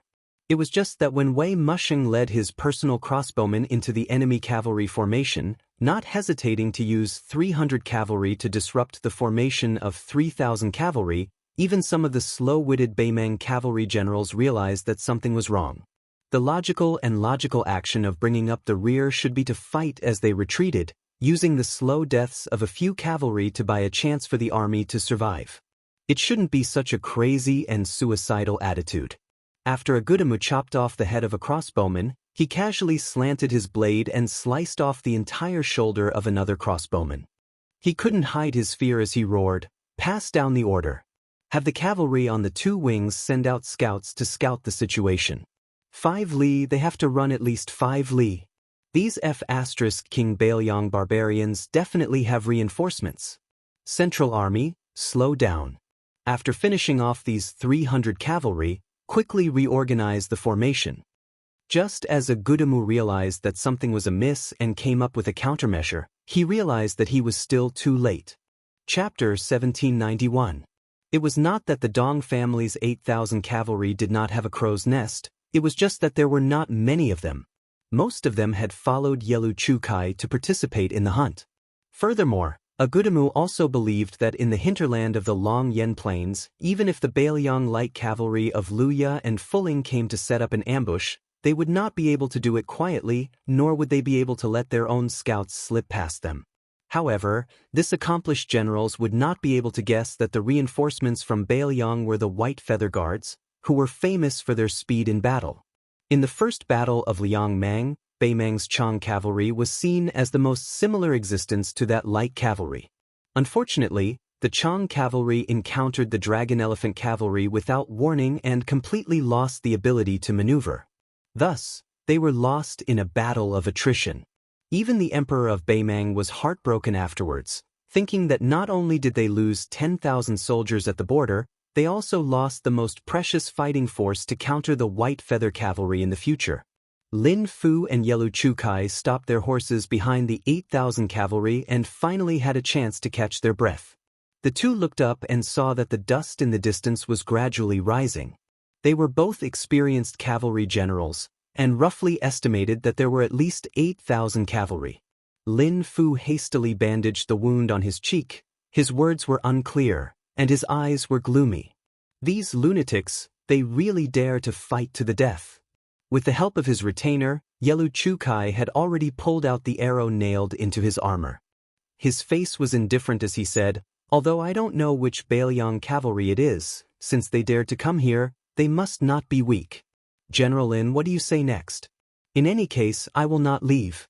These 8,000 cavalry are all of my brother-in-law's cavalry. If they are lost here today, he will be heartbroken, and I will not have the face to see him." Lin Fu's expression was uncertain. He turned his head and looked at the few black fox bars that could be counted on one hand. In the end, he said, "Both sides have 10,000 men fighting each other. If I die, it will not change the course of the battle. General Lu's 20 years of hard work will all be wasted. Lin Fu, this person who made the arrangements at Liangmang's border affect everything. Or perhaps it could be said that he was the main culprit behind the complete annihilation of Northern Mang's most elite Ma Lanzi army, said in self-mockery, "Once I leave, General Yelu should know that this is even worse than dying in a grand battle on the Dragon Eye Plains." Yelu Chukai nodded and said, "If you die like this, His Majesty can't find someone to behead you. He can only vent his anger on General Lu." Lin Fu suddenly ignored the stinging pain in his wound and his expression became ferocious. If that old turtle Murong Baoding is willing to boldly send out his troops, together with Hong Jingyan's Ruran cavalry, it will be a great military achievement. Yelu Chukai sighed with emotion. Our Beimang's territory is too vast, and we have too many soldiers.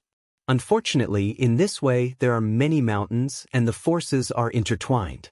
In the end, we are not as united as the Bailiang. Lin Fu sighed and left the battlefield.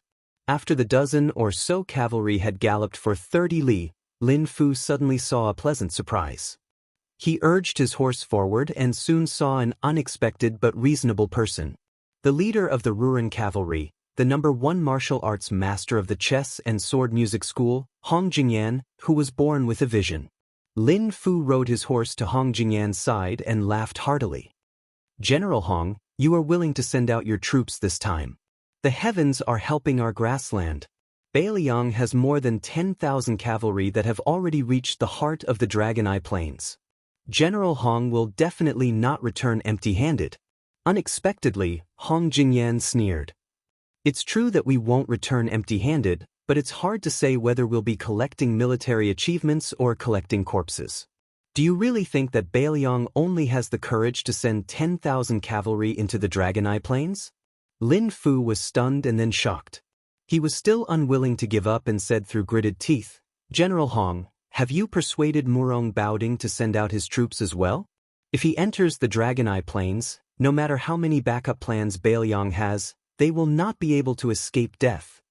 Hong Jingyan gave a strange smile and did not comment. He led the 6,000 Ruran Iron Cavalry to the battlefield. At the same time, compared to Yuan Nanting's 10,000 White Feather-Light Cavalry, the Iron Stupa had actually left earlier. This elite cavalry of Liangzhou was between heavy cavalry and light cavalry.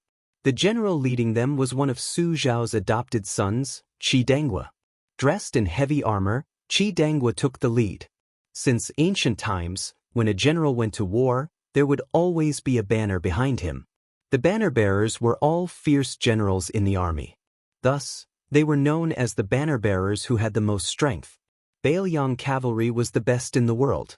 If one counted from the time Su Xiao led 800 old soldiers out of Liaodong, the well-known banner bearer, Wang Jian, who was known as the enemy of 10,000 people, died at the gates of Quebec. Chen Qiong died in the Battle of Jinliao. This person had another identity. He was the father of the king of Shu, Chen Jibao. These two died on the battlefield without even seeing the shadow of a marquis or general. After that, Wang Lin returned to his hometown and became the richest man in Qingzhou. Now he was the father-in-law of the new king of Liang. It could be said that he had a good ending. Next was Qi Dangua. After entering Bailiang, his official position was not prominent. He was only a rank 4 military officer. This time, when Qi Dangua requested to lead the Iron Stupas to attack the Dragon Eye Plains, no one in the northern Liang Protectorate from top to bottom was willing to agree. This was especially true of Chu Lushan. Even the commander of the cavalry, Yuan Zuozong, upon hearing this news, urgently wrote a letter to the Protectorate, requesting that Chu Lushan absolutely not allow Qi Dangua to lead his troops into battle. The 6,000 Iron Buddhas were not good at long-distance raids, and the Qingyuan military town, which was connected to the west gate of Liangzhou and Liuzhou, needed an elite cavalry to guard it, and the Qidong state needed to appear in the biggest battlefield in the future. Qi Dangua understood all of these reasons. However, he who had missed the first battle of Liangmang felt that he had let down his adoptive father. He had let down the respected woman who beat the drum at the West Wall. He had let down Mr. Li, who had exhausted himself in the tide-listening pavilion, and he had let down his adoptive father's eldest son. Among Su Zhao's 6 adoptive sons, the 2 who had been sentenced to death seemed to be the closest to Su Xiao Royal Highness. Chu Lushan was the most flattering and optimistic about his Royal Highness. Chen Jibao and Yuan Zuozong had always looked on coldly. Qi Dangua was the only one who didn't talk much with that young man and didn't interact much. However, he loved that child from the bottom of his heart. Even though that young man became more and more promising, and even became a martial arts grandmaster that Qi Dangua could only look at from afar, in Qi Dangwa's heart, he always felt that that child needed his care. Over the years, Su Fengnian had become more and more mature and had attracted more and more attention. However, while Qi Dangua was proud, he was also a little disappointed. When he drank alone, he felt more and more that he was old and useless. That year, when he heard that His Royal Highness had returned to Liangzhou after 3 years of traveling, it was he, Qi Dangua, who led the cavalry out of the city to welcome him. Qi Dangua resolutely led his army to the Longyan Plains. Behind him were 6,000 Thai foot soldiers from the Manjia camp, one of the old barracks. 6 lieutenants and more than 20 duwei in the army, all of the Thai foot soldiers, from top to bottom, were willing to fight to the death. The Manjia camp was now fully equipped with armor and weapons. It did not lose to the 10,000 great snow dragon cavalry. However, a long time ago, it was not fully equipped. At the very beginning, Su Zhao's army was often lacking in provisions and soldiers. It was a dream to equip a battalion with armor. It could be said that the Manjia camp was an old battalion that Su Zhao had placed too much hope in Indiana. Before Qi Dangua left, he left a letter in the military tent. "I can die after my adoptive father, but I will not die after His Royal Highness." For some reason, at the end of the letter, Qi Dangua still referred to the new prince of Liang, Su Fengnian, who had already won the respect of both sides of Liang Mang, as His Royal Highness. When Qi Dangua could already see the smoke rising from the distant battlefield, this fierce general of Bailiang suddenly turned his head and shouted, "Everyone, Iron Buddhas, originally had the Manjia camp. Now that I have the Manjia camp, what should we do?" The 6,000 cavalry roared in unison, "Fight to the death." Approaching the battlefield, Qi Dangua shouted, "Raise your spears." The yellow sand of the desert, the clanging of armor. The Manjia camp was fully equipped. Chapter 1792. Before Bailiang's white horse crossbowman Captain Wei Mushing died in battle, he didn't get to see Yuan Nanting's 10,000 white feather light cavalry arrive with his own eyes. However, his unwavering determination won Yuan Nanting's cavalry an unimaginable advantage. This was because when 2 cavalry armies were of equal strength, the one who made the first move would usually win. Liang Mang and Wei Mushing had been fighting on the border for almost 20 years. They knew each other well. The grassland cavalry was most adept at hunting and feinting. They had once wiped out a total of 200,000 elite cavalry at the border during the last years of the Dafeng dynasty in 2 battles. However, now that they were up against the Bailiang cavalry that could be said to be the best in Liang in terms of war horses, weapons, and battle formations, the Baimang cavalry didn't dare to pay the price of loosening their formation in an attempt to tear apart the enemy's great formation. They then successfully divided the battlefield and formed an overwhelming advantage in many areas before wantonly nibbling away. It should be known that this wasn't a battle between nomads and farmers in the ordinary sense. It wasn't like the Central Plains army could only rely on tall cities or heavy armored infantry formations to resist the grassland cavalry that came and went like the wind. This was a true battle of cavalry against cavalry. This was why Baimang had viewed Bailiang as a major threat for the past 20 years, to the extent that the Taiping Emperor insisted on taking down Bailiang first before swallowing up the Central Plains. One of the words of this imperial preceptor of Baimang was widely spread: "As long as you grit your teeth and take down the 4 prefectures of Bailiang, the 30 prefectures of the Central Plains would be as easy as turning your hand." Yuan Nanting's 10,000 white feather light cavalry suddenly appeared from the flank of Dongzhuo's private cavalry, spreading out an extremely long front line. Bailiang cavalry had a habit of using heavy crossbows and light feathered arrows. However, this white feather guard could be said to be an exception. Every one of them carried a quiver with white feathers inserted into it, and they were long bows on horseback. Years ago, when the old emperor of Liang traveled to Bailiang's border, the cavalry that Butcher Su Shao led had participated in the martial arts training with the white feather guard. It was said that when the old emperor raised his head and saw the sky full of white feathered arrows shooting towards the north, he sighed from the bottom of his heart, "I never thought that I would be able to experience the scene of snow in the middle of summer. How magnificent!" The commander of the Dong family's private cavalry, Agudamu, galloped on his horse, roaring repeatedly as he gave out orders, one after another. However, the number of Beimang cavalry that could truly achieve this could be counted on one's fingers. The reason why Lu Gui was able to be highly regarded by the Beimang Empress and earn the reputation of being half of Su Shao was because Lu Gui's cavalry was the most meticulous in battle, and it was the most similar to Beiliang's cavalry. Therefore, they would definitely win a battle, and even if they lost, they would definitely not lose a great battle. Other than Lu Gui's cavalry, Dongzhuo's infantry and Helian Wu's Shiha army could also be considered too. As for Dongzhuo's cavalry, it was enough to make the knowledgeable people of Beimeng wring their hands and sigh.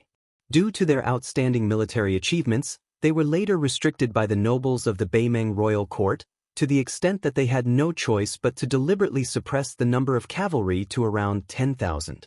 The reason why Huang Songpu quietly left his post seemed to be due to the series of unsuccessful battles in the tiled gentleman's pavilion, but it might not necessarily have nothing to do with the bold and decisive reform of the Southern Court's cavalry. The Beimang Prairie's Puritans and the Southern Court's elders and tycoons all viewed him as having ulterior motives and recklessly tampering with the foundation of his ancestors.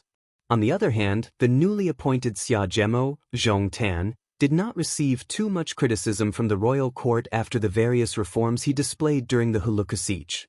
Other than the grassland needing to establish a hero, how could Zhong Tan's identity as a Beimang military general not be a protective talisman? The 10,000 white feather guards that had rested for a short period of time before charging were the first to draw their bows and shoot out. The arrows were like a snowstorm that covered the sky and covered the sun. The hastily arranged formation of Dongzhuo's private cavalry immediately had several hundred riders hit by the arrows and fell from their horses. However, the valiance of these 8,000 private cavalry were also fully displayed at this time. Agudamu and those Kiliarch's plans were not deviated in the slightest, their formation gradually unfolding, preventing the white feather guards from forming an arc of encirclement that was most advantageous for the horses to shoot at. However, the Beiliang's border cavalry that had taken the initiative did not stop there. Instead, they began to change their formation, displaying the outstanding mobility of the white feather light cavalry to the extreme. As a result, a magnificent scene appeared on the battlefield unknowingly. The 10,000 white feather light cavalry not only did not purposely pursue the thickness of the Central Army's formation, but instead suddenly increased their speed on the left and right flanks during the charge. The cavalry formation that had previously been one in an arc imperceptibly turned into two parallel flood dragons. Agudamu's cavalry had previously been divided into three groups. The 2,000 cavalry that had encountered the white feather light cavalry first were immediately trapped between the two armies. The Dong family's main cavalry that was closely connected to this cavalry army that was attacked from both sides did not slow down in the slightest under Agudamu's personal leadership. They did not continue to charge forward. Otherwise, even if they managed to charge out of this corridor, they would definitely leave behind more than 1,000 corpses. Agudamu did not hesitate to turn his horse around, leading the Central Army to charge towards the enemy formation in the south. At the same time, he ordered the 2,000 cavalry at the rear to entangle the Northern cavalry at all costs. Agudamu, whose military strength was slightly inferior, clearly wanted to use the lives of his 2,000 cavalry to stall for time. He wanted to use the 6,000 Dong family's private cavalry to take down 5,000 white feather guards. Firstly, this was a helpless action after losing the initiative. Secondly, the formation of the white feather light cavalry had an innate weakness, which was that the vanguard was long and the formation was weak. It could not withstand the brute force of 6,000 cavalry. This kind of 6,000 cavalry against 5,000 cavalry, the advantage was not as simple as having 1,000 more people. After the two cavalry armies came into contact, the essence of both armies was speed. This kind of speed was not only limited to the speed of the warhorse's charge, not only the speed of the cavalry's arrows, but also the speed of the cavalry's changes in response to the situation.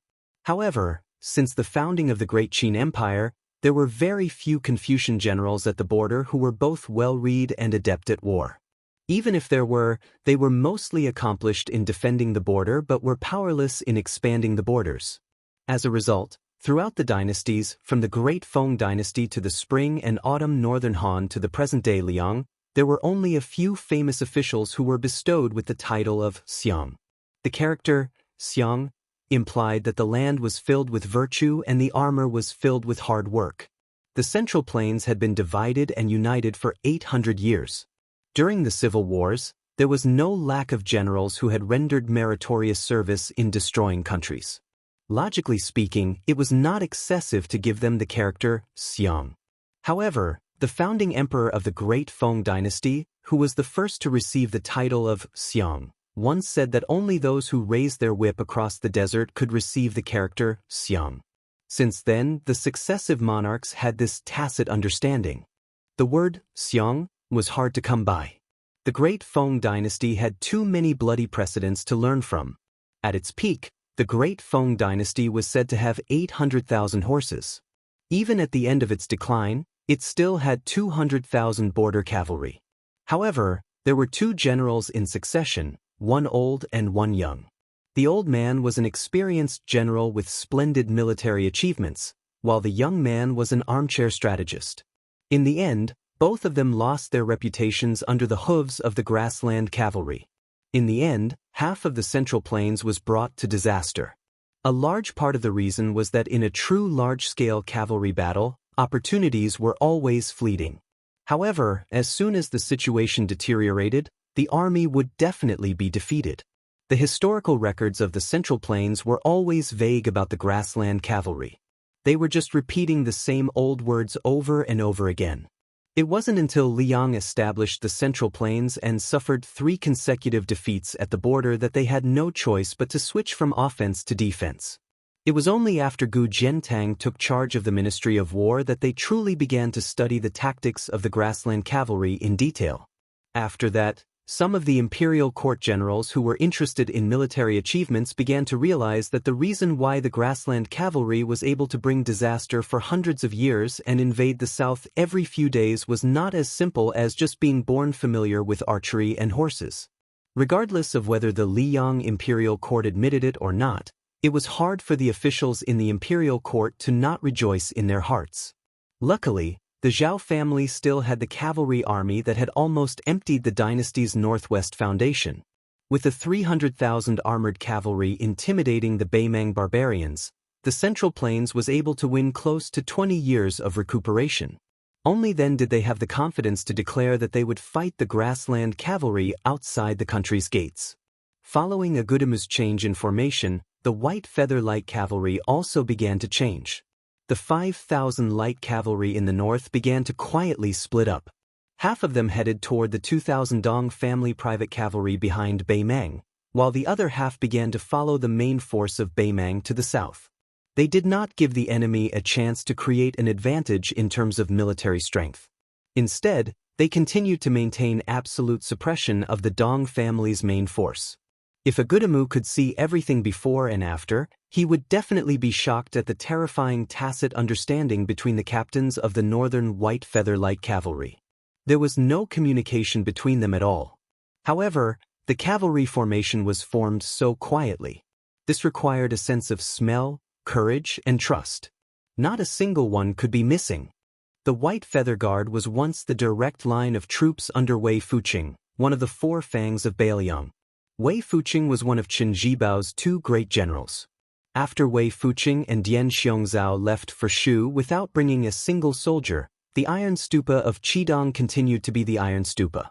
Yuan Nanting, a veteran of the Lotus Seed Camp, took over the White Feather Light Cavalry. The former was Su Zhao's adopted son, and his loyalty to the Su family was unquestionable.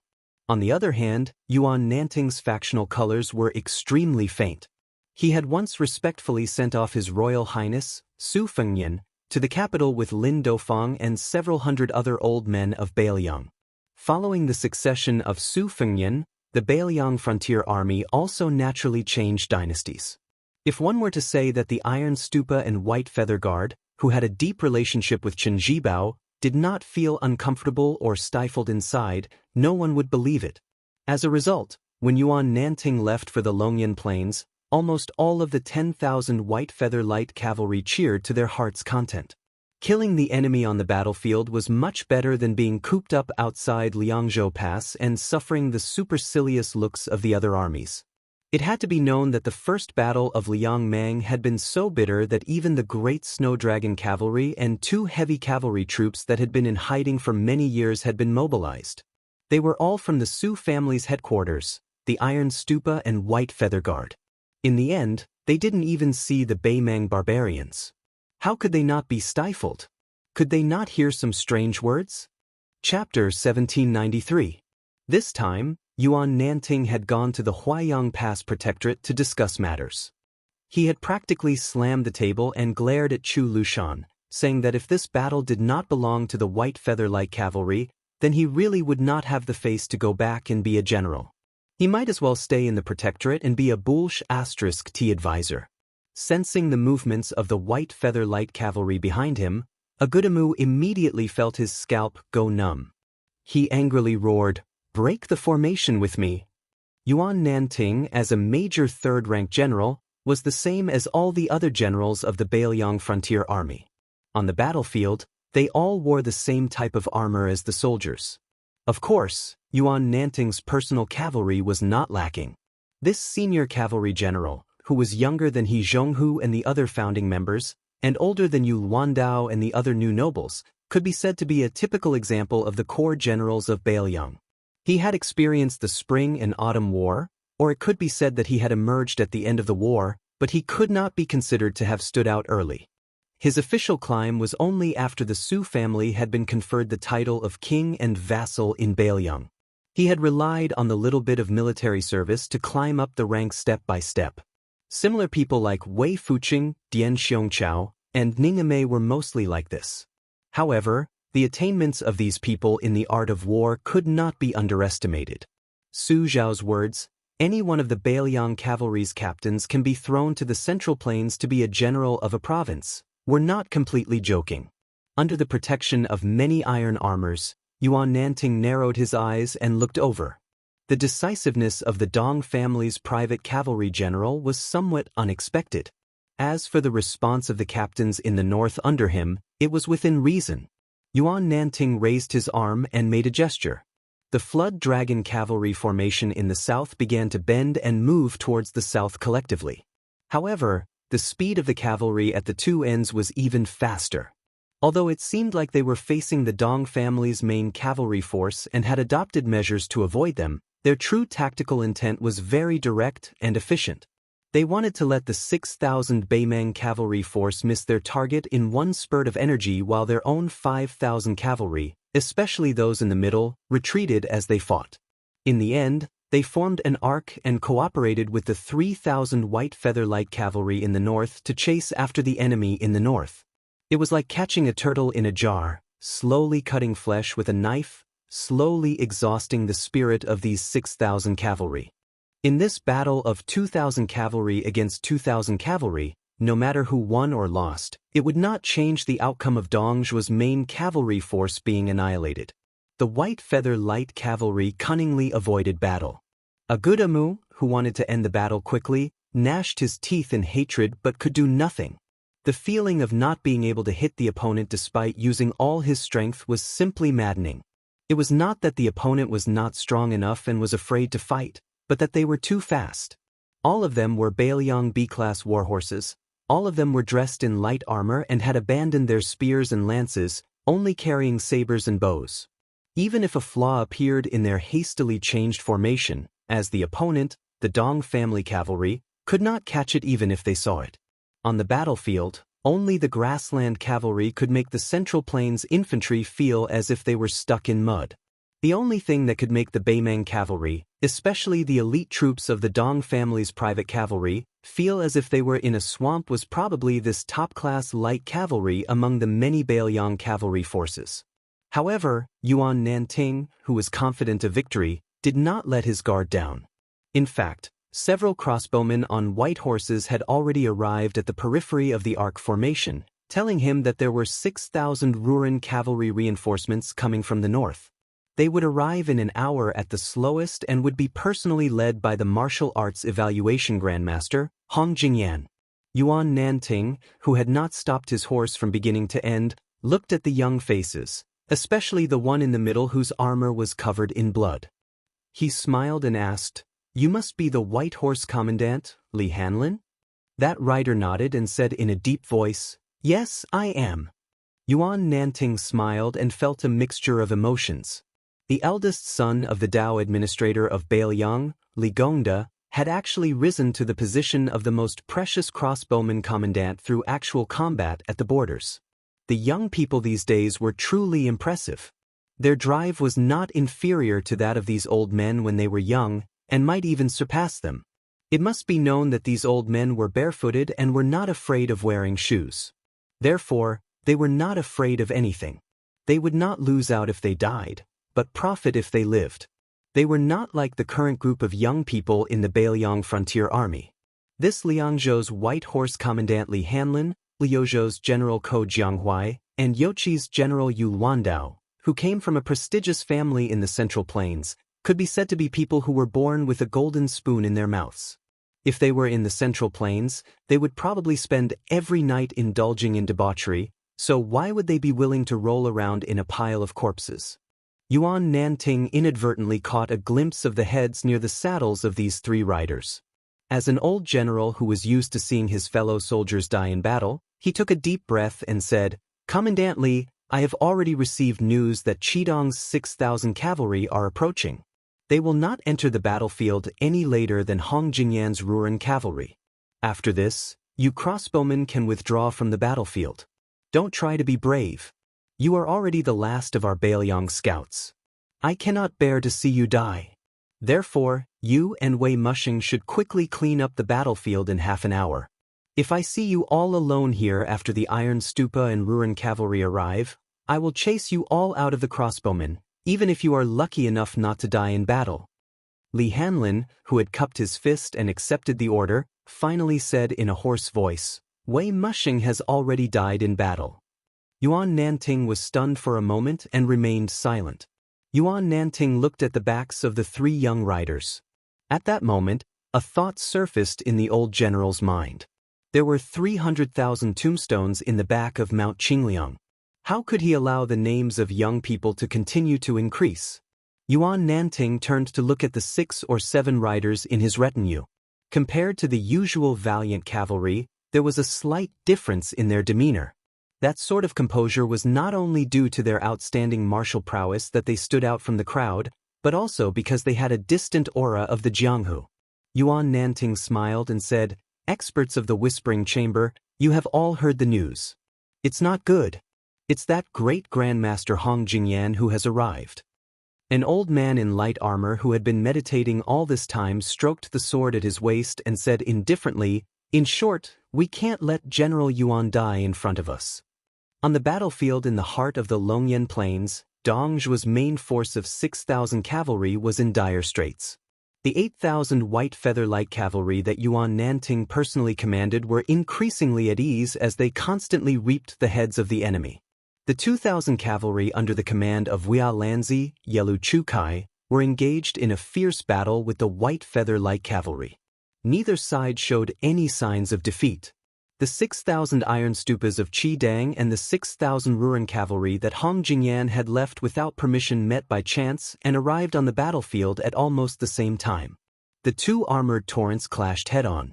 The Ruren cavalry wanted to save the remaining 3,000 or so soldiers of the Dong clan, so they charged straight at Yuan Nanting's 6,000 cavalry.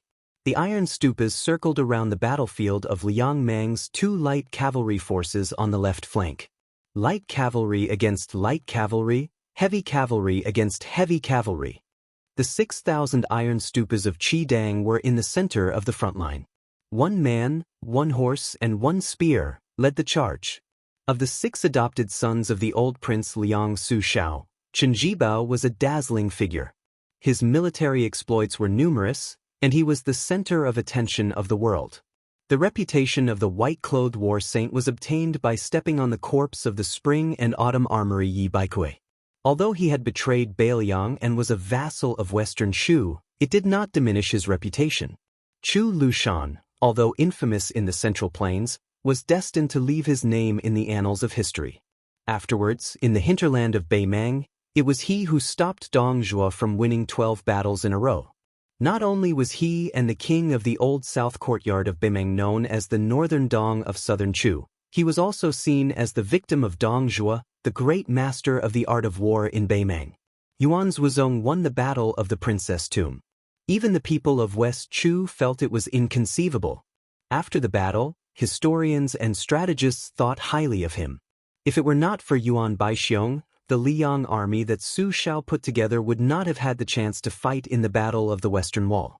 Now he would be the commander of Beiliang's cavalry. Yao Jian and Yi Shizhen were also praised by the imperial court when they were alive. They were not only outstanding scholars, but also good at strategizing. If it were not for the fact that they lost their chastity in their later years, based on their friendship with the young king, it would not be difficult for them to become provincial governors of their respective provinces. Only Qi Dangguo was not only looked down upon by the Liang imperial court and the Central Plains officialdom, but also rarely mentioned in Beiliang. He was not even as famous as Ningame, a young and strong general. Even his promotion to the Iron Buddha was seen as a nepotism by the new King Liang. It had nothing to do with Qi Dangguo's military talent. Even the people of Mount Qingliang who were familiar with the affairs of the Su family did not think much of Qi Dangguo, a general who was brave but not astute. The thing that this person was best at in his life was probably carrying the Su flag and following behind the butcher. His greatest achievement in his life was inexplicably becoming Su Zhao's adopted son. Mediocre talent, no reputation, and little military merit. This was Qi Dangguo. Before Yao Jian and Yi Shizhen died, Chu Lushan did not want to help speak, and Yuan Zhuzong did not want to plead for mercy. Only Qi Dangguo's reverse scale spoke up. At the time, Beiliang Governor-General Chen Zhibao chose to leave Beiliang alone. Chu Lushan was indifferent, Yuan Zhuzong coldly looked on from the side, and Qi Dangguo secretly urged him to stay. But in the end, Chen Zhibao did not stay. How could a person who tried to smooth things over when he should not have done so, win the respect of Beiliang, which valued military merit the most? Qi Dangguo ran his spear through the chest of a centurion of the Ruren cavalry. With a furious roar, he continued to charge forward. Not only did he bring the corpse of the centurion to the back of his horse, his blood-soaked spear once more stabbed into the chest of another horseman behind him. Unstoppable. With Qi Dangguo as the arrowhead, the cavalry formation of the Ruren cavalry was like a hot knife through butter. On the battlefield on either side of Qi Dangguo, 200 cavalry from each side had been killed in almost an instant. If someone was unlucky enough to fall off their horse, they would not be beheaded like in a battle of light cavalry. Instead, they would be trampled to death by a charge from the enemy's warhorse. There was no chance of survival. In a battle of cavalry, falling off a horse meant death. 4,000 Ruren cavalry entered the formation, leaving 2,000 cavalry to watch from afar. In this vast battlefield, they seemed completely out of place. Chapter 1794. When Yelu Chukai saw this scene, he brushed away an arrow that the Northern Liang light cavalry captain had shot at his face. He quickly left the battlefield alone and came to the 2,000 cavalry that were as immovable as a mountain. He said angrily to the indifferent man who was watching the fire from the other side of the river, "Hong Jingyan, why did you leave us in the lurch?" The man with a pair of snow-white eyes stared at this noble relative of the imperial family and asked in return, "How did I leave you in the lurch? Were the 4,000 Ruren cavalry not saving people?" Yelu Chukai laughed in anger and pointed his sword at this martial arts master who had once competed with his brother-in-law for the title of King of the Southern Courtyard. "At this point, you still want to preserve your strength? What, after losing to the Beiliang cavalry at the mouth of the gourd last time, you want to rely on these 2,000 cavalry to escape?" Hong Jingyan pursed his lips. "From the beginning, I never thought that you and Lin Fu could succeed. I took the risk to come here because I didn't want you, Yelu Chukai, to die here in vain. Of course, this time, hundreds of the White Horse crossbowmen returned alive, but you all died. When the time comes, His Majesty will definitely settle the score. Murong Baoding is surnamed Murong after all, he is not afraid of being held accountable. I Hong Jingyan am alone and weak. Although it is reasonable for me to bide my time, there are some things where reason is more important than reason. That is why I am here. Otherwise, do you think I have nothing better to do than come here to join in the fun? Hong Jingyan stared at the exasperated, burly general and said sarcastically, military merits? Do you and Lin Fu have your so-called military merits here? He shifted his gaze to the battlefield in the distance and sneered, if your Black Crow fence and Black Fox fence died in vain, then wouldn't my 4,000 elite cavalry have died in vain? Yelu Chukai flew into a rage out of humiliation, blood seeping from the corner of his mouth. He covered his mouth with his hand and stared hatefully at the leader of the Ruran cavalry. Hong Jingyan said flatly, Yelu Chukai, remember, there are immortals on land in the Jianghu, but there are no immortals on the battlefield who can reverse heaven and earth. So your brother-in-law's 8,000 cavalry died here, which is the general trend. I, Hong Jingyan, am only responsible for bringing you back alive to the imperial court. As for the rest, don't hope, and you have no right to hope. Yelu Chukai did not turn around but pointed his sword at the battlefield behind him. Don't you want to take the head of the third-rank Iron Buddha General Qi Dengua? His head was enough to make you, Hong Jingyan, a marquis. Qi Dengua is Su Zhao's adopted son. Hong Jingyan smiled mockingly, as if he did not care to speak. It was only then that Yelu Chu straightened his back and released his blood-stained palm.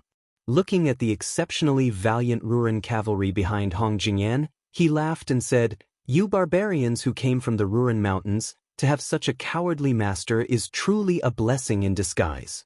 You can forget about achieving any military exploits in the future, but I am not afraid of dying on the battlefield. The Ruran cavalry's Kiliarchs had unfriendly eyes and were itching to attack. Hong Jingyan raised his arm and stopped the Kiliarchs from drawing their swords.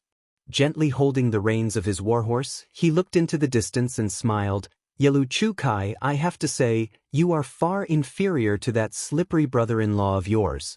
He, is only one surname inferior to your idiotic brother-in-law. What a pity.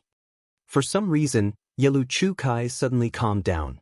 He turned his head to look at the fighting in the south, and then at the comparatively peaceful north.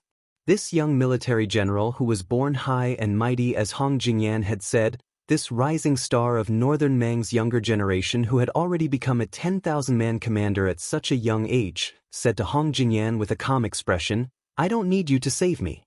However, I beg you of one thing. Hong Jingyan, take away as many Dong family cavalry as you can. If you agree, then I will apologize to you for the disgraceful words I said earlier. Hong Jingyan, who was not in a hurry to make a promise, asked curiously, then you? Yelu Chutsai's eyes were resolute, with a stubbornness that the men of the grasslands were all too familiar with. My brother-in-law said that in business, one must be willing to part with capital. I will follow your 4,000 Ruran cavalry to the end. How many Dong cavalry you can save with my life, Hong Jingyan, is up to you. How about it? Hong Jingyan narrowed his eyes, and finally nodded slowly. Yelu Chukai turned his horse around with an indifferent expression, his back facing Hong Jingyan. He said softly, I am a person who is about to die. There are some things that I have said, but don't take your anger out on the other men of the Dong clan. In the end, you were not willing to personally act today, and did not dare to kill that Qi Dengua. Is it not because you are afraid that in the future, you will be pursued and killed by that young vassal king on the battlefield? But I feel that if it was Tuoba standing here, he would definitely act. A cold, killing intent flashed through Hong Jingyan's eyes. But in the end, Hong Jingyan smiled and said, don't worry and die. Perhaps I will personally avenge you. Yelu Chukai went to his death. As he urged his horse forward, he smiled. This young man thought of the little girl called Tao Manwo by his brother-in-law's side. He thought of the song that she often hummed.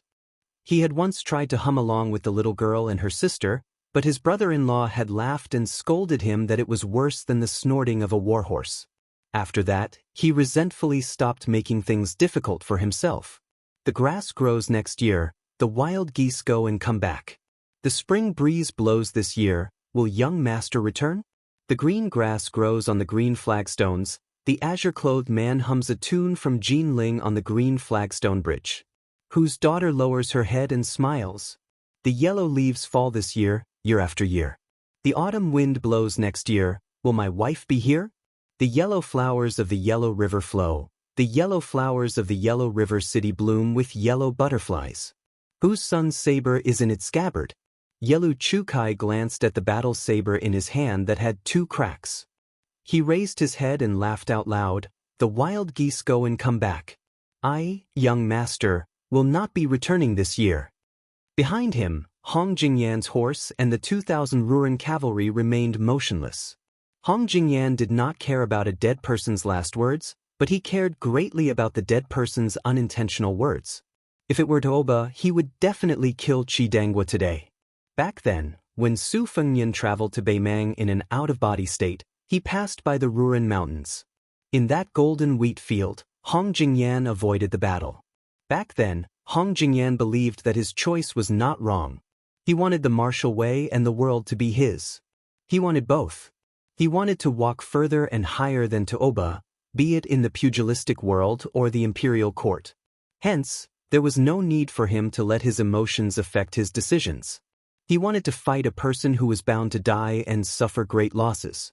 However, Hong Jingyan did not expect that the knot in his heart that should have been undone after Su Fengnian died at Wang Xianji's hands would become more and more obstructive to his martial way realm after Wang Xianji, that old man from Martial Emperor City, failed to kill that Su guy. Hong Jingyan exhaled softly. His naturally snow-white eyes stared blankly at the blue sky. There were no clouds in the sky. This great grandmaster, who was once viewed by Beimang as having the greatest hope of surpassing Tuoba, told himself in his heart that to sharpen his state of mind, he would start by killing Qi Dangua. Hong Jingyan retracted his gaze and turned to give orders to the few Kiliarchs. He wanted the 2,000 Kiliarchs to rescue the Dong clan's cavalry that only had about 1,000 men left on the smallest battlefield. Then, they would return to their encampment. Although they did not understand, the Ruren cavalry who were born to obey orders obeyed the orders and began to charge. Hong Jingyan, who was patiently observing the situation on the battlefield, suddenly frowned. Then he muttered to himself, "It's really heaven's perception. It seems that I made the right bet." Hong Jingyan turned to look to the east and sneered, "Su Fengnian, you are always going against the heavenly Tao. The heavenly Tao is on my side, not yours."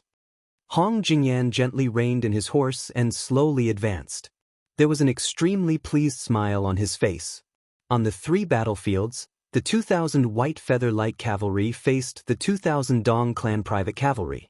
The casualties were roughly the same, with only half of their men left alive.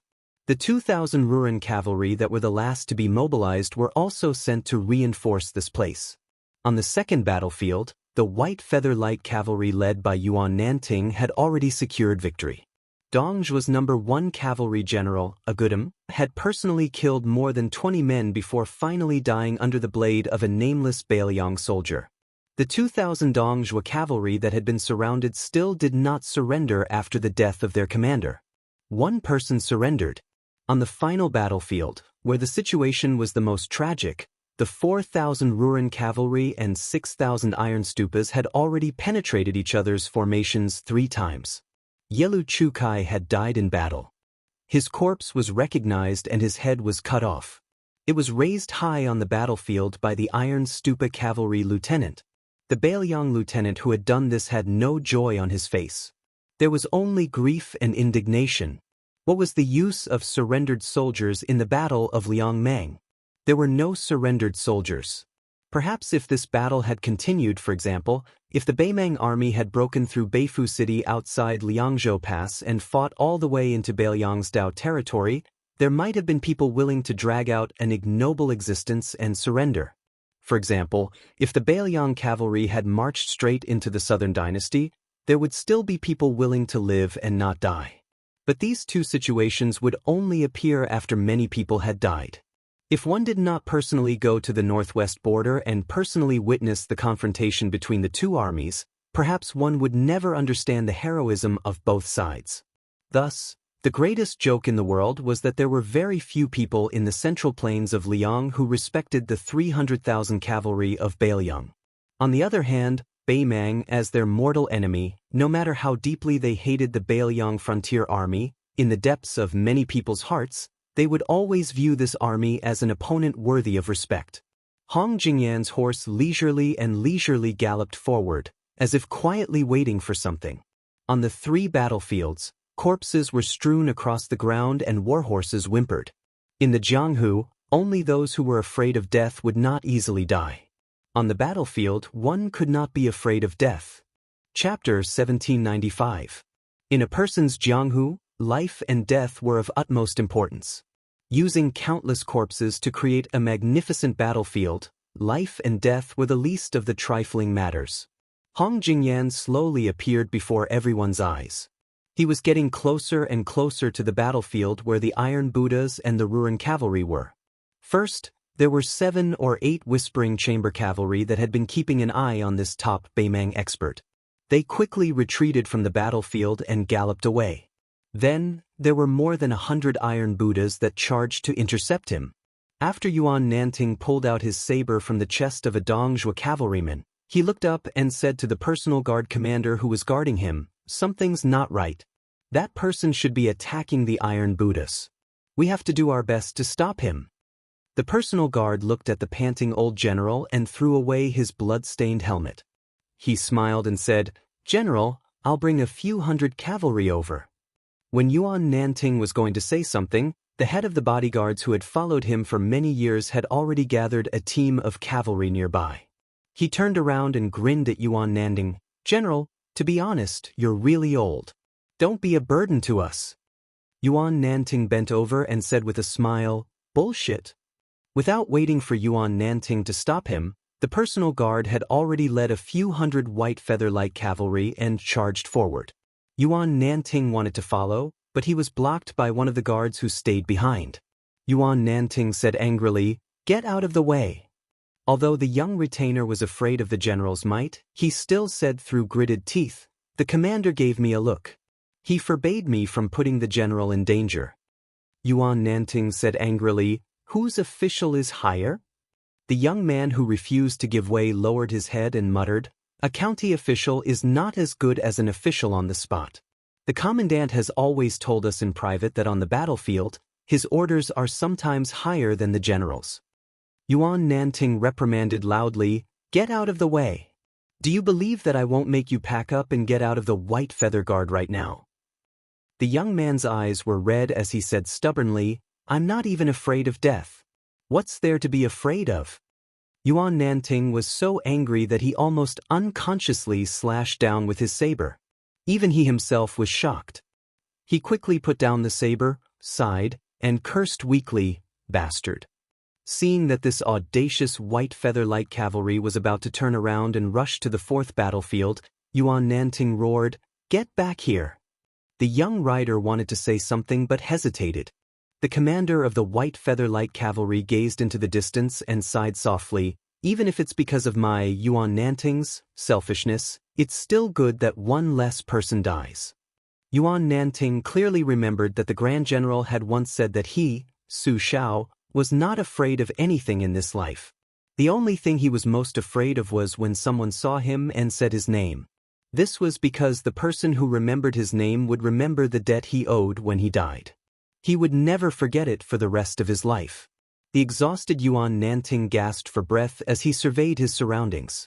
The White Feather Light Cavalry's battle achievements were outstanding, but there was only endless sorrow in his heart.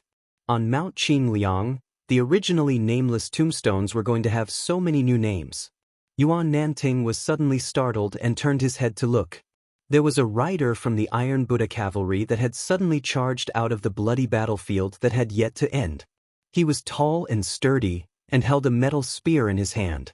In the yellow sand of the desert, the war horse was pitch black, and the armor was dyed red. Qi Dangwa charged towards that distant rider without turning back. He knew that the Beimang barbarian called Hong Jingyan had come for him. After leading the charge to break through the enemy formation 3 times, Qi Dangwa's figure was already on the verge of collapse. Even the hand holding the metal spear had begun to tremble violently. He was facing the leader of the Ruan cavalry, who was known as the second strongest expert of Beimang. Sweat and blood intertwined on that determined face, but Qi Dangua only charged forward. This man vaguely remembered that when he was young, his adoptive father, who was not very old at the time, had personally told him that no matter how outstanding one's physique was, no matter how astonishing one's strength was, there would come a time when one's sword and spear would be unsteady at the end of the battle. But as long as one's breath was still present, one's heart could not be shaken. When one feared death, the king of hell would come. He would immediately come knocking. Outside the battlefield, there was a young man in the Wutong courtyard of Mount Qingliang who had received an urgent report. After giving the Huaiyang Pass Protectorate Manor a military order that was almost strictly worded, he abandoned his horse and rushed alone to the Qingyuan military town outside the pass, where he saw the unfamiliar handwriting. And then he continued to rush north. That was the first time the young man had seen Qi Dangua's handwriting. His handwriting was not pretty. As a young man who had served in the army and the battlefield, he rarely wrote. In the past, when the young man who had seen the letter had seen the spring festival couplets being put up on Mount Qingliang every new year, among the 6 adoptive sons of the butcher, Chu Lushan would definitely be the one who fawned the most. Yao Jian and Yi Shizhen would also give a few pertinent comments, while Chen Zhibao and Yuan Zuozong would habitually not say a word. But only this man called Qi Dangua would laugh and ask the young man His Royal Highness for a few spring festival couplets to take back to his residence. And then he would definitely not have the servants of his residence put them up. Instead, he would personally do it. Year after year, even the servants of his residence had become accustomed to it. The young man's father, that old man, had once casually mentioned his adoptive sons. He said that Chen Zhibao had the most serious thoughts, Chu Lushan had the deepest thoughts, Yuan Zuozong had the most mellow thoughts, Yao Jian had the most complicated thoughts, and Yi Shizhen had the most chaotic thoughts. It was only when he mentioned Qi Dangua that the old man laughed to himself, saying that this idiot had no thoughts at all. At that time, the young man laughed along with the old man. In the Huaiyang Pass Protectorate House, Chu Lushan looked at the latest spy report with a gloomy face. Yuan Zuozong's face was also extremely gloomy. He turned around and strode to the gate. Chu Lushan shook his head. "You don't have to go, Prince. Xiaoyan has already left." As if talking to himself, Chu Lushan added, "Old Qi may not die." Yuan Zuozong sneered, "Not necessarily?" Chu Lushan suddenly became furious. "Yuan Zuozong, what's the use of you going to the Longyan Plain now? Can you catch up?" Yuan Zuozong stepped over the threshold and said calmly, "I won't go to Huda City. Ko Jianghuai and Xie Shibian have joined hands in Liuzhou. Whether they succeed or not depends on their ability. I'll go to Calabash Mouth in Yuzhou. Since I've decided to gain the initiative by striking first, I might as well make a big move." Chu Lushan said dejectedly, "Go, go." Yuan Zuozong stopped and stood outside the gate. He said calmly, "If Huaiyang Pass can't be defended one day, remember that there's Beijue City in the south." Chu Lushan waved his hand. "You don't need to talk too much. I didn't think you were a long-winded person before." North of Huda City, Longyan Plain, on the battlefield, the Iron Buddha's leader, Qi Dangua, fell to the ground. His armor was broken and blood was gushing out. The 7 Whisk Water Room's Death Knights couldn't stop that Northern Mang Grandmaster who got off his horse and walked on foot. It was to the extent where even the 100 Iron Stupas and 300 White Feather Light Cavalry couldn't stop him, their formation torn apart by a single person just like that. Qi Dangua, who had sent out a spear, was punched in the chest by that man. He fell from the horse and slid back for more than 10 feet. That man landed beside him and said with a smile, "Before you die, I might as well tell you that Su Fengnian is on his way here. In fact, he's very close. Unfortunately, he's still a bit late. Qi Dangua, are you unwilling to die?" Qi Dangua's chest rose and fell rapidly. Blood kept oozing out from the corner of his mouth. He could no longer speak. However, his elbows were straightened and his fingers were grasping the ground. He seemed to be struggling to get up. Hong Jingyan closed his eyes and said with intoxication, "This is the taste of the resonance of heaven and earth. Now I know why Qi Xuanzhen said that celestial phenomenon was just the scenery outside the door. The scenery inside the door is really wonderful." He lowered his head and looked. Su Fengyan is late, but I, Hong Jingyan, am not. Hong Jingyan was increasingly happy. Oh, right, let me tell you another piece of bad news. After knowing that Su Fengyan is coming in person, Tuoba, who was originally moving slowly south, has started to speed up. I only need to go 200 miles north and Su Fengyan and Tuoba will meet. Hong Jingyan looked toward the south and laughed loudly. Su Fengyan. When North Ju City is breached, I'll give you the chance to take revenge. Hong Jingyan's figure flew backward and disappeared in the blink of an eye. After a few blinks of the eye, a young man with cracked lips and wearing casual clothes sat cross-legged beside Chidangwa. This man was dying and his vision was blurry, but for some reason he recognized that young face. He wanted to speak, but he couldn't say a word. Instead, the blood at the corner of his mouth was gushing out more and more.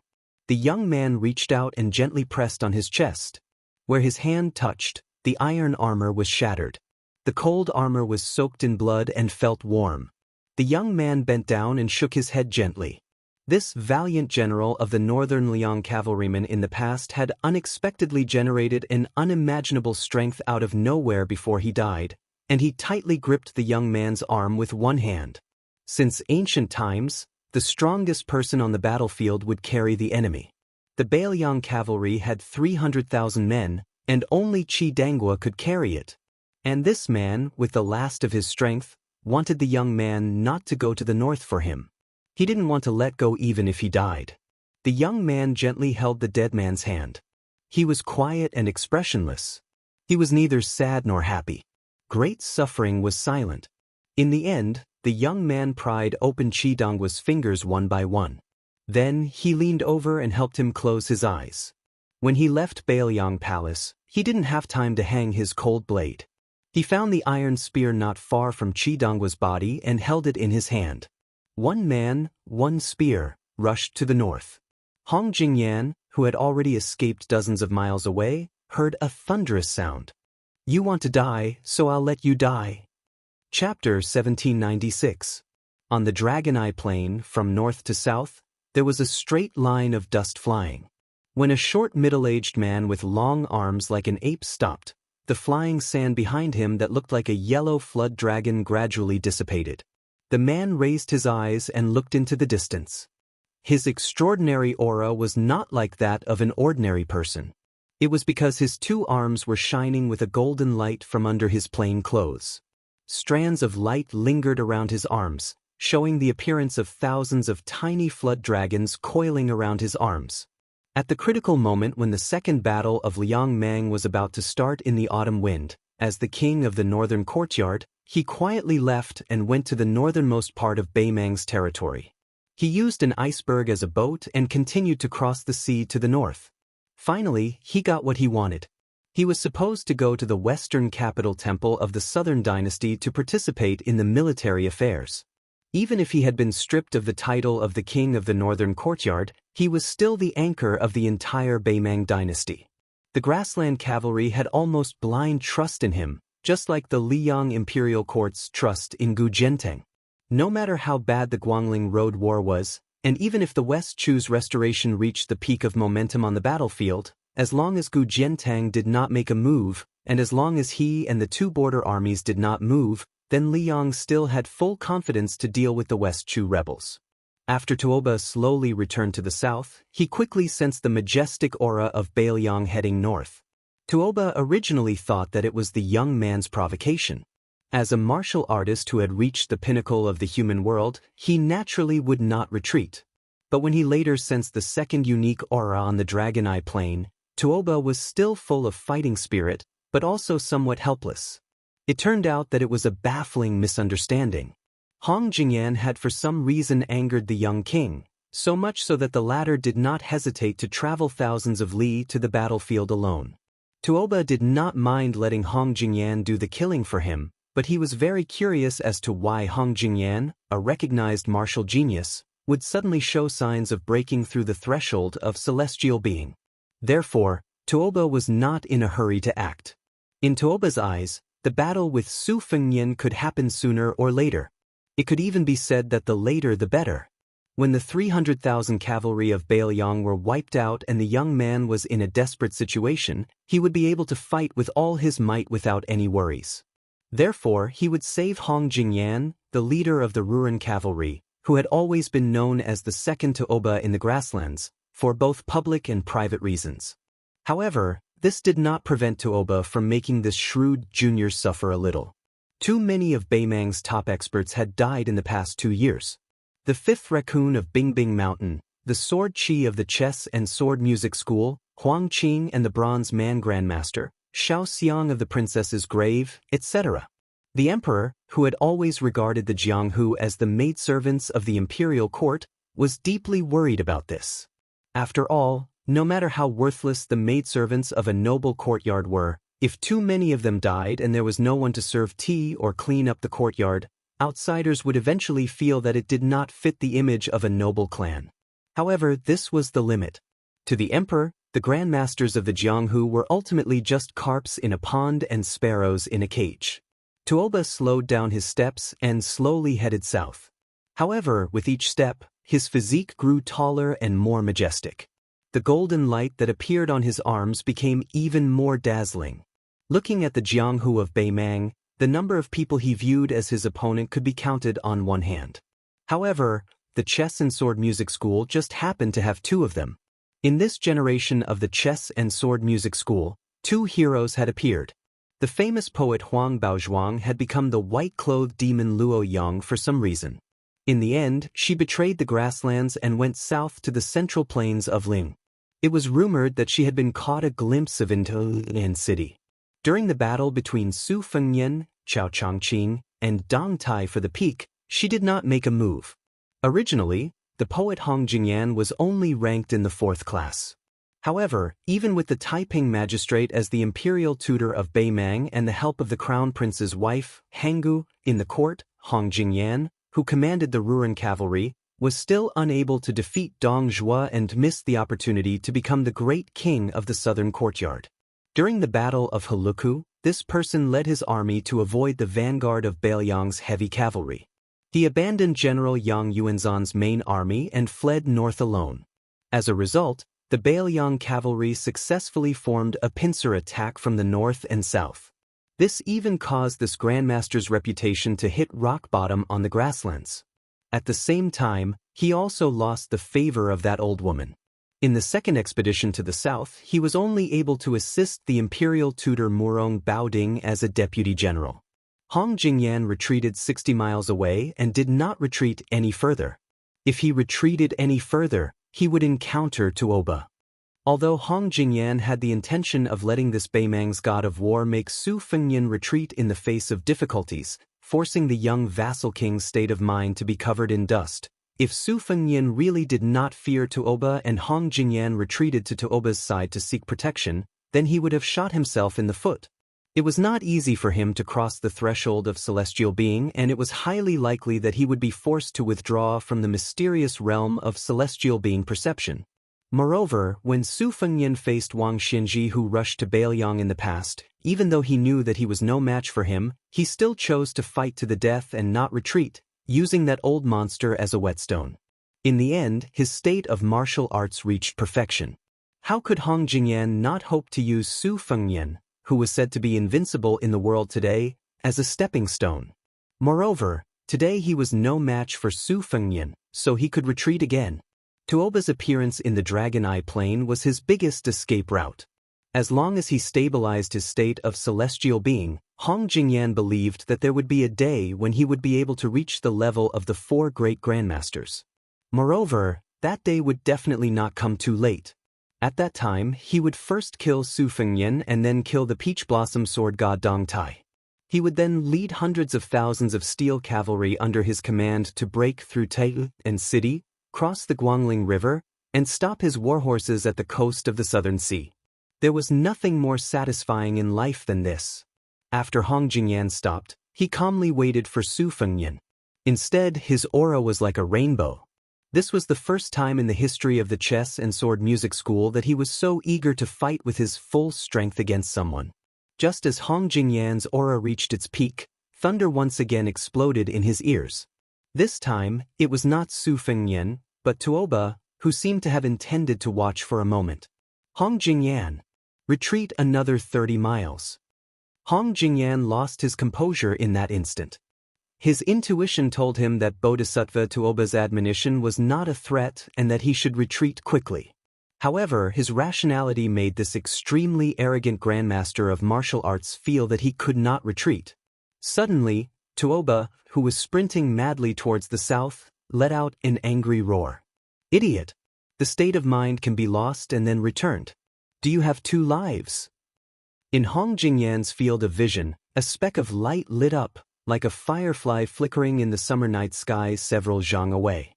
However, just as Hong Jingyan discovered that the firefly had suddenly turned into the radiance of the moon, it was already too late to dodge.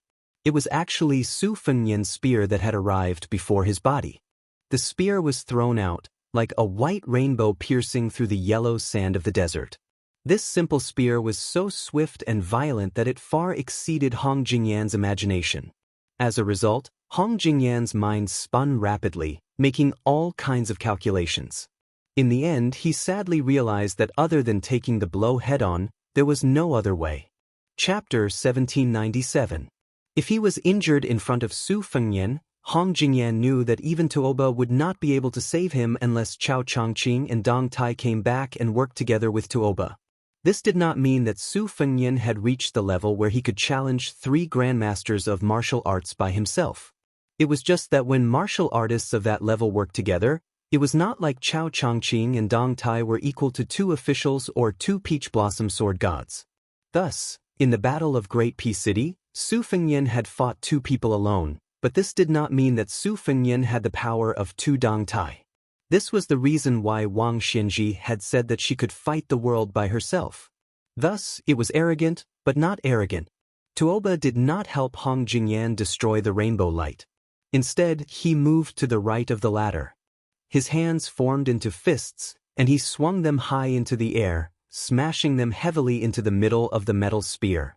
There was a violent sound like a great bell. Hong Jingyan stared blankly at the beam of rainbow light. Even after being smashed by Bodhisattva Tuoba, it did not shatter. Instead, it curved into a half-arc in the air.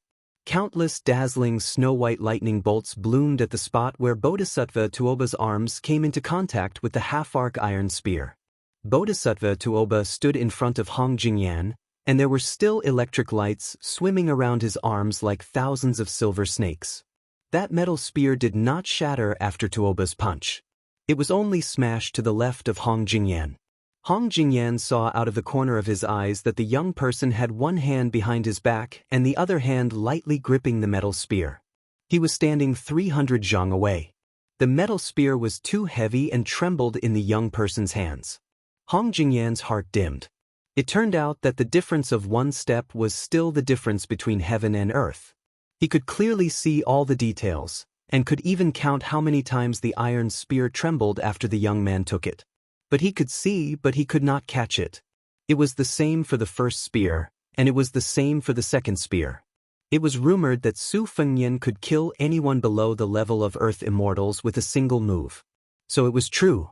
Tuoba said indifferently, "Don't tell me that you, Hong Jingyan, can only bully opponents whose cultivation is lower than yours in this lifetime? If that's the case, then I'm really disappointed. Even if you cross the threshold of heavenly being in the future, let alone Su Fengyan, as long as a newcomer becomes an Earth Immortal, even if it's only for 1 or 2 days, they will still be able to defeat you, Hong Jingyan." Hong Jingyan's eyes lit up and he said in a low voice, "You're saying that Su Fengyan only wins in the word power?" Tuoba stared at the young person and nodded. "This person has fought with Wang Xianxia and me and won. In the Battle of Great Peace City, Dong Tai and Chao Chongqing purposely teamed up and helped him increase his morale. It can be said that his power is unmatched.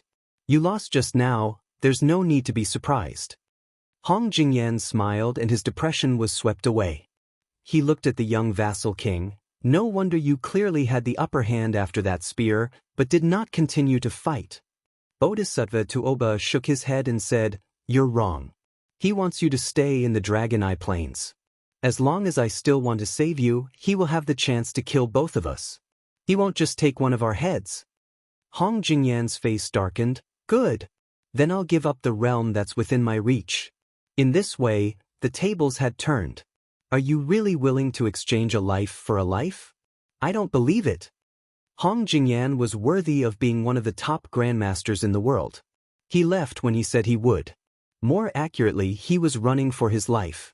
As long as the opponent chose to chase after him, and Tuoba did not have to divide his attention to save people, then it would be Su Fengnian's turn to multitask. He would leave an opening for Tuoba, who was fully focused. As Hong Jingyan decisively retreated, Su Fengnian and Tuoba started to move north at almost the same time. The three gradually formed a triangle on the Dragon Eye Plains, their figures as fast as 3 gusts of wind. Su Fengnian was looking for a chance to kill Hong Jingyan. Tuoba was patiently waiting for Su Fengnian to make a move. It was clear who would win. So Hong Jingyan did not believe that Su Fengnian was willing to die. But in fact, Su Fengnian's determination to kill him was so great that Hong Jingyan was scared out of his wits after the second spear thrust. Before Su Fengnian's iron spear pierced through Hong Jingyan's back, Tuoba's fists had already hammered Su Fengnian's back.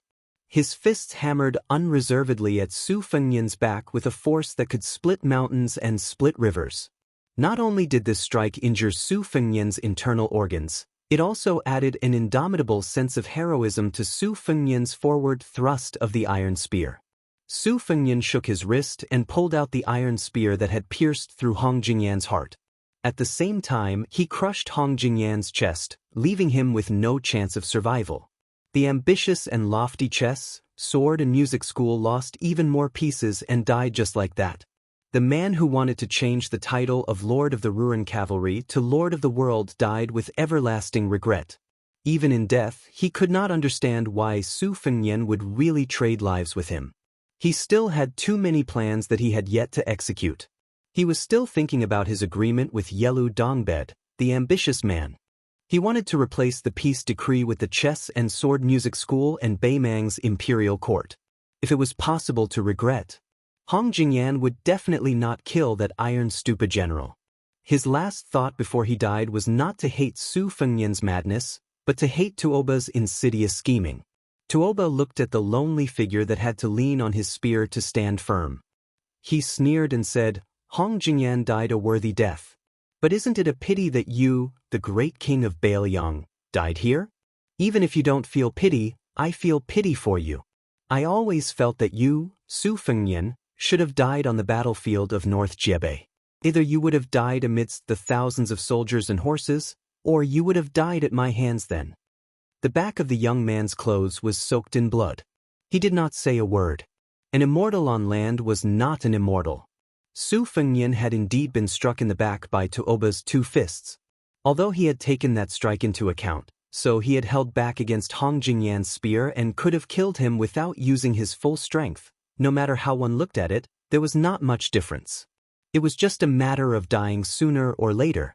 Tuoba laughed and said, if it was me who had fought with you in the western regions last time, you might have been able to escape back to Bailiang with half your life. He looked down at his hands.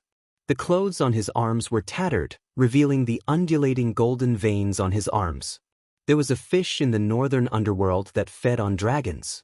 The first time he had found it, Luoyang had interfered, causing the divine weapon created by the heavens and earth to fall into the deep sea and disappear without a trace.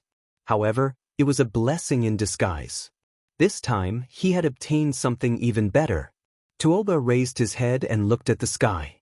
Sometimes I don't understand why you guys are unwilling to bow your heads. Tuoba frowned. Are you waiting for someone? Huyen Dagwan? No, I sensed his breath before I came here. He should still be near Dunhuang City. He won't make it in time. Su Yanbing? His breath doesn't seem like it. I really can't think of anyone else in Bailiang who can save you other than these 2. Su Fengnian turned around and held the iron spear with both hands. He was bleeding from his 7 orifices. He looked miserable. A figure appeared beside him. He was dressed in a white robe and had the bearing of a banished immortal. There were 2 swords hanging from his waist. The difference between the 2 was obvious. The man glanced at him and sneered. You're still the same as the first time we met. You look like a beggar. Su Fengnian coughed and forced a smile. Try not to do it next time. White Fox Face. Chapter 1798. Whether it was when Luo Yang met Dong Tai in Dunhuang City or when Su Fengyan met Wang Xinji who was rushing to Bailiang, a real battle between great grandmasters would never be sloppy. There was absolutely no possibility of polite greetings. The outcome of the battle was simply life and death. Although Tuoba did not know the specific background of the white-robed man in front of him, he had a general understanding. This person had previously led a young swordswoman to travel around Beimeng. Occasionally he would fight, but he had never been defeated. Even if he encountered thousands of riders, he would still be able to retreat safely. Li Mibi, the ancestor of Spiderweb in Beimeng, had a very high opinion of this person. He even did not hesitate to describe this androgynous handsome young man as his future achievements in martial arts are expected to catch up with Wang and Su. Although Tuoba did not intend to speak, he was not in a hurry to fight either. First, Su Fengyan's injury was unmistakable. Second, he did not want to lose a great advantage by rashly fighting. After all, it was taboo for martial arts masters at their level to call a newcomer when encountering a strange newcomer. Just like the national chess players who had been famous for a long time, they were often not afraid of exchanging blows with old enemies whom they knew well. Their only headache was those inexperienced geniuses of the younger generation. They were especially afraid of deciding the outcome of a game with those rising stars. This was the principle of life and death battles between Jianghu masters. When Song Yanqing of Dongyue Sword Pool carried 14 new swords, he had caused great trouble for Luo Yang who was at the peak at that time. Moreover, Tuoba had a unique opinion. There were endless grandmasters of sword Dao in Jianghu. After Li Chenggang, there was Dong Tai. After Dong Tai, there was also Huang Qing of Beimeng, Qi Jiajie of Tai, and City, Jiang and I of West Chu, and many other great figures. In Tuoba's opinion, since the end of spring and autumn, the fate of sword Dao must have been mostly used up. It would be difficult for a figure like Lu Zhu to appear again. Only grandmasters of saber Dao were too few. Moreover, no one had stepped forward to reach the height of being recognized as the most promising person in the world. Tuoba's intuition told him that it was about time for someone to emerge. Perhaps it would be the person in front of him, the young man whom the king of Bailiang Su Fengyan was willing to entrust his life to. After some observation, Tuoba noticed some clues. The person in front of him who was called White Fox Face by Su Fengyan did not have a strong qi. Compared to people like Chao Chongqing, he might not have a majestic aura. However, the flow of his qi was rather strange. One word could describe it, and that was fast. It was so fast that it was unimaginable. It was like the Guangling River during the flood season. This was simply a path to death. Tuoba became more and more curious. What was this person thinking that he would sacrifice his life in exchange for the realm of martial arts? This was no longer something that could be explained simply by the word martial arts fanatic. Su Fengyan sighed softly. Of course, he knew why White Fox Face was so determined. He wanted to become the most powerful person in the world before the age of 30 and kill all his enemies with his own hands. After the age of 30, life and death did not matter. White Fox Face took a few steps forward and stood in front of him. Although I made it in time, don't think that both of us can survive. You also know that saving you is much more difficult than killing him. Su Fengyan said in a self-deprecating manner, you can just do whatever you want. I've killed Hong Jingyan this time. If you kill Bodhisattva Tuoba, even if I die, then even if this deal is a loss, it won't be so bad that it's acceptable. White Fox Face placed his palms on the hilts of the two sabers at his waist. They were the embroidered Winter Saber and the Spring Thunder Saber. Su Fengyan was no stranger to this pair of sabers. On the contrary, he was very familiar with them. He remembered that White Fox Face had lent him the embroidered Winter Saber during his second trip to Jianghu. Before that, Su Fengyan had returned to Bailiang for the first time. During that trip, he regretted that he did not meet a real peerless master pro. At the last moment, he bumped into White Fox Face, which made His Royal Highness feel that the end of that trip was not bad. After 3 years of hard wandering, he finally met a peerless master pro. Su Fengyan still remembered that year when it snowed heavily at Tide Listening Lake in Mount Qingliang, White Fox Face flew out of the pavilion and unsheathed the embroidered winter and spring thunder saber. It was really beautiful in the heavy snow. The bladesmanship was beautiful, and the person was even more beautiful. It was probably at that time that His Royal Highness began to seriously practice the bladesmanship. He began to look forward to the day when he could have half of White Fox Face's elegance. Although they had not fought, Tuoba seemed to have seen through the ins and outs of White Fox Face's two-handed saber. The war god of Beimang, who did not want to argue with him, laughed for the first time. "You are no match for me. Do you really want to die here for the king of Bailiang?" Tuoba saw that he did not say a word, but he was not annoyed. He stretched out his palms and put them on his chest. He looked down and said with a hint of loneliness, "I may not have the chance to kill you grandmasters of the Central Plains in the future. Wang Xianxia and Xiao Changqing are both dead. What a pity."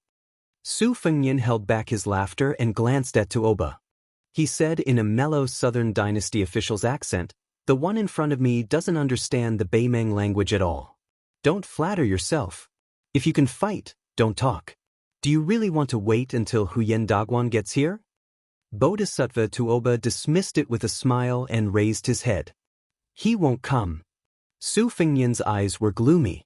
Tuoba said playfully, "Although I don't know what you're up to in Dunhuang, I learned on my way back south that His Majesty and Li Mibi went there personally. They even temporarily borrowed Helian Wu's Heshi army and 20,000 cavalrymen from the king's camp of Norland. Even Huyen Dagwan, who claims to be a one-man sect, will not be able to gain any advantage no matter what he's up to." Su Fengnian took a deep breath and suddenly straightened his body. He held the iron spear tightly in one hand. White Fox was not the only one who was surprised. Even Bodhisattva Tuoba was momentarily stunned. White Fox attacked first. The winter-embroidered saber exploded in front of Tuoba with a bright light, like the moon rising from the sea. Tuoba smashed the moonlight with one punch and broke the cold saber gang. Then he punched directly between White Fox's eyebrows with his other fist. The other spring thunder dagger on White Fox's face finally came out of its scabbard at the critical moment and stabbed towards Bodhisattva Tuoba's armpit. It was obvious that she wanted to exchange injury for injury. Tuoba's punch did not stagnate at all and still hit White Fox's forehead. At the same time, he pulled back his elbow and tried to clamp the saber. White Fox's forehead was hit and his body leaned back. He kicked Tuoba's chest and took advantage of the momentum to pull out the spring thunder saber from under Tuoba's armpit. The spring thunder saber, which was full of chi, only slid through Tuoba's clothes. In the process of pulling it out, there was a loud sound of metal and stone, like a saber cutting through iron and stone. White Fox's face, who was holding two sabers in her hands, left the ground and flew backward. Coincidentally, she circled around Su Fengnian and his spear like a butterfly circling around a branch. Then she pounced on Bodhisattva Tuoba at an even faster speed. Bodhisattva Tuoba raised both of his arms and crossed them above his head. The White Fox's face was embroidered with the winter-spring thunder and the cold blade. It collided with Bodhisattva Tuoba's arms. The intense fluctuation of chi dynamic created 2 layers of ripples between the two of them. Tuoba's feet sank into the sand and he only took a few steps back. Strands of golden light on his arms were like thousands of dragons entrenched and did not weaken at all. By the time White Fox's feet touched the ground, he had already waved more than 20 sabers in one breath. The layers of strength were stacked and there was no sign of him being exhausted. On the contrary, his momentum was rising steadily.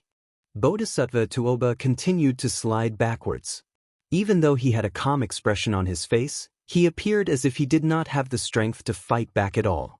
If news of this were to spread, just this point alone would be enough to make this person with the nickname of White Fox Face rise to fame. Su Fengnian was known as an earth immortal who could kill the enemy with one move. Like Su Fengnian, as one of the 4 grandmasters of Wushu evaluation, when encountering an ordinary master, even if the opponent was a first-grade celestial state, even if he could not kill the enemy with one move, he would not retreat without holding back too much strength. Moreover, Tuoba had improved a lot compared to the time when he fought with Su Fengnian in the western region. Both his physique and momentum were not the same as before. This meant that the white fox's face was so fast that even Tuoba could not find a gap. Tuoba thought that even if he gave this person dozens of sabers, so what? So what if the chi flow could travel 800 miles or even 1,000 miles in an instant? No matter how long a breath was, there would always be a time when the old and the new would be replaced. However, when he unconsciously retreated nearly 1,000 feet away, he suddenly realized that this person's saber momentum was not only endless but also faster and faster. The latest two sabers were faster than the one Su Fengnian used to force him out of the city in the western region. Fast was not scary. What was scary was that this kind of speed seemed to have no end. Step by step, it was as if the heavenly gate did not stop. Tuoba was quite helpless. If he was confident to break the saber momentum at first, then he could only defend to the end now. It was like a large-scale heavy infantry army with slow movement meeting an elite light cavalry. It would not lose, but it could only be passively beaten. Bodhisattva Tuoba counted silently in his heart. He started counting from 3 to 9.